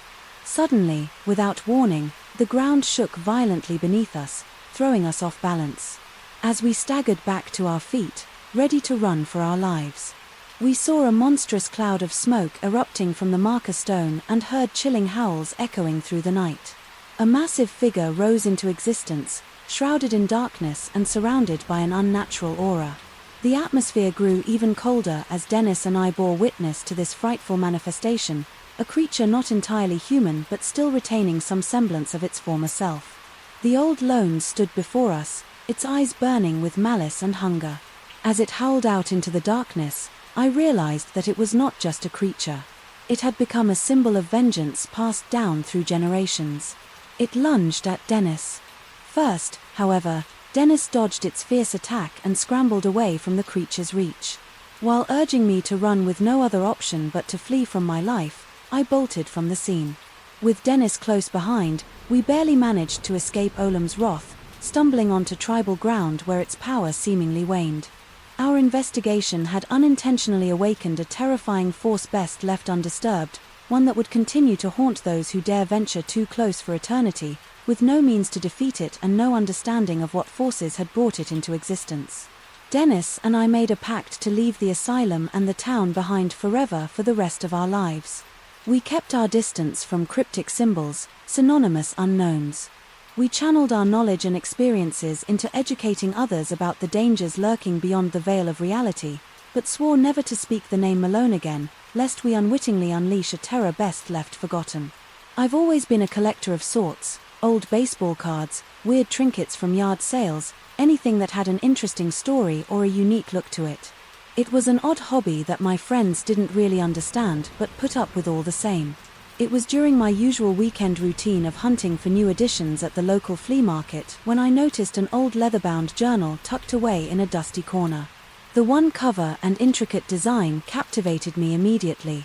The vendor, a little old lady with a surprisingly sharp gaze, told me it belonged to her late husband and that I could have it for a mere $5. Without hesitation, I handed over the cash and left with my new treasure. I spent the next few days obsessively poring over the journal's pages. It appeared to belong to a man named Thomas Brunswick, who lived in Salem during the late 1600s prime witch-hunting territory. But instead of witches, Brunswick seemed preoccupied with something entirely else. An ominous creature he referred to as the Hound. Brunswick described the hound with chilling detail how it stalked its prey, casually, ripping people apart as though they were mere playthings. These weren't just brutal killings either. There was a twisted strategy behind every attack, hinting at a level of intelligence unlike any ordinary animal. The more I read about this hellish beast, the more I found myself drawn into Brunswick's madness. I began researching other cases of mysterious animal attacks throughout history and stumbled upon whispers of similar creatures lurking in the shadows, waiting for their chance to strike occurrences too bizarre and horrifying to be mentioned in our sanitized history books. Over time, however, the gruesome tales began to wear on me. I pushed all thoughts of the hound and its bloody legacy deep into the back of my mind. That is until last week's freak accident and Northfield Park stirred them back to the surface. My friend George was there when it happened. He had been walking his dog past the groundskeeper's shed. When he heard a series of guthra howls and tearing flesh, he could only watch in stunned, horrified silence as a monstrous figure burst from the shadows, dragging the mutilated remains of poor Mr. Jensen behind it. The thing, it wasn't just big, it was intelligent. George stammered when recalling the encounter over a pint at our local dive bar. Nothing like any creature I've ever seen before, like some sort of wolf on steroids. But the way it moved, it knew exactly what it was doing. Fear gripped my heart as his words echoed through my mind. Somehow, somewhere, I knew the hound had resurfaced and it was hunting its next victims in my own hometown. I decided to investigate Northfield Park myself, hoping to find some clue as to what was happening. To my astonishment, I discovered an old yellow newspaper article hidden behind a dusty scroll in a local antique shop that mentions similar attacks occurring back in 1897 at the very same location. The connections seemed nearly impossible, but utterly undeniable. Intrigued and terrified by my discovery, I sought out others who had had their own encounters with the hound. Many were understandably reticent to share their stories. Some even questioned my sanity for pursuing such a dangerous subject. "I don't know who you are or why you're asking about this," warned an elderly man named Peter over the phone after a long pause filled with suspicion.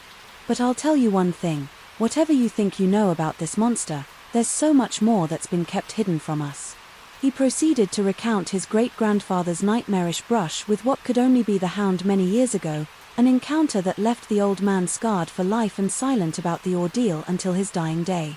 With a growing number of similarly harrowing accounts, I began to piece together a shocking truth. The hound wasn't just some isolated incident.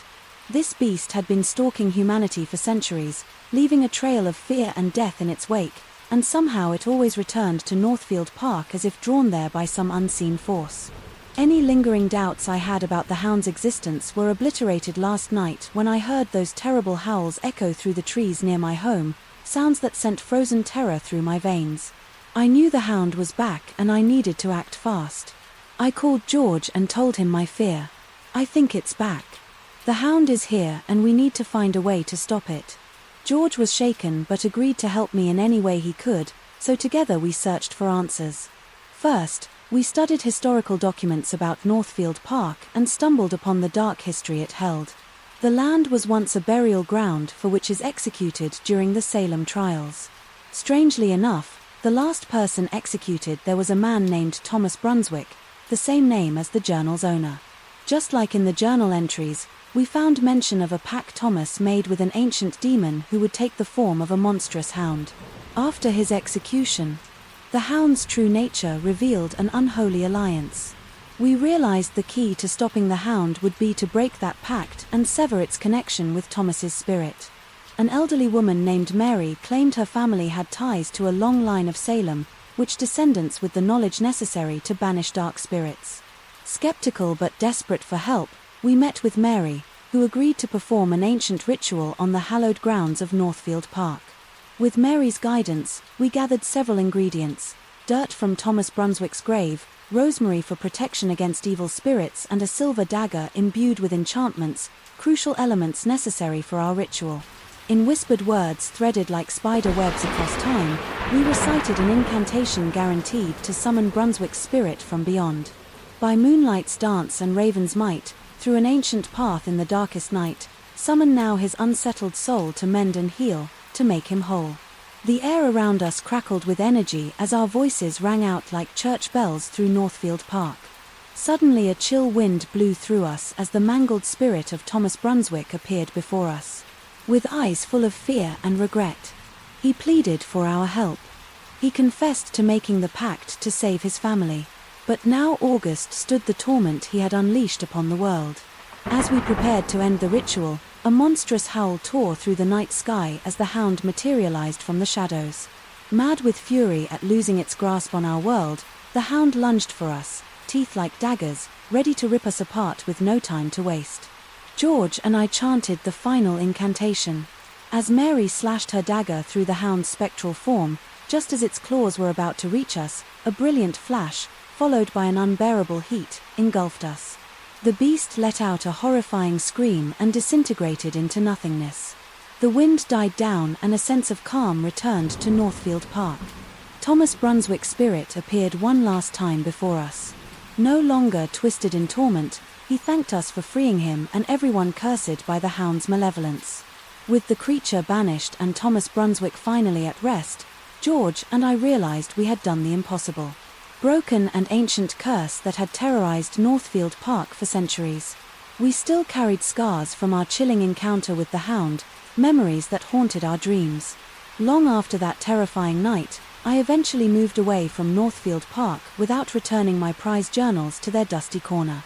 As we got older, George and I gradually lost touch, but our shared experience was bound to never be forgotten or repeated, as it would only be imitated by cursed whispers within walls of fear, forevermore foreign, working at an amusement park named Veritopia. It was a family-owned park, nothing like the big ones in Florida or California. My parents were close friends with the owners, so it was only natural that an eager 16-year-old me would find himself manning cotton candy machines or operating the Ferris wheel during those warm summer months. What I never could have imagined, however, is what transpired during that eerie summer of 1997. I remember it was August 4th, a particularly humid day, when I had been assigned to work at the Tilt the World. The line stretched far beyond its usual length since a heat wave had struck and nearly everyone in town had converged onto Autopia. As my shift came to an end, I decided to take a stroll around the park and grab some ice cream to escape the sweltering heat before meeting up with my friends later that evening. "Hank, did you hear the news?" My co-worker Sam shouted excitedly and ran over to me. "There are about 1 million things that could be considered news, man," I replied nonchalantly while licking my ice cream. "Which one are we talking about?" "The body they found in Shadows Grove Square. It's all over town," Sam said, slightly out of breath, "but police think there might be some sort of killer on the loose." Wow, seriously, I couldn't believe what he was saying. Nothing like this happened in our little town. Well, as creepy as it sounds, I should probably head out and meet with Bryce and Lola. "We're going to catch a movie tonight." Sam looked like he wanted to say more, but just nodded his head. Instead, we waved goodbye as I left the amusement park and started walking down Main Street towards Bryce's house. When I arrived at his house, music could be heard from inside. Bryce had a penchant for blasting his favorite mixtape during his off days. As I rang the bell, he opened the door and greeted me with his usual smirk. "You're late." Lola was sitting on the couch, arms folded. Did you get lost or something? I laughed and said no, I just had to deal with some work stuff. You guys won't believe what Sam told me. I recounted the chilling story of the body found in Shadows Grove and how everyone kept talking about a possible killer on the loose. They listened intently, their expressions turning to shock. This is definitely not your typical small-town evening, Bryce said with the solid tone that night at the movies. I couldn't focus on the screen. My thoughts kept drifting back to the disturbing news Sam had shared. A heavy air hung over our town for the next few days while people whispered about the gruesome murder. 4 days after that fateful conversation with Sam, another body was discovered close to Thotopia. This time it happened near an old warehouse that was barely used. It sent panic through our community. People hid behind locked doors while gossip spread like wildfire. Bryce and Lola came over to my house one evening during that dreadful week. As we tried to distract ourselves from fear by playing board games and watching old sitcoms, I've been asking around. Lola hesitated before she continued with visible uncertainty. Some people say they've seen something weird lurking in Shadows Grove at night, an unnaturally large dog or wolf-like creature. Jesus, really? Bryce shuddered at her description. I felt skeptical but couldn't ignore this new information, given everything that had happened. Suddenly the doorbell rang. An unexpected visitor caught us off guard amidst our tense conversation. It was a man named Mr. Thompson, a respectable man in his 50s who had taken over the town's newspaper after his father passed away. He was also quite known for his interest in unusual events that occurred in the area. A good friend of my father, Mr. Thompson, struck up a conversation with me after briefly asking about my parents. In a hushed voice, he told me how he had heard about Lola's sightings from other townsfolk, and they all led back to Shadows Grove. According to him, these supposed sightings occurred only on nights when victims were later discovered. Before leaving, he asked us to stay indoors after dark and keep a lookout for anything suspicious. Something was hunting in our town, and it was time for us to figure it out. As the days blurred together, I felt useless, sitting oddly by as our once safe town was gripped by fear. One night, my need for answers overtook me and I decided to take Mr. Thompson's advice. I would go to Shadows Grove and see for myself if this mysterious creature truly existed. Armed with a flashlight, I ventured into the dark woods alone. My heart pounded with each step as I tried to convince myself that this wasn't a terrible idea. I've walked further in and the air seemed to grow colder and more ominous. "Hey man, what are you doing here?" I jumped at the sound of Bryce's voice. "You scared me half to death," I exclaimed, gripping my chest. "Well, why are you here? I could have let you go alone," he replied sheepishly. "Besides, Lola would kill us both if she found out we came without her." We both laughed nervously and continued deeper into Shadows Grove. Soon we stumbled upon an old abandoned building tucked away in the trees. Its dark windows were like gaping mouths, ready to swallow us whole. As we approached the structure, something moved in the shadows. A pair of eyes seemed to glow in the darkness as an enormous creature crept toward us, its fur black as pitch and its snarling teeth bared menacingly. We were frozen with terror until we heard frantic footsteps approaching from behind. "Stop, everybody, freeze!" A familiar voice called out. It was Mr. Thompson. Armed with a rifle aimed at the beast, he fired one shot into the air and shouted a strange incantation that I couldn't understand. The creature let out an agonizing howl and shrank before our eyes, transforming into a man who was writhing on the ground with fear in his eyes. The specks of moonlight that penetrated the treetops revealed his face, and it was unmistakable. It was the owner of Philtopia, a man I had looked up to since childhood. "Please don't hurt me," he begged. I didn't want any of this. As Mr. Thompson handcuffed him, he explained the truth. The creature was a curse passed down in the owner's family. 4 generations, horrific rituals were performed on unsuspecting victims to satiate the beast's hunger. No one dared break the cycle out of fear, but now, for the first time in centuries, we could finally put an end to it. The owner tearfully took responsibility for his actions and was led away by Mr. Thompson to be handed over to the police. Our town could finally regain its peace. News spread quickly about the strange events that transpired in Shadows Grove, and life slowly returned to normal. Bryce and Lola continued their lives with a newfound awareness of the darkness that could exist in even the most familiar places. As for me, I will forever bear the secret knowledge that sometimes monsters are more than just legends. We survived a terrifying force that summer, but I can never forget that, no matter how safe we think we are, we must always remain vigilant. With true evil lurking beneath our complacent lives, it's best never to let our guard down completely. I always figured I was just a weird magnet for bizarre experiences. Honestly, I had grown used to it, at least until that fateful night when everything changed. You see, I have a knack for winning obscure bets, like being able to flip a pancake 7 times in the air without dropping it. Bizarre, I know. That's why Paul and Jesse, my 2 goofball friends, would often get me into these random, out-of-the-way adventures, which would either end up with us having a blast or narrowly escaping some absurd catastrophe. It was August 16, 2019, Friday night, when Paul suggested we take a trip to the popular hiking spot called Raven Rocks in Virginia. Come on, Kyle, we know you've been low-key cooped up inside and just itching for something exciting, he teased. I hesitated but eventually gave in to their whining, knowing if we were together at least we'd have some fun stories to share later. Fine, I sighed, but let's make this trip worth our while. We piled into my car and started the long drive towards Raven Rocks, the whole way that was filled with laughter and ludicrous discussions about life and all its oddities. As we pulled into the parking lot of the trailhead around midnight, we noticed an oddly large number of abandoned cars. Considering it was quite late for the usual hikers, something felt off about the place that night, shrugging it off as insignificant chills down our spines. We set off on our midnight hike. As we made our way through the darkness with flashlights in hand, the forests around us seemed unnaturally quiet, for how popular this spot was supposed to be.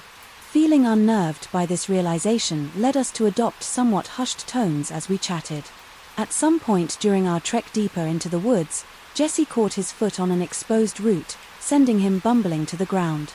He stared in disbelief at a heavily mutilated rabbit carcass caught on the root, puzzling over why he hadn't seen it when it was shining there before he fell. "What is this?" Jesse stammered silently, indicating the horror lying unceremoniously in front of him. "You guys don't know. This is Dogman territory," a voice called out from behind us. We turned to find an older bearded man wearing a park ranger uniform. "It's Roy Johnson, a local myth."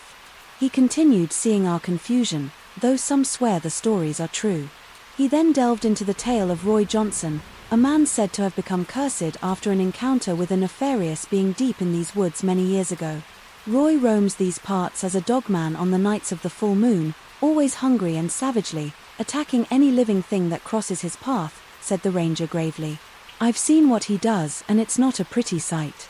A chill crept down our spines after hearing that eerie statement.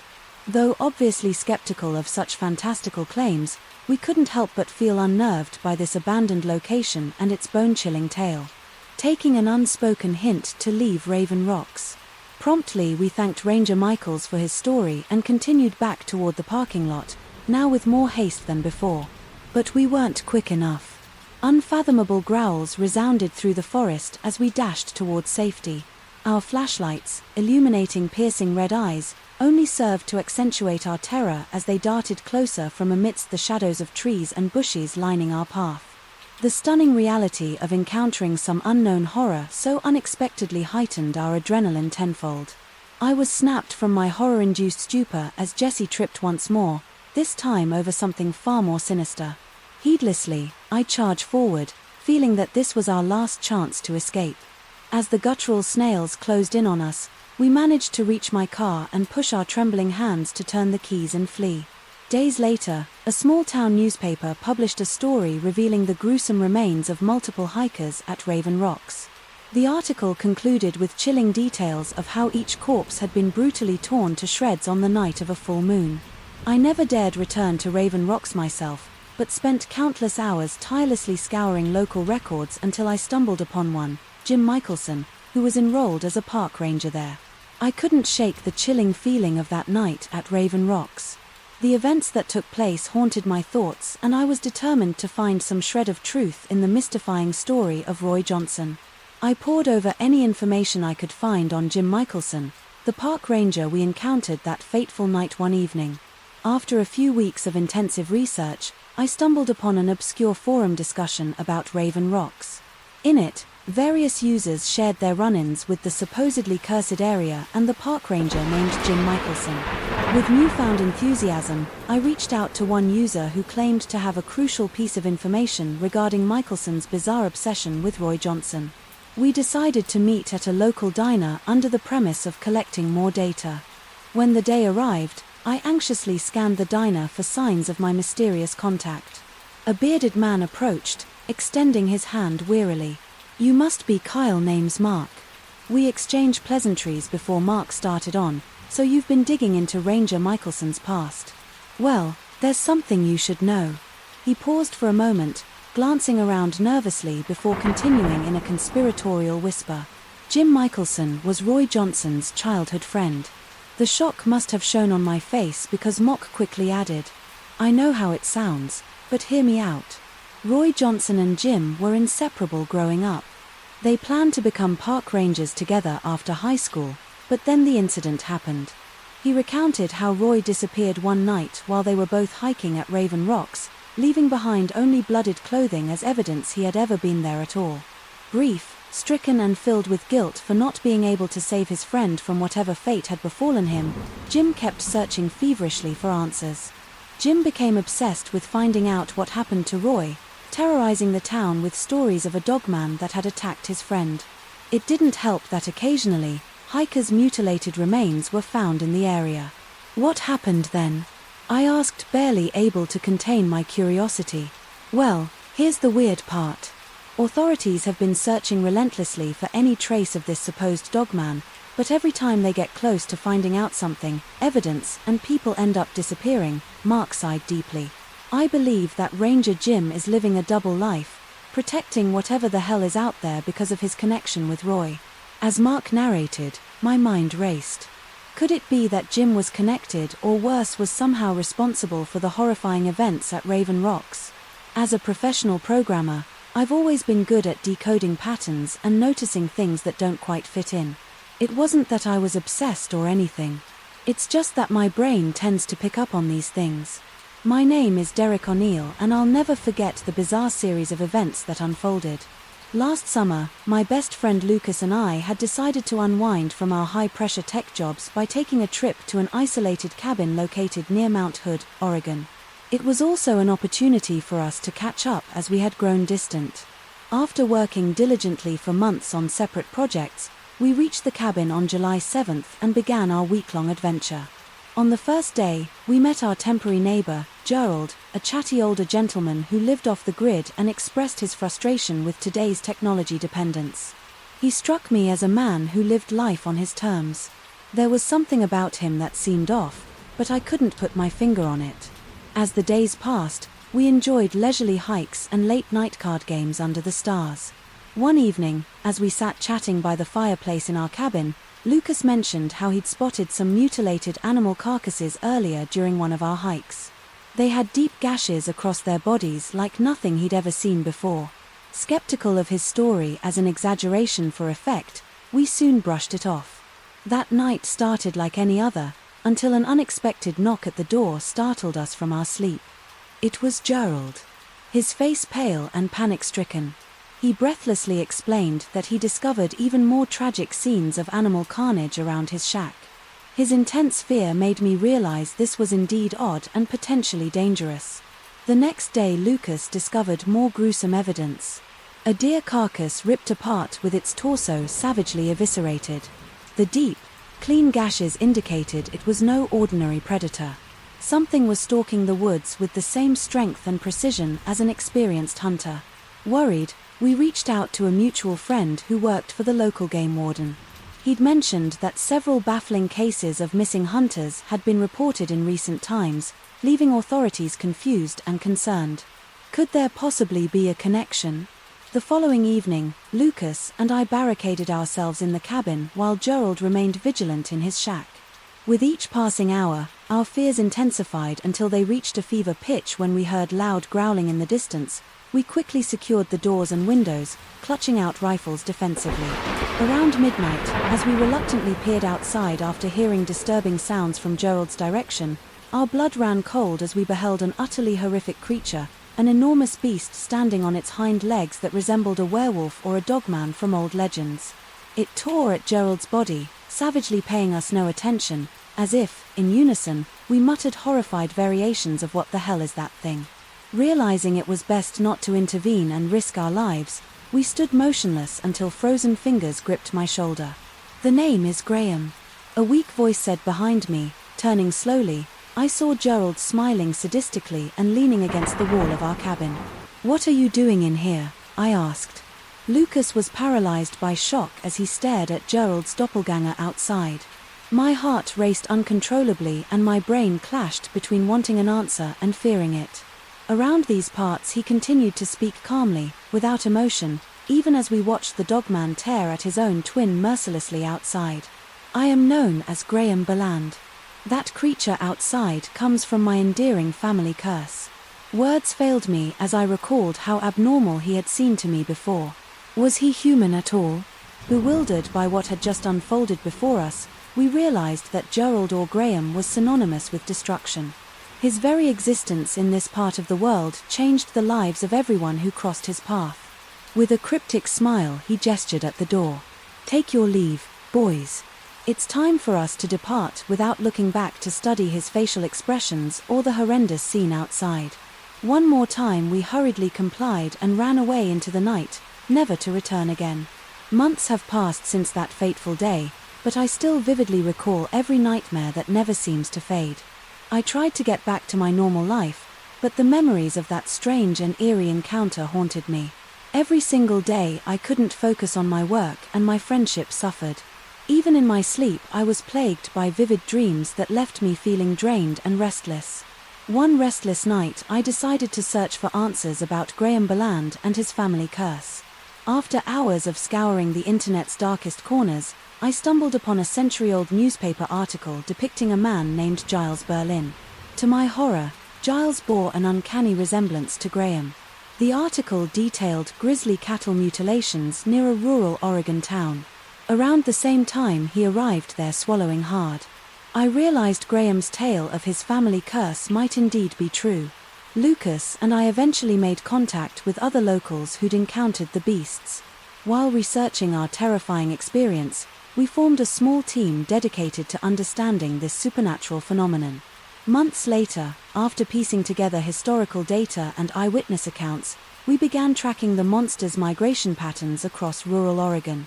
It seemed that evil followed in its wake everywhere it roamed.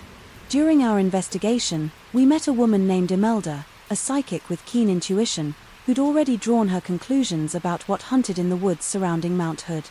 With her guidance and knowledge of ancient curses, we learned about rituals that could potentially contain or even dispel this demonic creature. We painstakingly gather the necessary items mentioned by Imelda: plants with protective properties, dark stones charged by lunar energy, and hair from a pure-hearted virgin. She led us through every step as we cast a powerful barrier around the territory where we had encountered the monster. The ritual took hours. During the process, the air became thick with tension and our hearts beat faster in anticipation. Or was it fear? When at last the ceremony was complete, Imelda collapsed, exhausted by her psychic efforts. With bated breath, we questioned her about what had transpired and whether our protective barrier would hold against the creature. "The outcome," she whispered weakly, "is uncertain." We continued our vigil over the following weeks, monitoring the beast's movements and hoping our ritual had stationed it within the designated area. At first, things remained quiet in nearby regions, but evil gradually and persistently found its way into the surrounding towns. Once again, one stormy night, during a stakeout, Lucas and I sat silently in an unmarked vehicle near a dense woodland, rumored to be the monster's latest hunting grounds. A sudden movement caught my eye. A dark figure darted through the trees, obscured only momentarily by flickers of lightning. I held my breath and blinked, but when I looked again, it had vanished. Despair crept over us as we realized our attempt to contain the monster had failed. Our resources were dwindling and frustration not at our resolve. We wondered if we could ever escape this living nightmare that haunted both our waking thoughts and dreams. But as we continued our seemingly ill-fated mission with heavy hearts, we couldn't stop trying. Even now, as I recount these horrifying experiences to you in vivid detail, I know that this is merely a momentary reprieve from facing the supernatural force that continues to wreak havoc throughout Oregon's wilderness. Graham Berland, or whatever he truly is, still roams free out there, bearing his ancestral curse as he taunts us with his elusive silence. Whether humanity or something darker binds him to his monstrous legacy remains unknown. But one thing is certain, either Lucas nor I will give up until we either expose or somehow put an end to this beast of legends, reign of terror. I have always been a fan of unconventional hobbies. I dabbled in urban exploration, paranormal investigations, and geocaching, often considered weird by many, but each absolutely fascinating for me. I'm a pretty average guy of the wise. I am 32 years old, have a job in IIT, and live with my girlfriend in an apartment just outside Chicago. My name is Derek Wilkins, and the story I'm about to recount still sends shivers down my spine to this day. It was July 13, 2019 when it all began. My girlfriend, Amelia, was out with her friends for one of their bi-monthly hangouts, so I decided to do some urban exploring at the abandoned St. Agnes Hospital just inside the city limits. St. Agnes had been closed down for nearly 2 decades now, and its crumbling walls bore testament to that fact. But something about the place felt alive.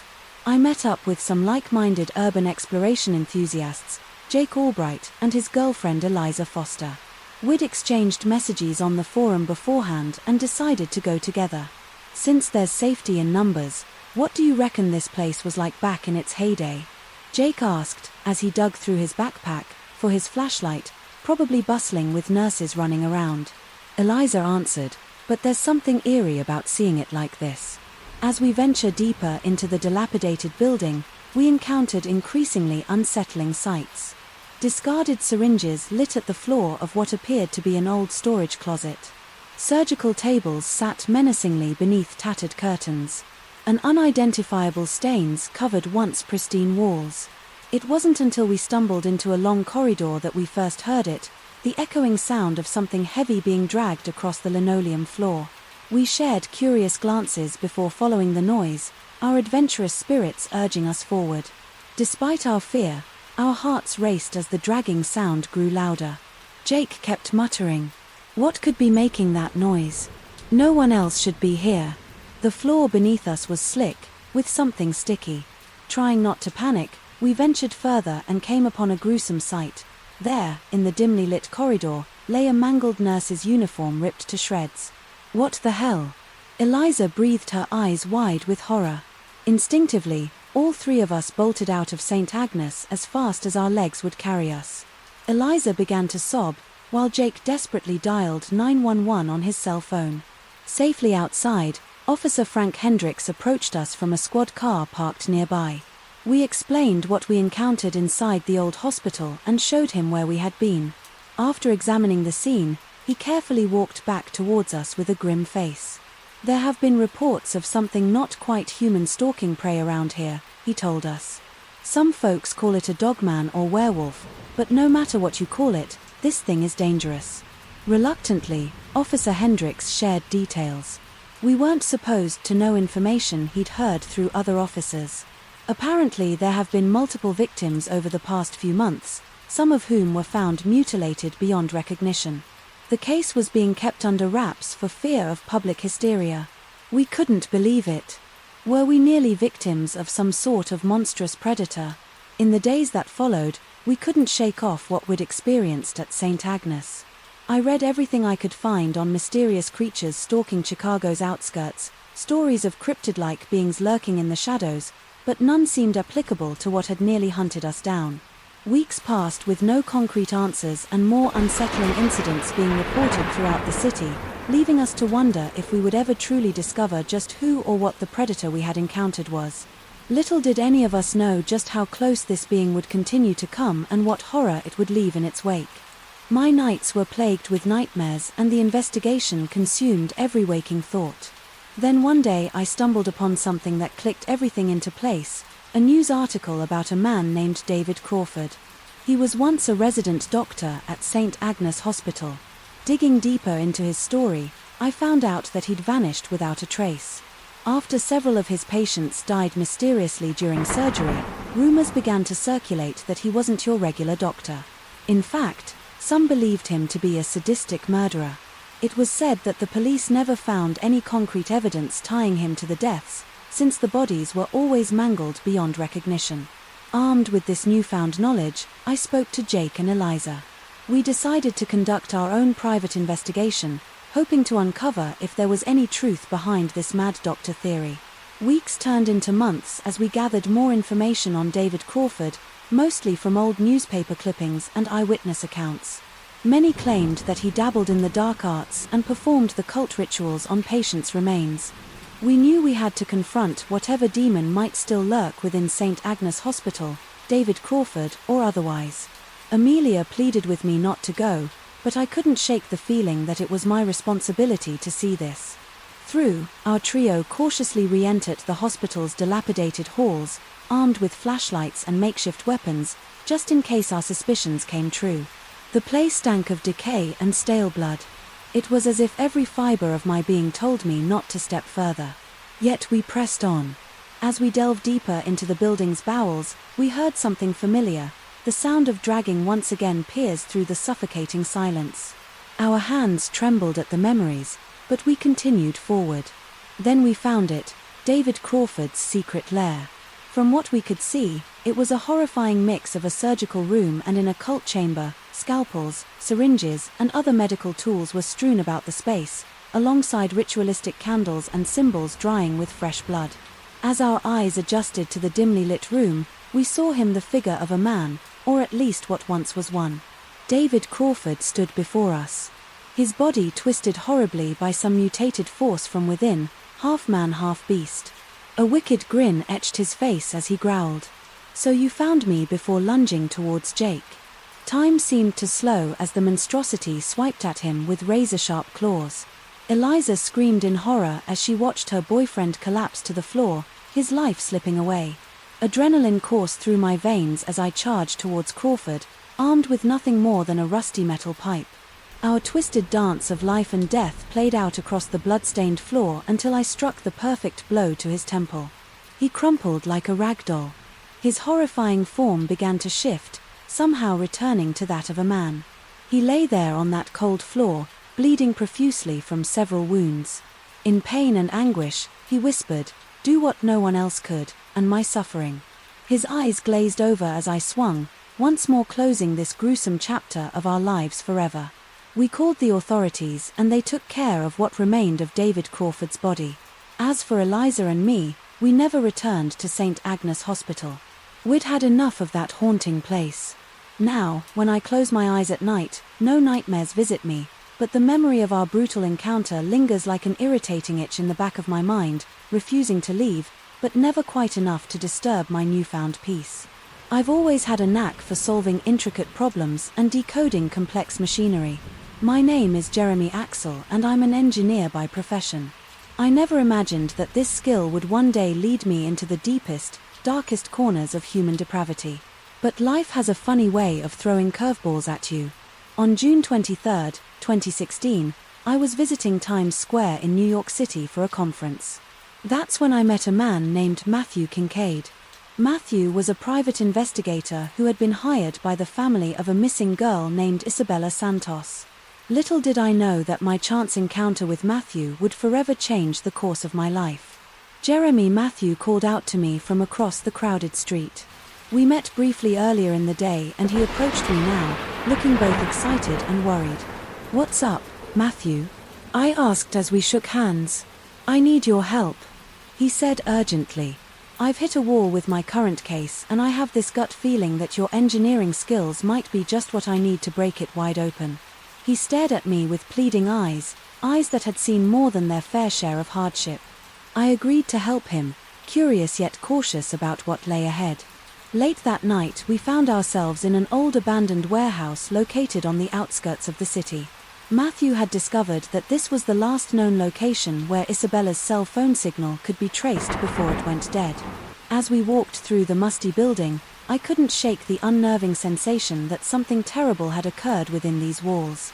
The air was thick with tension and it felt as though unseen eyes were watching our every move. Matthew led me to an intricate locking mechanism attached to a hidden door near the back of the warehouse.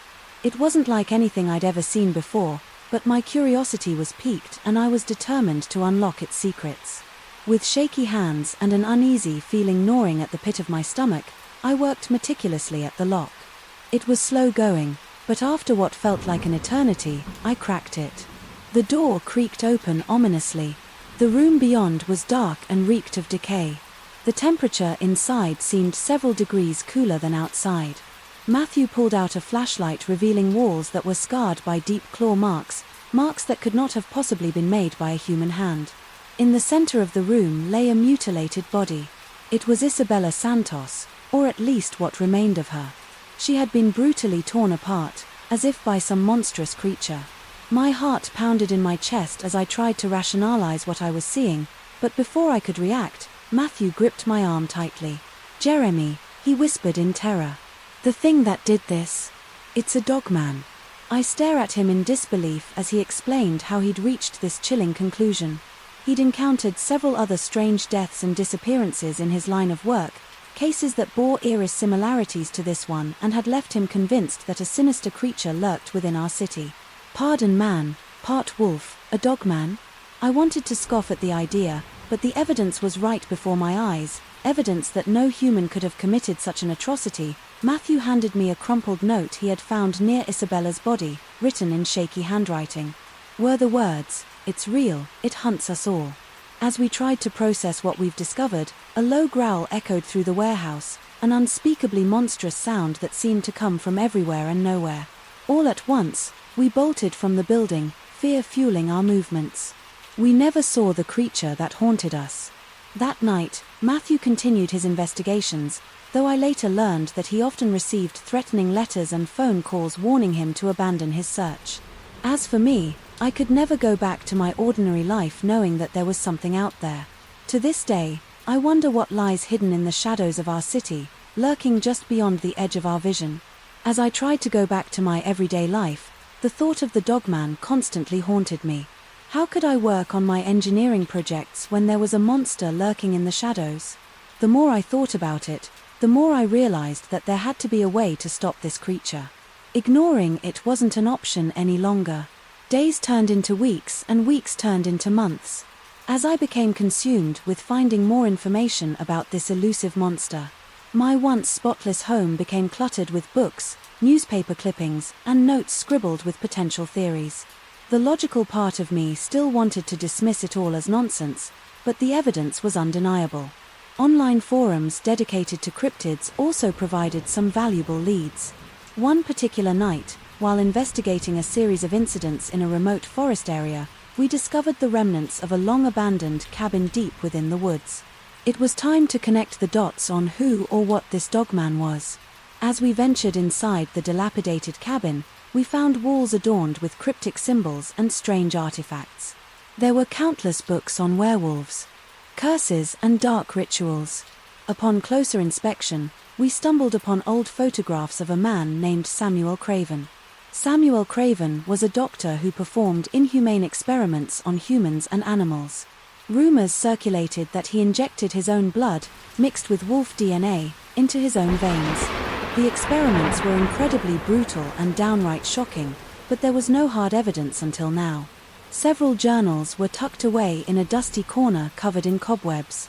As we read through them, Samuel detailed how his experiments were finally successful in turning humans and himself into dog-like creatures that were under moonlight's influence.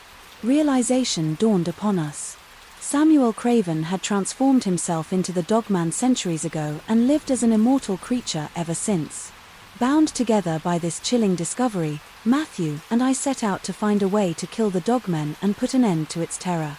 Armed with silver bullets and fierce determination, retracted through countless nights, then, one fateful night, we finally spotted the creature in an abandoned industrial area, with fear and adrenaline coursing through our veins. We knew this was the moment of truth. As the creature charged toward us, its shock claws gleaming under the moonlight, I remembered something Samuel had written in his journal, how he despised the monster he had created within himself. Moments before it reached us, I shouted at the creature, "Samuel Craven, you don't need to be this monster anymore. We can help you end your torment." Instantly it came to a halt. The dove men locked eyes with us and let out a guru growl that slowly softened into something more human-like. It didn't attack. Instead, it seemed almost as though our words had reached Craven's tortured soul within. 4 months after that night, we worked together with Craven on a highly experimental treatment using advances in gene therapy and DNA manipulation. The road was long and full of setbacks and challenges. However, we finally found a way to eradicate the wolf's DNA from his system without causing further harm. One day, during our last treatment session, on a cloudy day, without any chance for his transformation into dogmen, Samuel looked up at us, old eyes filled with gratitude, and muttered his first human words in over 2 centuries. "Thank you." With resolution in our hearts and hope in our minds that this could be replicated for other victims of similar experiments by Dogman, we continued our research for treatments and cures, while remaining cautious of potential threats lurking in the shadows. As Samuel once said before his passing from old age, the life he never got living as an immortal monster, nothing can stop the indomitable spirit of determined human beings. And as the sun set on another day in our pursuit of the unknown and inexplicable, Matthew and I knew one thing was certain: we would never stop seeking the truth, no matter how strange or terrifying it may be. As far back as I can remember, I've been fascinated with taxidermy. In a way, I found beauty in giving lifeless animals a sense of perpetual existence. People often found it strange, but to me there was something alluring about the art. My name is Nathaniel Strzelecki, and I'm a 25-year-old taxidermist living in New Orleans. One day around dusk, my neighbor Hank called me over to his fenced-off property just off the banks of Lake Pontchartrain. He pointed to something half buried near the tree line. "Hey, Nate, do you mind helping me dig this up? I don't know what it is." Pushing past the underbrush and vines, I joined Hank in digging. After several minutes of tireless effort, we uncovered a gruesome sight: the mutilated carcass of an unidentifiable animal laid before us. "What, in God's name, happened here, Hank?" I asked. Feeling a bit queasy at the sight beats me. He replied it looks like some wild animal had a go at it. He rubbed his scruffy beard and glanced down nervously. Over the following weeks, similar carcasses appeared around the lake's shorelines. The local community was growing increasingly uneasy.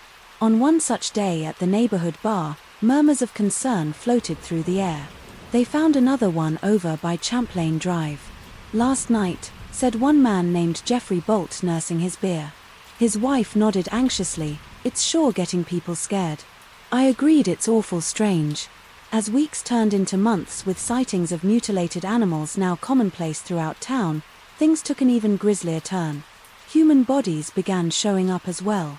I'll never forget when they discovered poor Laura Peterson torn limb from limb like one of the animals we'd found. People were horrified, scared and, above all, desperate for answers. Could it be a serial killer on the loose or something even more sinister?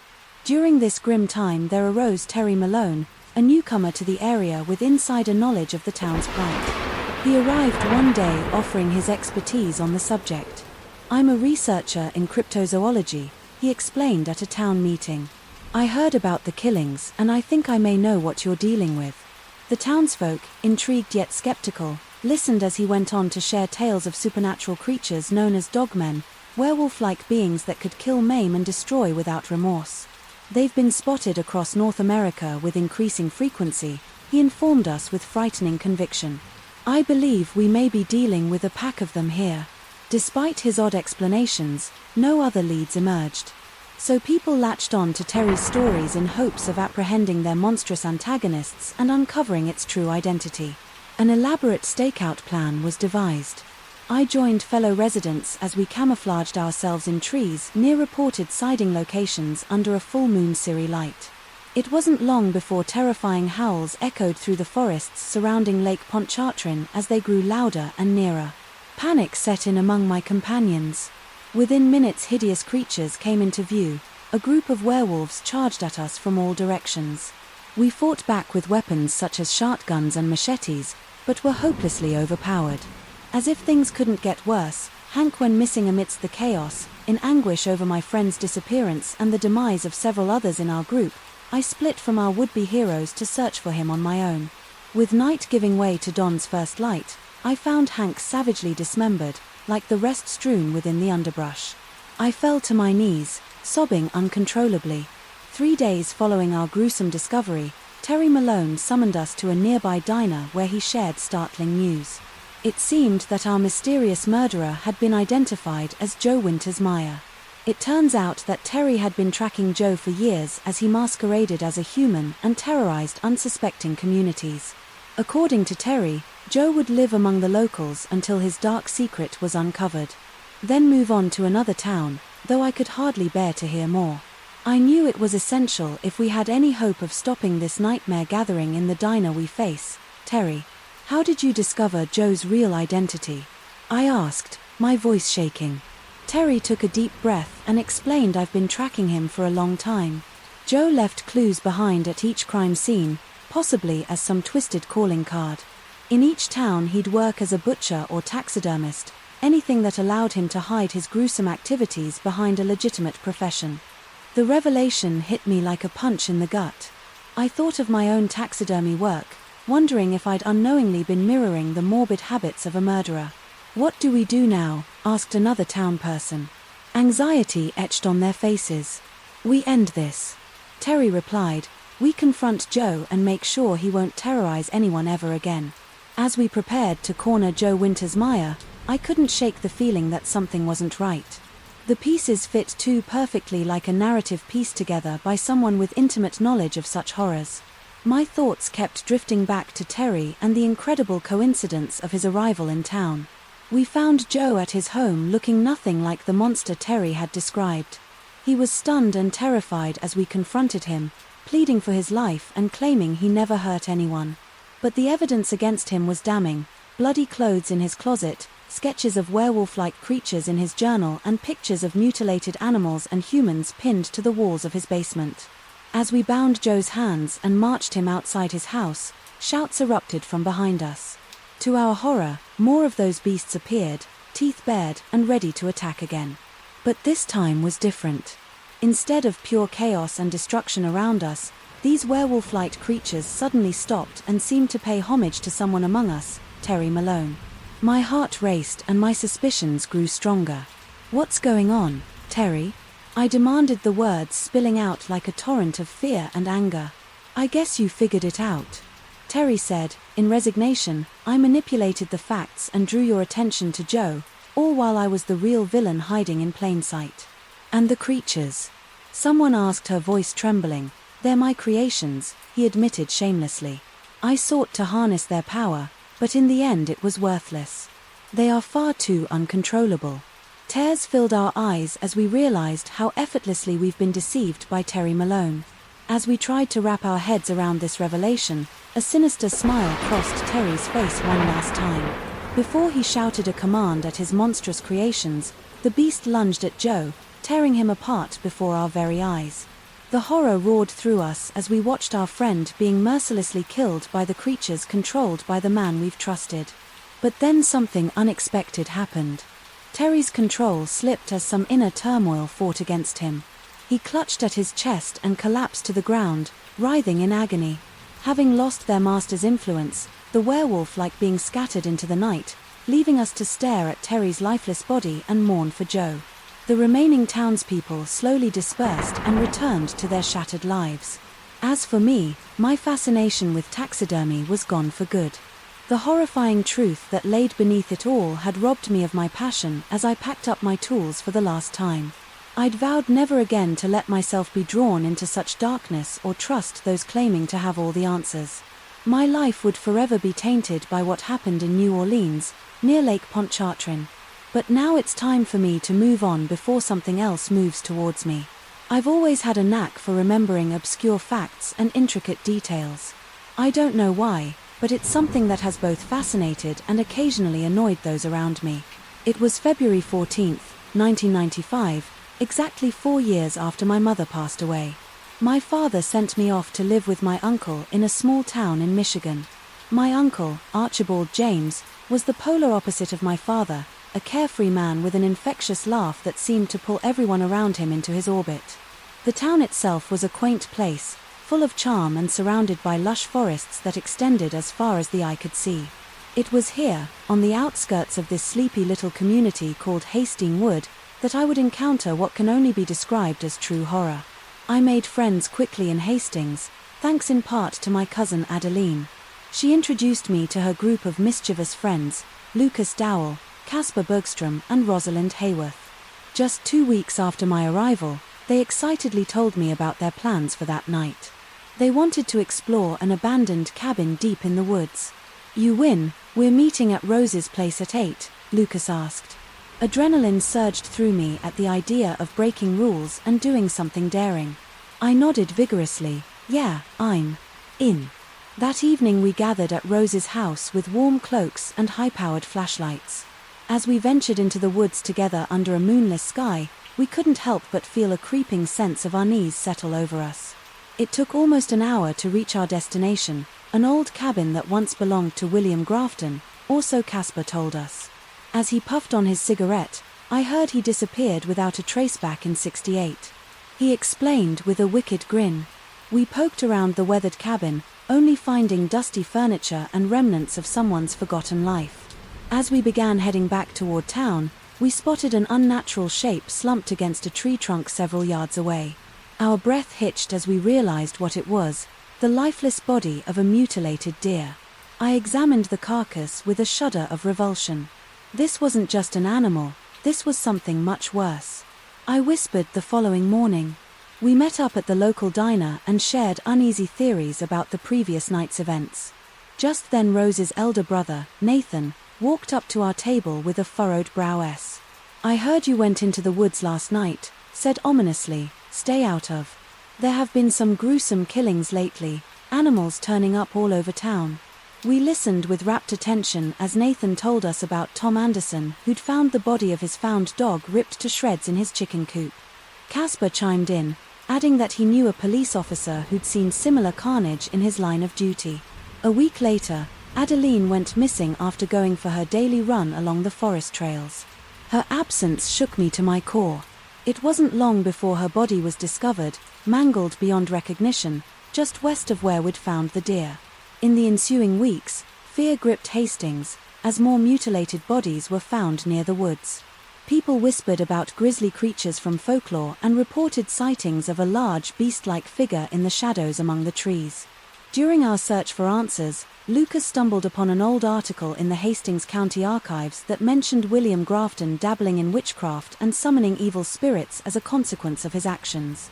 It was said that his spirit returned as a malevolent creature, half man, half wolf, thirsting for blood. We had to find out for sure if there was any truth to the story. With Rose's help, we tracked down Tom Anderson, who'd taken mysterious photographs the night he'd found his dog dead. Gazing at the blurry images showed a chilling sight, a massive figure with canine features and long claws baring its teeth in rage. Nathan couldn't deny the evidence any longer. He went to the authorities. With our findings, the town unleashed a desperate campaign to capture or kill the creature that had turned our lives into a living nightmare. Ted, the town's animal control officer and a seasoned hunter, volunteered to lead a group of townspeople into the woods to hunt down the beast. Nathan, Lucas, me and several others joined him, armed with rifles and shotguns, as we tracked the creature deeper into the woods. We found more evidence of its existence, mutilated animals, and not on bones scattered among the trees. The air will stick with tension and it felt like we were being watched. After several hours of searching, we heard a piercing howl close by. We froze in our tracks, scanning our surroundings with anxious eyes. Suddenly, from behind the thicket of bushes, we saw it, the terrifying creature that had haunted our nightmares for weeks. It snowed and bared its teeth, its yellow eyes glowing with malicious intent. As a group, we opened fire on the creature. Some shots hit their mark, while others went astray. Fueled by rage and pain, it lunged toward us and quickly closed the gap between us. It tore into Tom Anderson first with terrifying force, blood spraying through the air. As its monstrous claws ripped through his flesh, my heart raised as I struggled to load another bullet into my rifle. The creature moved on to another victim, quickly taking down 2 others. Before I managed to aim again, I pulled the trigger and watched in horror as my shock connected, but I did nothing to slow it down. It continued its rampage until only Lucas, Nathan, and I remained standing out of ammo and face down with this horrifying creature. I panicked. What could be done then? It occurred to me. Maybe there was some connection to its origin story that could give us a fighting chance against this beast from hell. In those desperate moments before it could claim another victim from our party, I recalled something about William Grafton dabbling in witchcraft and the mention of a summoning. There must be a way to banish him back to where he came from. As the creature bore down on Nathan, I screamed aloud. The only words I could think of that might have some power over it. William Grafton, we banish you. We banish you by the power of your own incantations. To our amazement, the creature held in pain and stumbled backward. Lucas quickly picked up on my tactic and screamed out his own incantation. Concocted from words we'd read in an old witchcraft book, the beasts began to wither and weaken before our eyes. Nathan joined in shouting Latin phrases, words we'd all studied as part of our research into Grafton's dark past. Before our eyes, the monstrous creature that had plagued our town began to shrink instead of growl, withering away until there was nothing left but a pile of ash where it had once stood. The spell had worked, yet at a tremendous cost. Tom Anderson and several others lay dead across the forest floor. A reminder of the casualties in this nightmare was the heavy heart. We returned to town and shared the news of what had transpired in time. Hastings began to heal, people moved on and life returned to normal. But for me, Lucas, Nathan, Rosie, Casper, Adeline and those who died fighting the beasts, something forever changed within us. Haunted by the memories of that night and what still lurked within those woods' darkness, we swore an oath to stay vigilant and protect our town from any force that threatened its serene existence. Hastings might look like a picturesque town once more, but beneath the surface lies a terrible secret only a few are aware of, though we did what was necessary at that moment. It was just one battle, one against the malignant evil that can potentially claw its way back, and every so often, when the night is eerie, silent, you might hear a distant howling, just out of earshot, coming from those woods beyond your borders. That's when we know the wolves still lurk and we remain at the ready. As I sipped my morning coffee, my mind drifted back to my childhood in Istanbul, a place where I'd witnessed the majesty of Ottoman architecture. But today, as an adult living in a small town near Lake Michigan, those memories belong to a different time and space. My name is Orhan Demir and I run a successful online marketing company. Life has been good to me up until now, but little did I know that something sinister was about to enter my world. It was a warm summer evening when my friend Zyla and Tim asked me to join them in exploring an abandoned facility at the edge of our town. The place had a macabre history of strange sightings and unexplained events that led the people to dub it the werewolf house. Shrugging off superstitions, we drove to the facility with Tim cracking jokes about finding werewolves. Upon entering the ramshackle building, we felt an immediate heaviness in the air. Its cold walls echoed a dark history that seemed entirely out of sync with our friendly banter guys. Isla said hesitantly, "I don't feel good about this place. Can we please leave?" "Come on." Tim replied mockingly, "Don't summon your inner Scooby-Doo." Despite feeling uneasy myself, Isla's plea didn't convince me enough to head back home just yet. As we venture deeper into the building's decaying rooms, it was clear that someone or something had recently spent time here. Broken furniture lay strewn about like discarded playthings. Deciding not to push our luck any further, we made our way towards an exit when we stumbled upon a grisly sight. The mutilated body of what appeared to be a homeless man, torn limb from limb. Our blood ran cold as we stared at the carnage before us, unable to comprehend the horror before our eyes. Isla and Tim whispered in unison, "We need to call the police," barely able to hold our composure. We reported the gruesome discovery and recounted the evening's events to the detectives, who arrived shortly after. Over time, a string of savage murders occurred in our town, with victims bearing striking similarities to what we had witnessed at the facility. Law enforcement remained stumped and theories ranged from a sadistic killer on the loose to something more sinister. Coincidentally, I ran into a local historian at a coffee shop who overheard my conversation with Isla about the ominous occurrences. Intrigued by his intense gaze, I asked if he knew anything about the abandoned facility or perhaps something about the brutal events plaguing our town. "I might know something that can help shed light on these tragedies." He whispered cautiously, suggesting we meet outside his office. Later that evening, as dusk settled over the town, I found myself sitting across from this strange man. In his cramped office, filled with old books and yellow newspapers. He shared stories of an ancient creature called Dogman, a creature that morphed between human and canine forms and was known to wreak havoc upon unsuspecting victims. As ludicrous as it sounded, my rational mind couldn't ignore that this beast might have some connection to it all. "What makes you so sure?" I stammered. An old farmer named Errol Thompson lived near the werewolf house when it was still active as an agricultural research facility. He explained having suffered encounters with this creature before and determined to put an end to its reign of terror. Errol studied its patterns and eventually tracked down where it made its lair. "Did he find any proof of its existence?" I asked. "Yes," said the historian.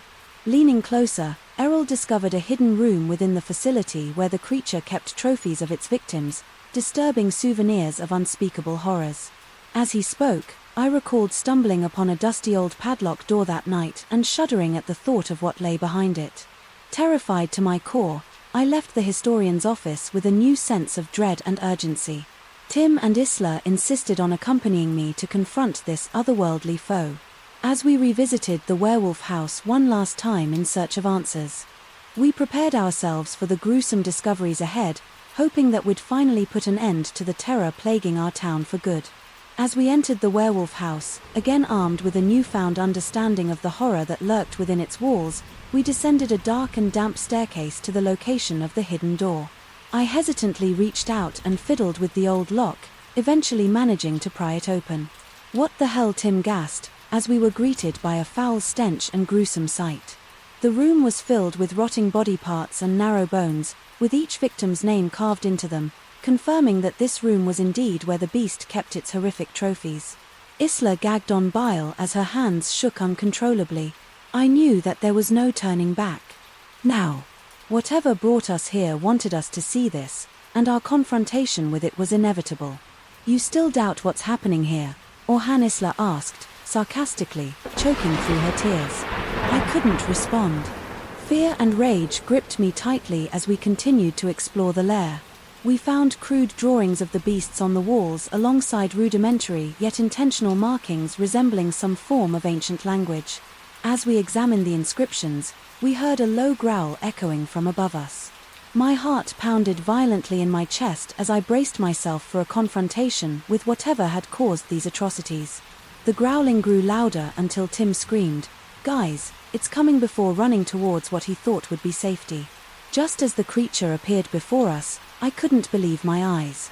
Standing before us was something that resembled a massive, twisted beast in humanoid form, its grotesque body covered in coarse fur and eyes boasting an unnatural intelligence. The creature lunged at him first, who barely managed to dodge its attack.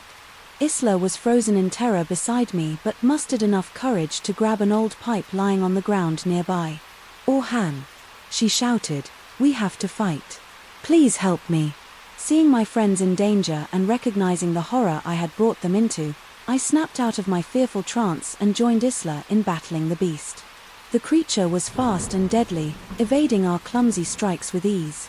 A sudden howl echoed through the facility as Isla managed to land a solid blow on its arm, enraging it even further as it struggled to regain composure. I finally found my opening and thrust a shard of broken glass deep into its side. Blood gushed from its body as it let out an agonized scream before retreating back into the shadows. Exhausted and terrified, we took our opportunity to leave our breasts shallow and our hearts pounding as we hurried up the stairs and out of that nightmare house. We arrived at the main entrance, where blue and red lights painted a grim scene. The police had been alerted to another mutilation, clearly not committed by the thing that had just engaged us in battle. The police investigation would continue, but we decided not to mention what we had encountered at the werewolf house. We were afraid that nobody would believe such a monstrous tale, only landing us in further trouble. Guys I love other than disbelief. After we'd caught our breath, it wasn't just one. As much as we feared this bizarre realization that there might be more than one menacing creature lurking in the shadows, the assault on our little town had forced an eerie truth upon us. Whatever it was that lived within that cursed facility wanted something more than just bloodshed. We resolved then to protect ourselves and our town from these horrors until every last one was rooted out, realizing that it was up to us to end this nightmare for good. I'm an exotic animal handler by trade, and I know this sounds unlikely, but my life used to be pretty ordinary, or at least as ordinary as can be expected when you work with the creatures that I do.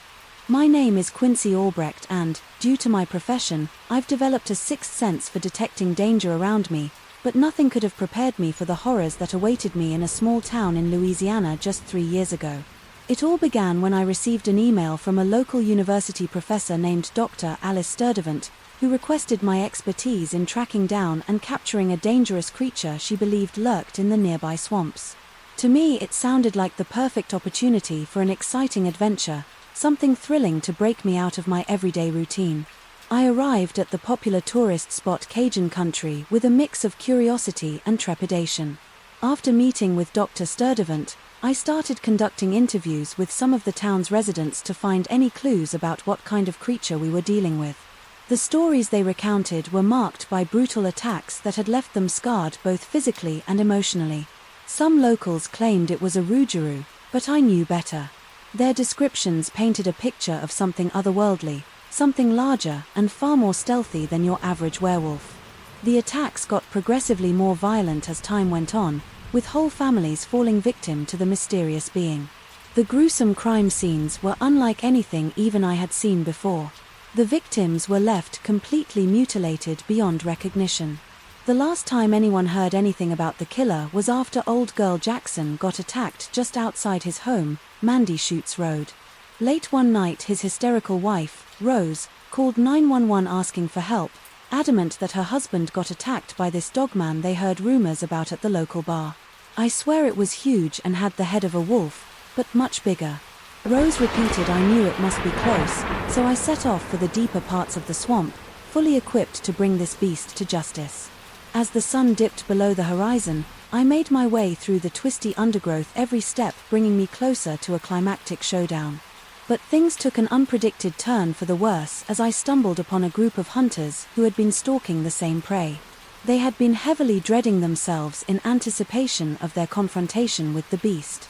The tension in the air was essentially palpable as we all steeled ourselves for whatever came our way. The watchful eyes of the swamp seemed to grow even more sinister as night fell around us, and then finally we saw it. Just beyond the murky waters and twisted branches lurked the figure I had heard so much about but never seen.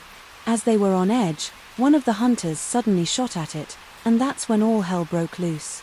The sound resonated all through the bog and burst through its tranquility, with murderous implications. The gargantuan canine-like creature lunged at us with terrifying speed, knocking aside trees and bodies effortlessly. It snarled viciously as it tore into our group with crimson's thick claws. Jimbo, one of the hunters I befriended back at the local bar, got fatally wounded in front of my wide-open, terrified eyes as his blood painted a disorienting pattern around my boots. I escaped with my life only through sheer luck. A horrifying sight like that will haunt me for years to come. Weeks after that disastrous incident, a retired police officer named Richard Taft confided in me details about an ex-convict named Ian Jefferson, who lived on Deschutes Road, near where Old Borough got attacked. Ian had an affinity for the occult and a sinister. Past locals claim he'd perform bizarre rituals and even attempted to transform himself into a monstrous being. One that would later become known as the Dogman. Sadly, Taft died of a heart attack weeks after our conversation, making it impossible for me to ask more about Ian's motives or the connection between him and the alleged Dogman. Since that time, I have never returned to the swamps of Louisiana, haunted by the terrifying memories of what happened there. The identities and faiths of both Ian Jefferson and the Dogmen remained a mystery. Haunted by the memories and desperate for answers, I couldn't help but dive deeper into the mystery of Ian Jefferson and the Dogmen. My obsession consumed me, and late nights were spent combing through any information I could find on occult practices, shape-shifting rituals, and Ian's past. Still unable to shake the gut-wrenching fear I felt that night in the swamp, I fortified my house with protective charms and religious imagery in a vain attempt to ward off the darkness. Over time, my investigation led me to make contact with a woman named Lila, an ex-girlfriend of Ian, who agreed to meet me. As we sat down in a local bar one evening, Her haunted eyes told the story of pain and regret. Lila cautiously described what she knew about Ian's past. He had been fascinated by ancient spiritual practices and ultimately made contact with an obscure group called the Order of Lupine Ascension. This secretive cult focused on the practice of transforming humans into predatory lupine creatures, supposedly unlocking supernatural abilities and physical prowess. According to Lila, Ian's transformation was initially planned and carefully executed under the guidance of the Order of Lupine Ascension, but in their quest for power they unleashed something far more dangerous than they could ever have imagined. Once transformed into the monstrous dogman entity, Ian's human consciousness was twisted and corrupted by his newfound rage and bloodlust. The horrifying realization that this nightmare creature was not merely a local folktale but the product of a dangerous man's ambition gripped my chest tightly. But knowing its true origins couldn't save those who had already fallen prey to its rampage. The only way to prevent more carnage was to put an end to its existence. As Lila tearfully shared details about her life with Ian before his terrifying transformation, she hesitantly revealed that she knew of a potential weakness found in ancient texts from the cult. Once transformed, the beasts could only be killed in its lupine form by an enchanted bullet made from pure silver fired from a consecrated weapon. With every ounce of resolve and determination left in me, I began preparing for my final confrontation with the dogman, arming myself with a silver bullet and a consecrated handgun. I headed back to the swamps of Louisiana. Nerves on edge and every sense heightened, I stepped cautiously into that treacherous terrain that had haunted me for so long. It didn't take long for the dogmen to pick up on my presence, and what ensued was a desperate pursuit across dangerous terrain. Its snarls and growls reverberated through the damp and murky night, shaking me to my core as it closed in. It lunged fiercely, claws bared to rip me apart, like its previous victims. As I stared into its eyes that were once human but now embodied nothing but utter malice, I offered a silent prayer for strength. As I steadied my weapon, the consecrated silver bullet found its mark embedding itself deep within the creature's heart in an eruption of snarls and pained howls. As the dogman collapsed at my feet, writhing in agony, it shuddered violently before reverting back into Ian Jefferson's lifeless human form. I had finally done it. I had stopped the malevolent being that once was Ian Jefferson and struck down his monstrous lupine alter ego. But this seeming victory came at a cost. As relief started to wash over, me quickly gave way to profound grief at the twisted tragedy that marked Ian's life. That day remains seared into my soul whenever doubt threatens to creep in, or when whispered stories of dark creatures resurfaced like ghosts lingering at the edges of consciousness. I have only to remember how both horror and human frailty sometimes exist where we least expect them, and how the darkness within can unleash the most foul of specters. As I walked away from that nightmarish swamp, leaving behind a part of me and an ungodly tragedy, the Louisiana skies welcomed new terrors yet to be uncovered, but Ian Jefferson's monstrous existence had come to an eerie and cautionary end, and as those dreaded bogs faded into obscurity, I knew that one day I would face another creature that exists on the fine line between imagination and horrifying reality, a new beast waiting in the shadows. I was always fascinated with games of strategy, and chess was my chosen battlefield. I'd spent countless nights honing my skills, analyzing moves, and studying grandmasters. On the national circuit, I went by the rather unusual name of Ever, had seen a thundercloud. In my hometown in rural Georgia, people just called me Chess Boy. It was 2011 and I won a regional championship that would take me to New Orleans for the national finals. The night before leaving for the Big Easy, I received an anonymous message on my social media account from someone who claimed to also be a finalist at the competition. They were quite eager to meet up. Their username was Daunting Moonlight. The next day, while exploring Bourbon Street with my friends Lester and Rita, I happened upon an old man with matted hair and a scruffy beard who struck up a conversation about chess with me. He told me his name was Samuel Beaumont Higgins. According to him, there was another player, just as skilled as me, who attended the competition named Daunting Moonlight, his actual name being Dominic Shaughnessy van Rensburg. Later that evening, at the hotel bar, Lester shared a rumor he'd overheard. There had been several recent deaths linked to a mysterious creature prowling the streets of New Orleans late at night. It wasn't until we saw actual pictures of mangled corpses on local news channels that we started taking those rumors seriously. The championship began the following morning. With each victory, the anticipation grew from my ultimate match against daunting Moonlight, finally making it into the final game. His long hair hung in greasy tangles. As he strode to our table focused on winning, I didn't pay much attention to his strange aura or unblinking eyes. Our game lasted nearly 4 hours, one of the longest games ever recorded in the history of American amateur chess matches. As it progressed, I noticed a particular smell, something metallic and accurate. My vision blurred and I wiped away an alabaster liquid from my eyes. Rita commented that it smelled like blood mixed with ammonia. Playing the game of my life. My head began to pound and my stomach churned with nausea. The match was nearing its conclusion. When I excused myself to the bathroom, Lester followed me, concerned for my health. As I splashed water on my face in the men's room mirror, my pupils seemed to have taken on a deep shade of yellow. Outside the restroom we overheard some whispers between 2 event organizers, saying other participants had also experienced strange symptoms. With baffled expressions, they shared that a local medical examiner had discovered, horrifyingly, that the destroyed bodies found recently were drained of all their blood and vital organs and replaced with something they called sat-antic chess pieces. A sense of panic flooded my body as memories of Samuel's story about Dominic merged with these unsettling revelations, and that overpowering stench I endured all day during our match became much clearer. I sought out Samuel for answers and he agreed to meet us at a bar nearby. He recounted the unsettling history of Dominic and his curse that Dominic was once a Grand Master, cursed by an old opponent's widow for using dark magic to manipulate luck in his favor. Everyone who ever played against him ended up sick or worse. Samuel relayed slowly as his eyes filled with sadness. With this knowledge weighing heavily on me, I knew I had to confront Dominic directly, yet when I arrived at his hotel room accompanied by Rita and Lester, we only found slaughter. The housekeepers who'd entered for cleaning earlier lay hollow and broken upon the cheap linoleum floor. My friends insisted on notifying the authorities, but I knew it would be pointless. Dominic daunting Moonlight. Shaughnessy van Rensburg had vanished without a trace.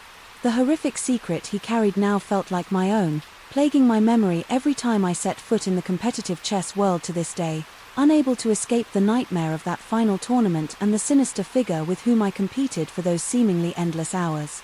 Our encounter has left an indelible mark on my life and perpetually gnaws out what sanity I have left. I pray that someday he'll be brought to justice, but the reality remains. Dominic may forever lurk in the shadows, preying upon unsuspecting participants of the game he once loved. Months passed and my strange encounter with Dominic faded into the background, becoming just a terrible memory. But the horrible truth lived on inside me, a constant reminder of the shadows lurking beyond the chessboard. I tried to move on with my life, but it was difficult to forget all that had happened. It wasn't until I received another anonymous message online that I was pulled back into Dominic's twisted world. The message simply said, "He's still playing, and so are you." Paranoia gripped me as I realized that Dominic had no intention of leaving me alone. It dawned on me that if he could manipulate the chess games of countless others, maybe he'd make me his next pawn. Angry at being toyed with yet again, I decided to take matters into my own hands. Over time, I immerse myself deeper into the world of chess, superstitious lore, and occult practices. Using any means necessary, including obscure forums and researching ancient texts, I sought a way to defeat him. Helena Geraldson, a renowned cryptologist with expertise in dark magic, became a valuable asset in my search. Helena and I spent days together deciphering ancient scrolls and poring over mystical manuscripts. Eventually, she brought forth a little-known gambit called Imperator's Demise. It involved manipulating one's will and luck by attracting forces from other realms to balance the scales back in their favor. As dangerous as it seemed, with Helena's guidance and under rigorous rituals involving human blood, powdered opal gemstones and viscous black ink made from snake venom, we set our plan in motion. We anonymously organized an online deathmatch tournament for Grand Masters across the globe to participate in. Dominic took the bait as he couldn't resist luring more victims with his curse-inducing chess strategies. Once again face to face, albeit virtually in an intense championship game mirroring our last encounter years ago, I prepared my magic-imbued gambit. Fueled by enormous amounts of willpower, The game proceeded in nail-biting fashion. Feeling the effects of the Imprato's demise on my side, I sensed his moves becoming less and less precise, the balance of power and left tipped back into my favor. Cornered and undermined by the weight of forces he hadn't anticipated, Dominic made his final desperate move and met a checkmate that had been meticulously devised against him. As soon as I won, outwitting him with my newfound ally and hovering closer to death than before, his disheveled figure appeared at my door. Enraged, his eyes blazing with otherworldly anger, he lunged at me. "Everett, look out!" Helena warned from behind. Reacting instantly, I raised the ceremonial dagger we'd used in our rituals and plunged it directly into his heart. Amidst the luminous glow, Dominic shrieked, his steam and smoke erupted from his wound as if an unholy substance boiled beneath his skin. As Dominic's body lay motionless on my floor, with smoke still wafting from the mortal injury, I felt the sinister curse he'd wielded over me dissolve its grip and reality weakened into nothingness. Dominic's body was eventually discovered by the police, who also found traces of dark magic and numerous mutilated bodies across various crime scenes connected to him. His reign of terror came to a definite end while justice was visited upon him. Although Helena disappeared after these events, vanishing without a trace or saying goodbye, I still sensed the subtle, unseen force guiding my life throughout the years. Who, or what it is, remains unknown in the aftermath of it all. Even though I never returned to competitive chess forums, despite continued success in local competitions, now tainted for me forever by our twisted encounter, I no longer fear opening my mailbox or checking social media. I've survived Dominic's curse and to this day continue striving toward a more balanced life out of the shadows cast upon the world and perpetual checkmate. My name is Victor Haskell and I'm a rare and antique book collector. My life has always revolved around books, from my childhood and libraries to jobs and bookstores and auctions. I have a knack for discovering those hidden gems, rare volumes that fetch high prices from collectors like myself. For years, I lived blissfully surrounded by my ever-growing collection, not knowing how that very same obsession would lead me to the darkest chapter of my life. Late last year, I won an auction for a rare 17th century tome on werewolf mythology. It was during my visit to Portland, Oregon, that one of the largest annual antiquarian book fairs in America was held. The night after acquiring the prize volume, I decided to take a leisurely stroll around Forest Park, a picturesque expanse with winding trails shrouded by lush trees and dense foliage. As I wandered deeper into the park, observing the star-studded sky and listening to the rustling leaves underfoot, a cold sweat suddenly washed over me. It felt as though eyes were watching my every move, an intense gaze full of malice and hunger. Minutes later I stumbled upon what seemed like a mauled deer carcass. The eviscerated remains were horrifying, with blood staining the ground and entrails strewn across nearby bushes. As fear gripped my chest, I turned back towards the path that led out of this foreboding forest. Suddenly, House pierced through the air, leaving me rooted to the spot. A now branch snapped behind me and he emerged from the shadows, a nightmarish figure standing 6 feet tall with lupine features. He snarled as I realized there was no escape, managing to evade the beast's claws. Several times we played a lethal game of cat and mouse in the wooded labyrinth until daylight neared. The creature roared one last time before vanishing with the same speed it appeared. In that brief instant I caught a glimpse of his eyes, a murky blue hue reminiscent of murder. I spent weeks recovering from my traumatic encounter, but the questions engraved into my psyche never left. Who was the werewolf and how could such an abomination exist in our reality?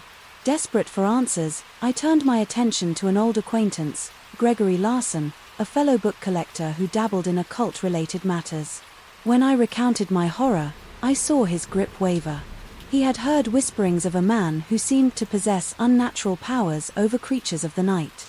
It was said that he watched over his lands with ruthless control and had been spotted on nights known as the Mondays of Blood, with little else to go on. Gregory set about gathering more information from his contacts. Eventually, we were led to the residence of the eccentric Croft family who lived on the outskirts of town and were notorious for their forays into otherworldly matters. We sought their help, only to find them brutally murdered. The whole scene was eerily similar to my experience in the park. Panicked and at a loss for what to do next, Gregory suggested we reach out to someone outside conventional channels, someone like Craig, an ex-cop turned private investigator specializing in unexplained cases like this one. After several lengthy interviews over the phone and scrutinizing every detail surrounding my fateful encounter with the werewolf, Owings revealed some disturbing findings. In a nearby logging town called Cremain, there existed reports of brutal attacks that aligned precisely with both our incidents, each time perpetrated by an apparently half-man, half-canine creature. Searching every relevant article and blog posts on recent deaths and disappearances around Cremain revealed more about our werewolf. Finally, connecting multiple gruesome murders and strange events throughout different parts of the country brought forth the realization that the werewolf remained consistently on the move, confronting this seemingly impossible truth.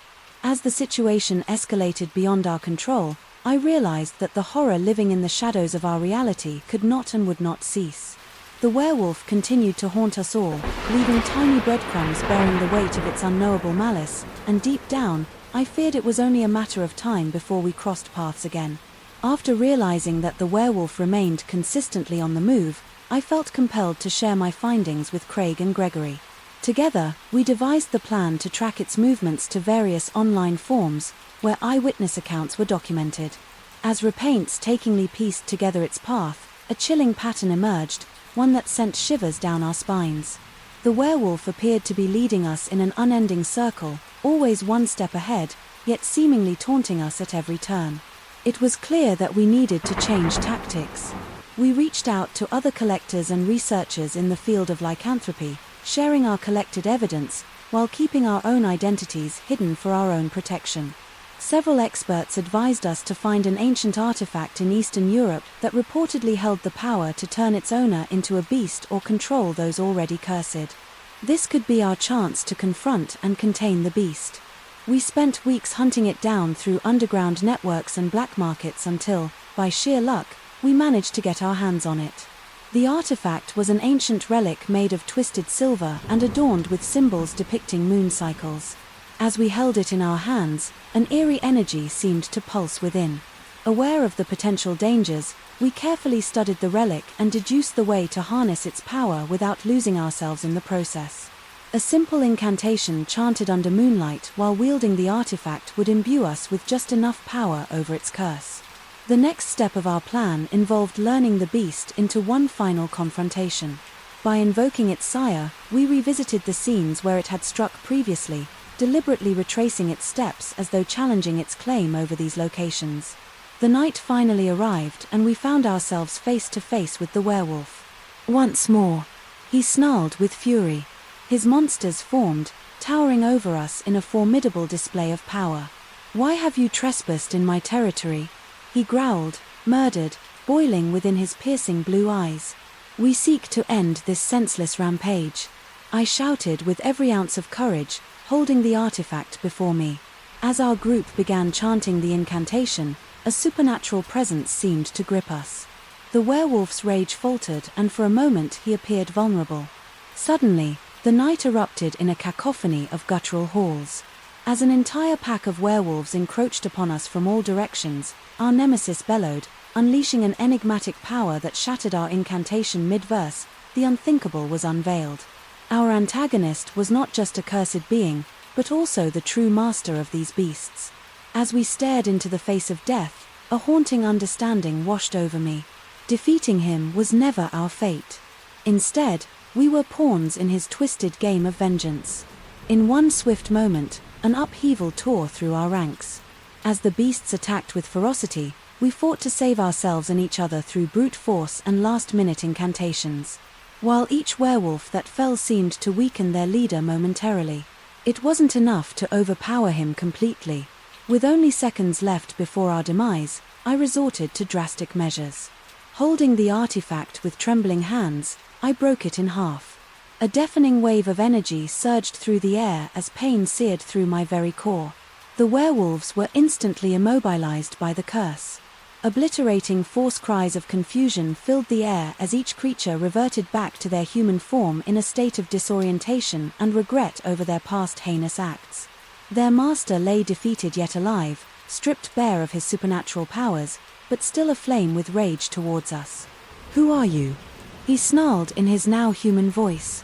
"I'm just a book collector who realized there are far worse monsters than the ones we read about." I replied. Justice found its path as he and his now human pact members were turned over to the proper authorities. The repercussions of our actions on that grim night were beyond comprehension. Yet as we recovered and attempted to reclaim a sense of normalcy, the lingering whispers of the underworld reminded us that darkness still lurked where we dare not tread, awaiting a time when it could rise again and challenge us to a new battle. My name is Marcus Strickland, and I have a rather peculiar obsession. I collect rare and unusual coins from all around the world. It started as a harmless hobby, helping me take my mind off of things as I traveled for work. However, it quickly spiraled into something far darker than I ever anticipated. It all began on an ordinary June day when I received an email from a fellow coin collector named Damian Green. He told me about an annual event called Fugitives Fair, held in a popular city in the United States. According to Damian, this black market event was an excellent chance to obtain valuable coins with unique and controversial stories. Intrigued by what he described, I decided to attend. Located in an inconspicuous warehouse district, the fair unfolded under the cover of night. As I walked through the large crowds of people bustling from stall to stall, my heart raced with excitement and nervousness. The atmosphere was electric as various vendors whispered details about their forbidden wares. Suddenly a woman approached me and introduced herself like she'd been expecting me, Marcus Strickland. She asked, "Yes, that's right, and you are?" I replied hesitantly. "My name is Cecilia Larkin, and I have something that might interest you," said cryptically before motioning for me to follow her. As we stood near her booth, where an array of coins lay on display, Cecilia pulled out a small cloth bag from underneath the table. She carefully emptied its contents. Onto her hand, an old tarnished coin with strange markings etched into it. "This is lunar halfpenny," she whispered in a hushed tone. "It once belonged to the Lunderox family, famed for their gruesome crimes, committed under the full moon." I was familiar with the chilling tales surrounding this murderous family of werewolf-like creatures, known as dogmen, who had roamed the US countryside. Lunar halfpenny had a notorious history and was believed to be cursed. Some even claimed that possessing it would invite the wrath of the Lunderox descendants, who sought to reclaim their family's blood-soaked heirloom. Despite my skepticism, I couldn't help but feel drawn to the dark allure of this coin. The thought of owning something with such a malignant story was irresistible. Little did I know that this decision would change my life entirely. Once the penny was in my possession, strange events began to unfold. I started noticing clone marks on my apartment door, and at night I'd occasionally hear growls or low howls just outside my window. Paranoid and ridden with anxiety, I became obsessed with discovering more about the Lunderox family. This thirst for knowledge led me to Hubert Danvers, an expert on werewolves and cryptozoological phenomena. "You're playing with fire," Hubert warned me during our meeting. "The remaining London Rocks descendants may still be out there protecting their birthright." I explained to him about the strange occurrences that I had been experiencing. Hubert confirmed my worst fears. The Lunderox bloodline hadn't died out entirely. "You need protection," he said gravely. "These creatures are not to be taken lightly. We hatched a plan to lure them out by using the lunar halfpenny as bait at a predetermined location. For weeks, we prepared various traps and strategized to combat the supernatural threats posed by these dogmen.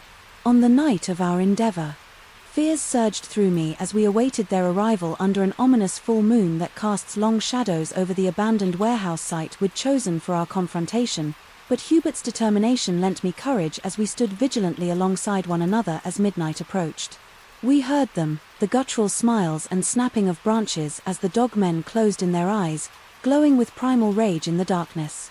In the ensuing battle, I fought for my life against these unearthly beasts.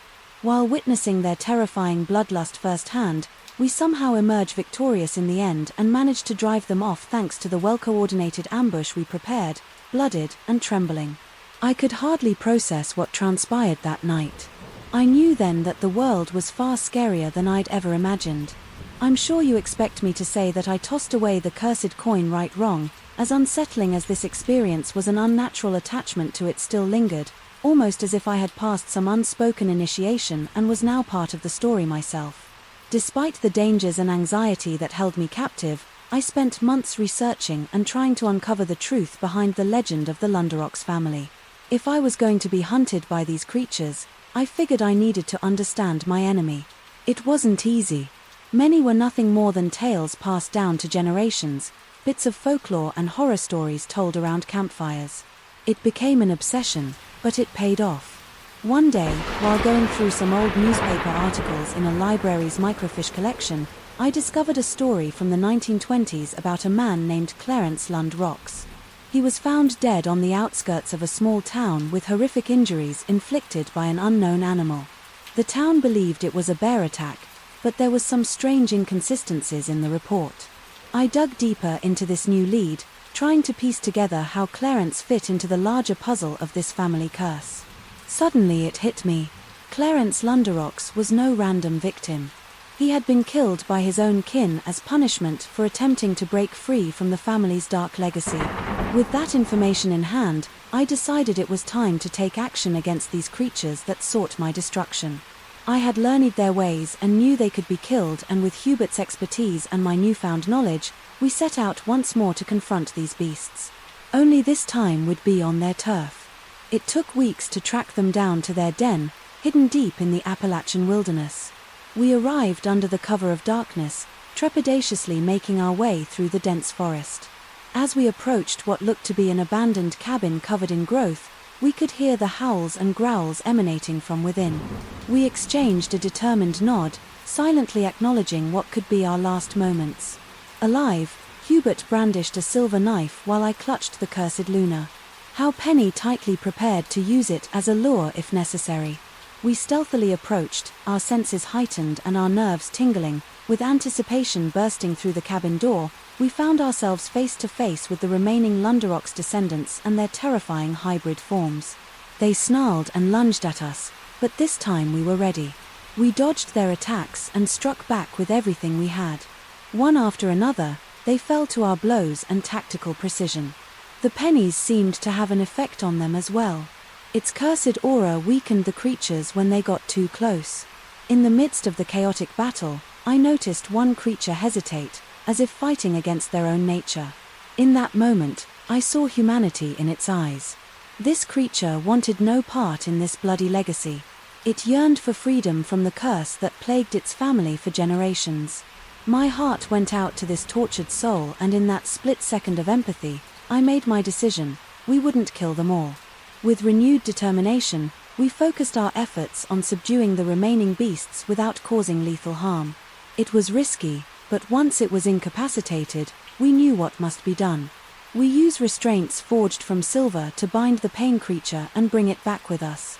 There had to be a way to break this curse and help these beings overcome their monstrous destiny, and maybe, just maybe, using the Luna, how Penny, responsible for starting this nightmarish chain of events, could help end it once and for all. From that day forward, my life took on a new purpose, finding a way to save these cursed souls.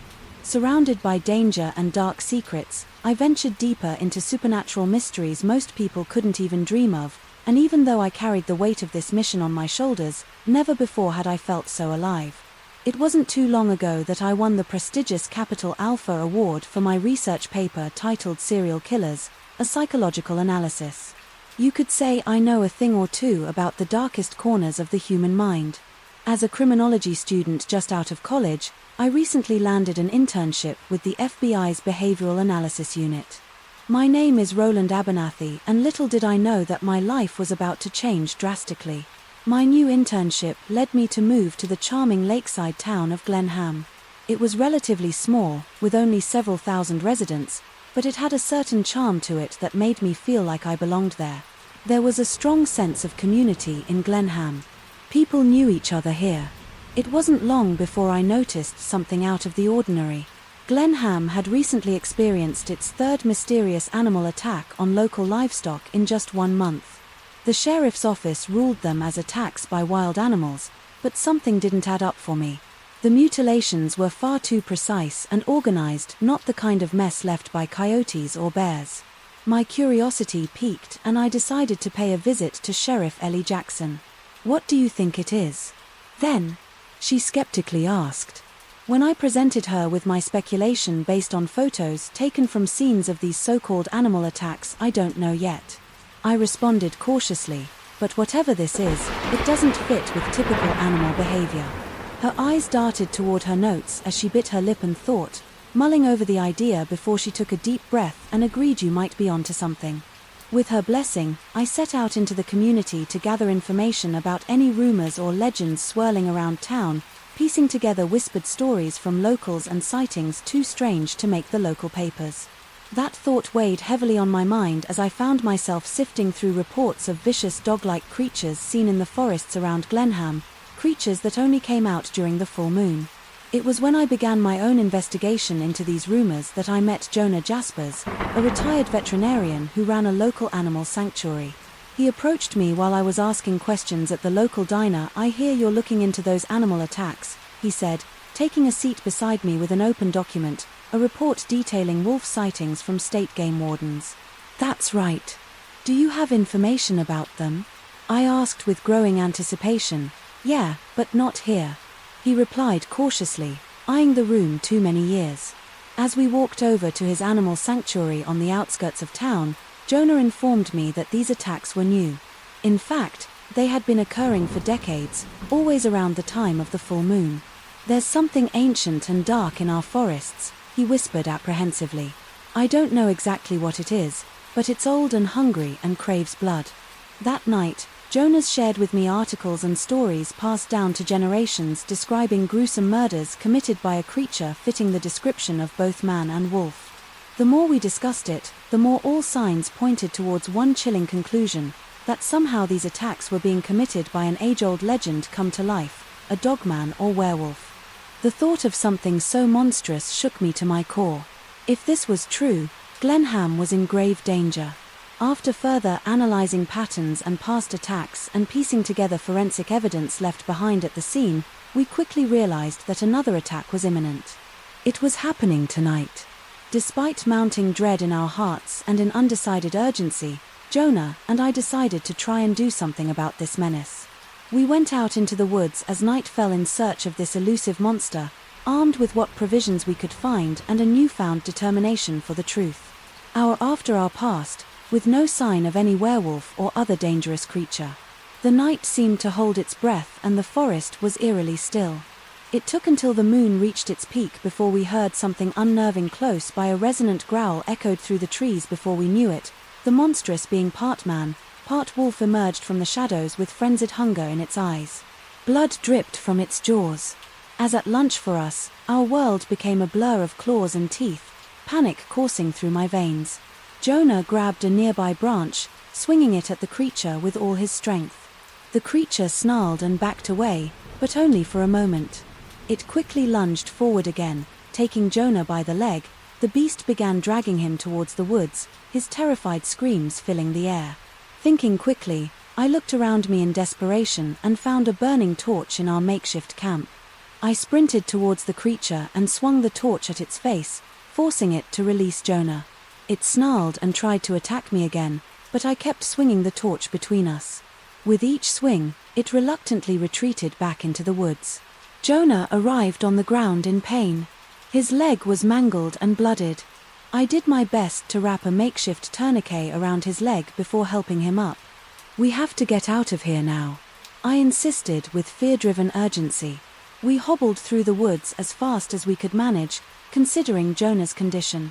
Somehow, in that tense flight, we managed to make it back to Glenham before sunrise. In the following days, Sheriff Jackson had hunters searching for any wild animals or any trace of mutated canines lurking in those woods. Based on our encounter, meanwhile, the authorities dismissed our harrowing tale as nothing more than an attack by an unusually large wolf, completely ignoring our descriptions of something much more sinister. Weeks passed by and no more mysterious attacks took place on either animals or humans. Eventually, life returned to normal in Glenham. Jonah's light healed, but it would never be quite the same again. On one peculiar day, after about a month from that unforgettable night, when I was sitting outside the local diner sipping my coffee and figuring out my next move, a mysterious woman approached me. She was different from anyone else in this quiet town, distinctly exotic, with an air of ancient wisdom. You fought the beast and lived to tell the tale," she remarked, her melodic voice laced with a foreign accent. "I'm impressed." I peered curiously at the stranger before responding. "You know about that night?" Her smile, while enigmatic, carried an air of knowing, almost as if hinting that she knew exactly what happened and how deep this rabbit hole truly went. "Yes, and I know you're not done with it either.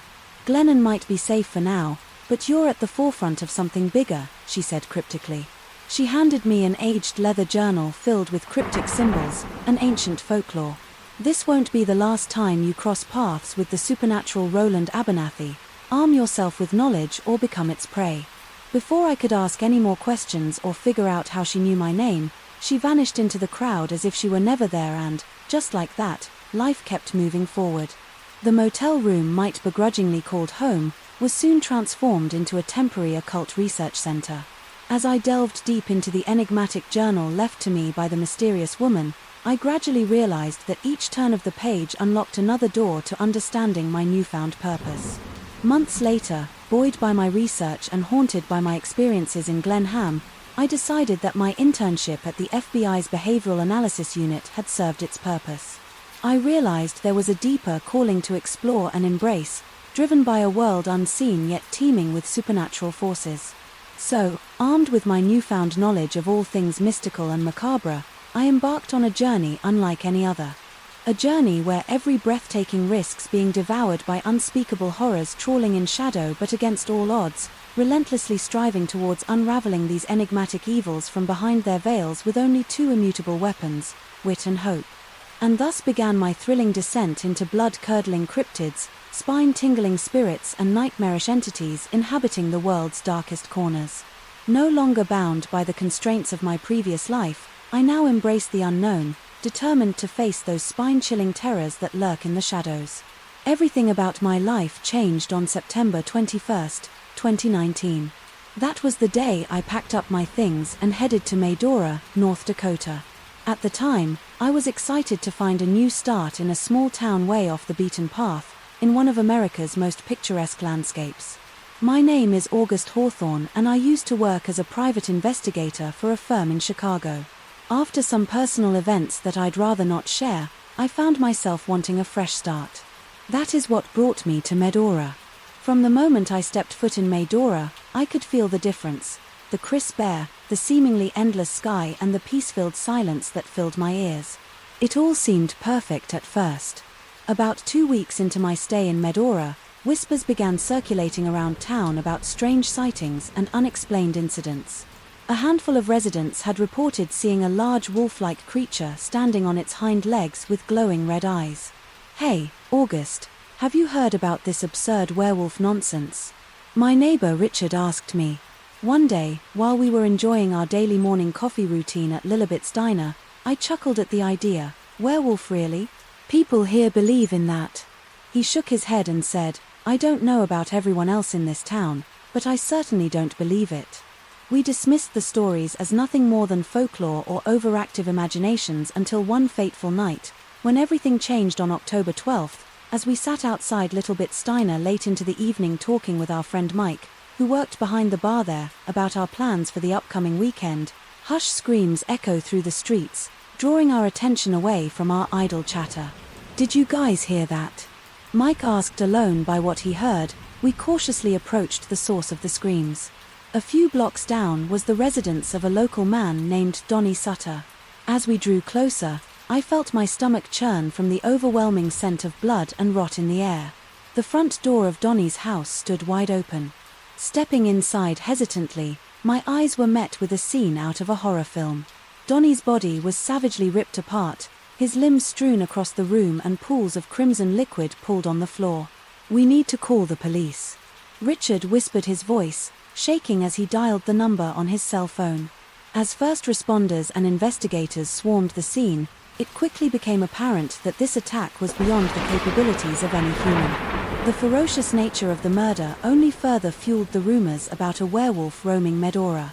Despite our skepticism, Richard, Mike, and I decided to take matters into our own hands. My background as an investigator proved invaluable in researching similar past incidents and how townsfolk dealt with them. As we venture deeper into the dark woods, following leads from those who claim to have seen or heard from Danny's supposed killer over several weeks, we finally stumbled upon undeniable evidence: bloody fur caught on a broken branch near one of Medora's many hiking trails, and no undeniably canine in nature. It was enormous, beyond that of any wolf or dog we could compare it to. Our research took an unexpected turn when we came across an old newspaper article from 1935. It featured an interview with one Edna Stovall, who claimed to have survived an attack by a dogman, an ancient Native American legend. She had previously overheard tribal members sharing stories about while growing up nearby reservation. Fueled by growing doubts about our initial skepticism, we sought out Edna's great-granddaughter, Clara Stovall, at her small antique shop downtown, seeking any information she might share about her family's experience and the supposed dogman. Clara agreed to help us understand her great-grandmother's story better after we shared our discovery of Danny's gruesome murder with her.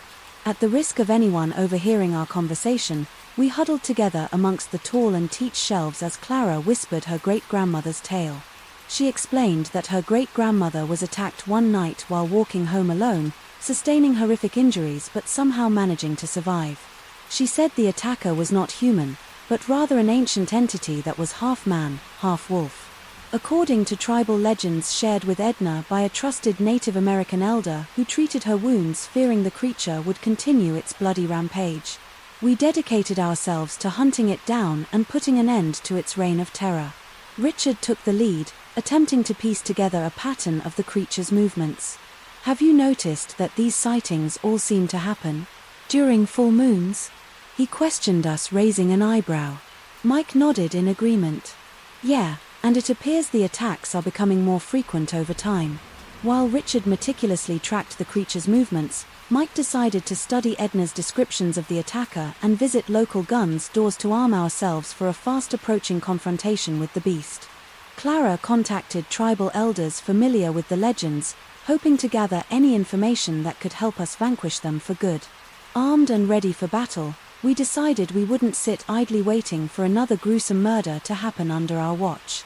We also enlisted trusted members of the town in our cause, setting traps near where we believed the beast would strike.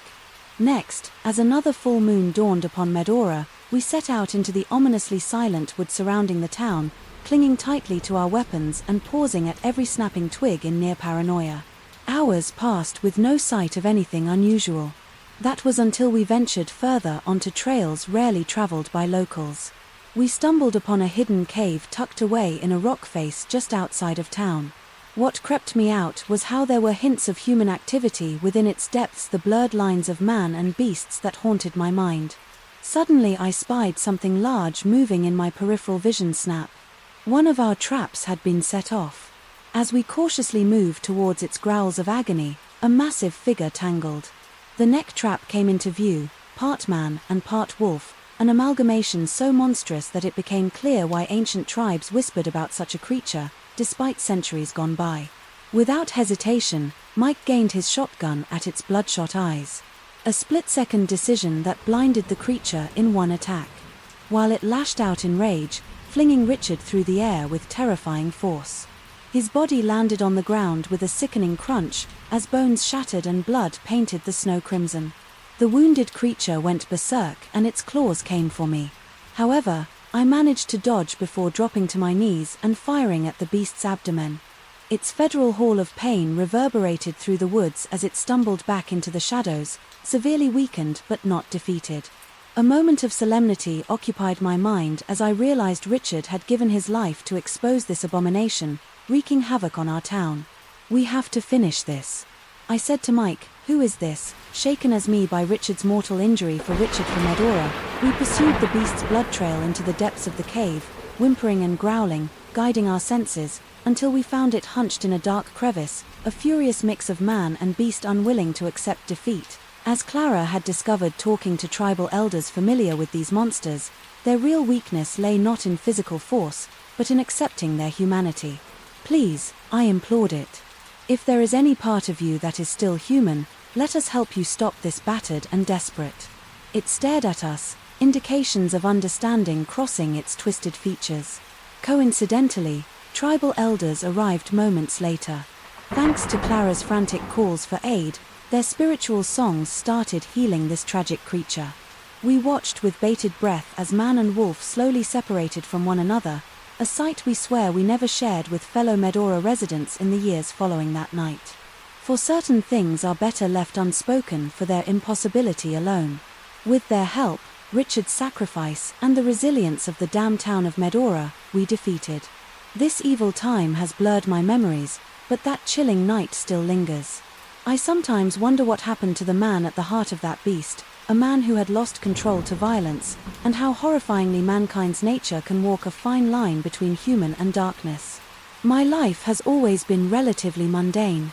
The most interesting thing about me is my passion for collecting obscure books. My name is Theodore Milton, but everyone calls me Theo. A couple of months ago, I made the decision to move from my small town to a more bustling, populous city. I tracked down a cozy apartment in the heart of Los Angeles and was beyond excited for a change of pace. My apartment complex was a few stories tall and housed an interesting assortment of people. One evening, while reading in my living room, I heard sirens accompanying the flashing light from an ambulance parked outside our building. Feeling my curiosity piqued, I headed downstairs and saw Mr. Hendricks, a quiet tenant who lived on the ground floor, being wheeled out on a stretcher. "Hey, what happened to Mr. Hendricks?" I asked the paramedics as they wheeled him past me. One looked at me briefly before answering, not sure. It seems like some massive blood loss and deep wounds. Feeling unsettled and uneasy, I decided to discuss the situation with my next-door neighbor, Lucy.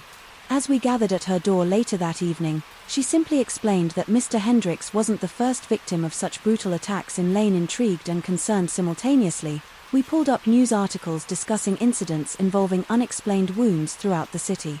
Over the next few days, more cases unfolded around us, people bearing gruesome injuries with no known cause or explanation. Apprehension gripped the community as the entire city garnered attention from the mainstream media. In our spare time, Lucy and I tried piecing together what could be causing this spate of grisly attacks.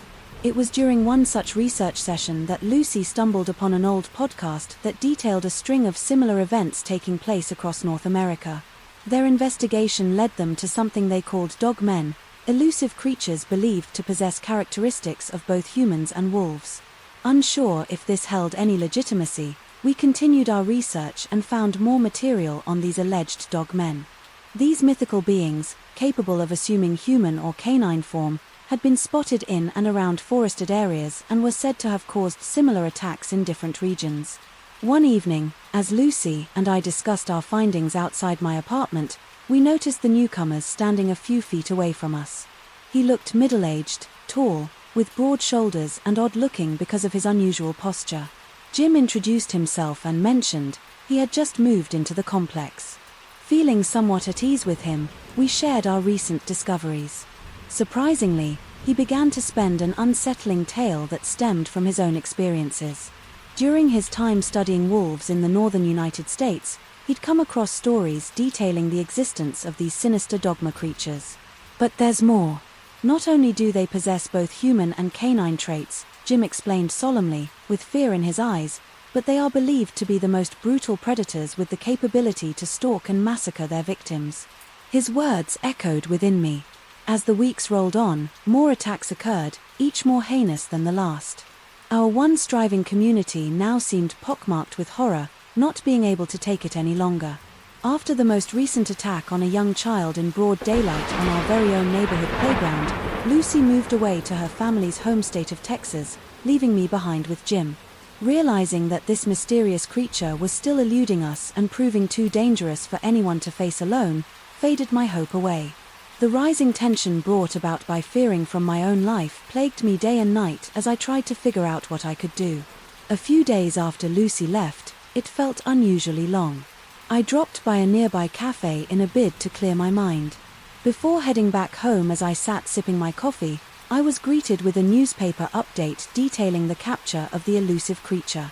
My heart skipped a beat, as the article mentioned Jim's recent appearances at press conferences as part of a group working to apprehend this alleged dogman.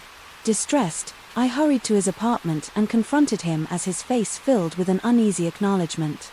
He revealed how his research on these creatures often led him to cross paths with them in order to understand and ensnare one. Jim went undercover in different locations where attacks were reported. Ultimately, he caught one and captured it alive before handing it over to their secure facility. Continuing, I couldn't help but feel uneasy after Jim's revelation he had gone to great lengths to capture a dogman alive, putting not only himself but everyone around him in danger. I questioned his motives and the organization he was working with. Were they planning on keeping the creature locked up forever? Would it be used for some twisted purpose? I couldn't shake my concerns. Jim seemed to read my mind as he offered an explanation. Listen, feel. The organization I work with is focused on eliminating any potential threat that these dominant creatures pose to society. We believe that by studying a captured specimen, we can learn more about their behavior and find more effective ways to stop them. I needed to see this for myself and asked Jim if I could accompany him during his next visit to the secure facility where they held the captured creature. He hesitated for a moment before nodding in agreement. The following week we drove out to a remote location a few hours outside of Los Angeles. The facility looked like any other warehouse from the outside, but as we stepped inside it became clear that things were far from ordinary. The lighting was dim and an eerie silence filled the air. A pungent smell of disinfectant mixed with something metallic lingered in my nostrils as we walked through seemingly endless hallways. As we approached what appeared to be a massive steel door at the end of one passage, Jim began to keep in mind that what you are about to see is highly confidential and dangerous. He punched in a code on a nearby panel and turned the large wheel on the door. As it slowly creaked open, I couldn't help but feel a sense of impending doom. Wash over me inside was something straight out of my nightmares. Behind thick layers of reinforced glass lay the snarling abomination they called the dogmen, whose breathing was heavy and labored. As it paced around its confined space, the beast stood on two legs, its humanoid features intermingling with the unmistakable traits of a wolf. "What are they doing to it?" I asked. Equally fascinated and terrified, Jim sighed before answering tests, non-lethal experiments to understand its biology and behavior. "Remember, our goal is to figure out how to prevent these creatures from harming anyone else." I couldn't help but feel for the creature as it slammed itself against the glass between us, snarling wickedly. Something about its hatred-filled eyes felt eerily familiar. Then it hit me, the same burning fury I had seen in Jim's eyes when he first spoke about dogmen. I drew back from the enclosure, now truly questioning Jim's intentions. How far would he go in his pursuit of understanding what? If studying this creature only caused more harm than good? We left the facility without speaking another word to each other. In the following weeks, I started distancing myself from Jim, too afraid of what might happen if I continued associating with him. One day, while buying groceries in a local store, a chilling headline on a newspaper grabbed my attention. "More gory attacks all over LA, Dogman or copycat killer." My heart raced at this new turn of events. Was it possible that Jim's involvement had spurred someone else into action, an imitator mimicking the brutality of these so-called dogmen? Amidst all these questions and fears, one thing was clear: these horrific incidents would continue happening around me like an ever-growing malignant shadow. I realized I could no longer stay in alley. The memories were too tainted with terror and suspicion. As I packed my bags to leave for good, not knowing where the road would take me, I decided that I would never involve myself in such horrors again. Whoever or whatever was behind these gruesome attacks needed to be stopped, but my involvement had only amplified the danger. I was desperate to leave this nightmare behind, even though it might follow me for the rest of my days. Haunted by these morbid memories and terrifying events, I finally realized that some things are better left alone. Sometimes peaceful ignorance can be a more comfortable place to reside than the unsettling depths of the unknown. My life spun around the ritual of waking up at 4 a.m. every morning to gather the most colorful and exquisite wild mushrooms my skillful hands could find. I carved my niche in the bustling farmers market scene, where the majority of my clients knew me by my curious nickname Magic Mushroom Maximum. Perhaps this was due to my uncanny ability to find truffles, which competed with even the highly trained pigs and dogs often employed in truffle hunting. I had a unique awareness of my natural surroundings, which made me an asset to several gourmet restaurants that sought out those hard-to-find fungi. It must be understood that this gift of mine was a double-edged sword. At times I felt connected to nature, yet overwhelmingly lonely as well. On September 21st, 1990, during a trip deep into Maine's wilderness, specifically Baxter State Park, to gather mushrooms ahead of the fall frost, I discovered much more than what I initially sought. The day started like any other. I awoke at 4 a.m., put on my boots and backpack and hiked into the overgrown foliage. As the sun began to rise, I met up with an older man named Jeb, who might had arranged to guide me through this unfamiliar terrain. "Max," he said as he shook my hand, firmly. Jeb's the name.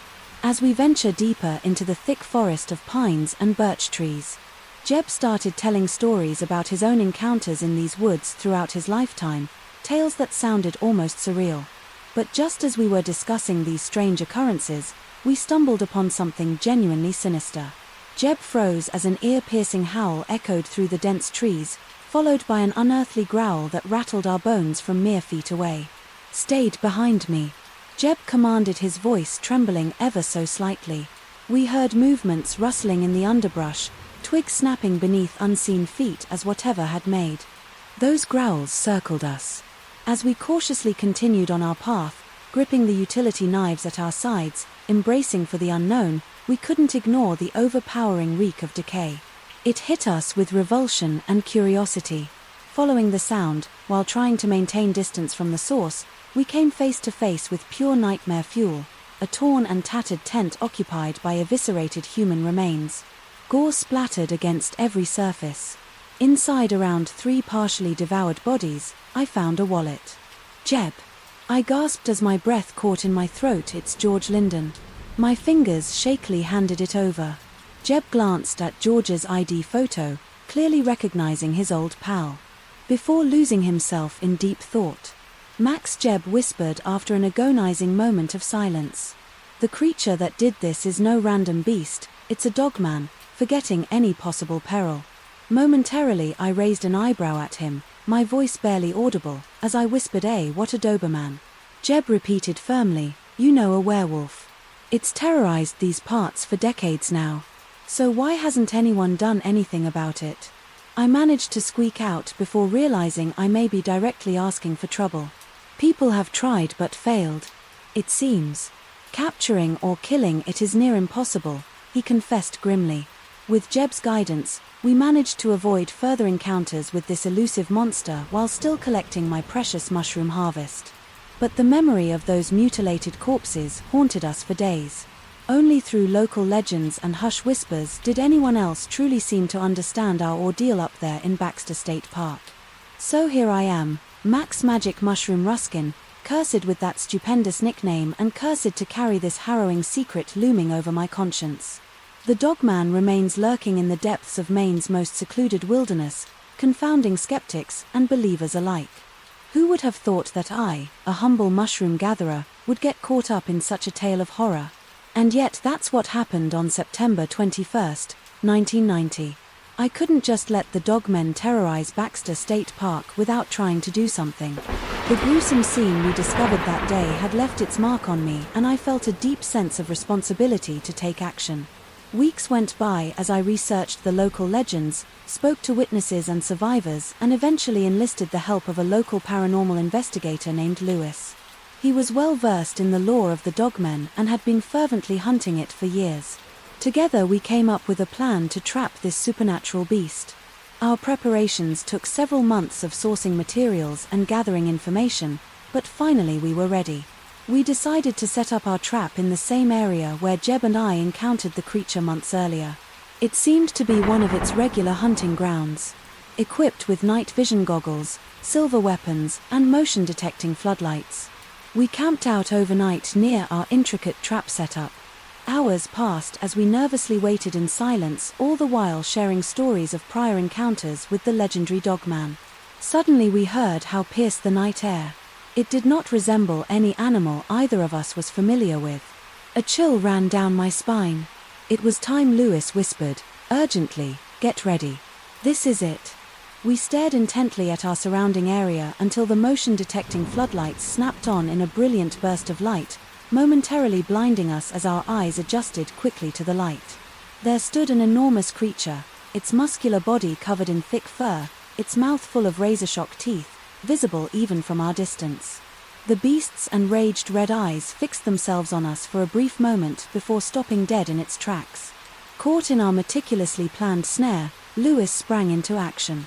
Approaching cautiously, he used his tranquilizer gun loaded with a powerful sedative, strong enough to incapacitate even a supernatural creature like the dogman. It slumped to the ground, its ear-splitting smile fading until there was only a subdued whimper. I stared at Lewis with disbelief. Our hearts pounding in our chests, relieved that our plan had worked. We did it, but what's next? Lewis addressed the question seriously. We need to get it into the reinforced steel cage I have prepared. We must restrain it securely and inject it with wolfsbane, which has been known to weaken such creatures significantly. What are you going to do with it then? I asked. We'll relocate it to a place where these creatures are said to reside, deep within the Appalachian Mountains, an isolated area so remote and difficult to reach that no human will ever disturb their territory. Again, working quickly, we loaded the caged, unconscious dogman onto the back of Lewis's pickup truck and drove off towards its new home. During that lengthy drive, I couldn't help but feel as though we were delivering the very embodiment of evil, which made me uneasy. Once we arrived at our destination, an extremely remote area shrouded in mystery, we offloaded the caged dog and released it by remotely opening its cage. We watched from a safe distance as it stumbled weakly into the dense forest. As we drove away from the area, both relief and anxiety welled up inside me. The realization that there could be more of these creatures out there left me unnerved, but proud that we had accomplished our mission. I eventually returned to my regular life as Magic Mushroom Max, appreciating my ability more than ever before. However, I continued collaborating with Lewis and contributing my skills to further investigations into supernatural predators whenever I could. Today, when people ask me about my curious nickname or inquire about my unusual experiences in Baxter State Park, they see the haunted look in my eyes as I recall those gruesome memories. And yet the success in capturing and relocating the dogmen, that monstrous killer, gave me a newfound purpose that never ceased to gnaw at my conscience, connecting me to an eerie and murky world I never sought out but could no longer deny. And so it goes, Max, Magic Mushroom Ruskin, always navigating the fine line between the mundane and the extraordinary in search of truth and justice.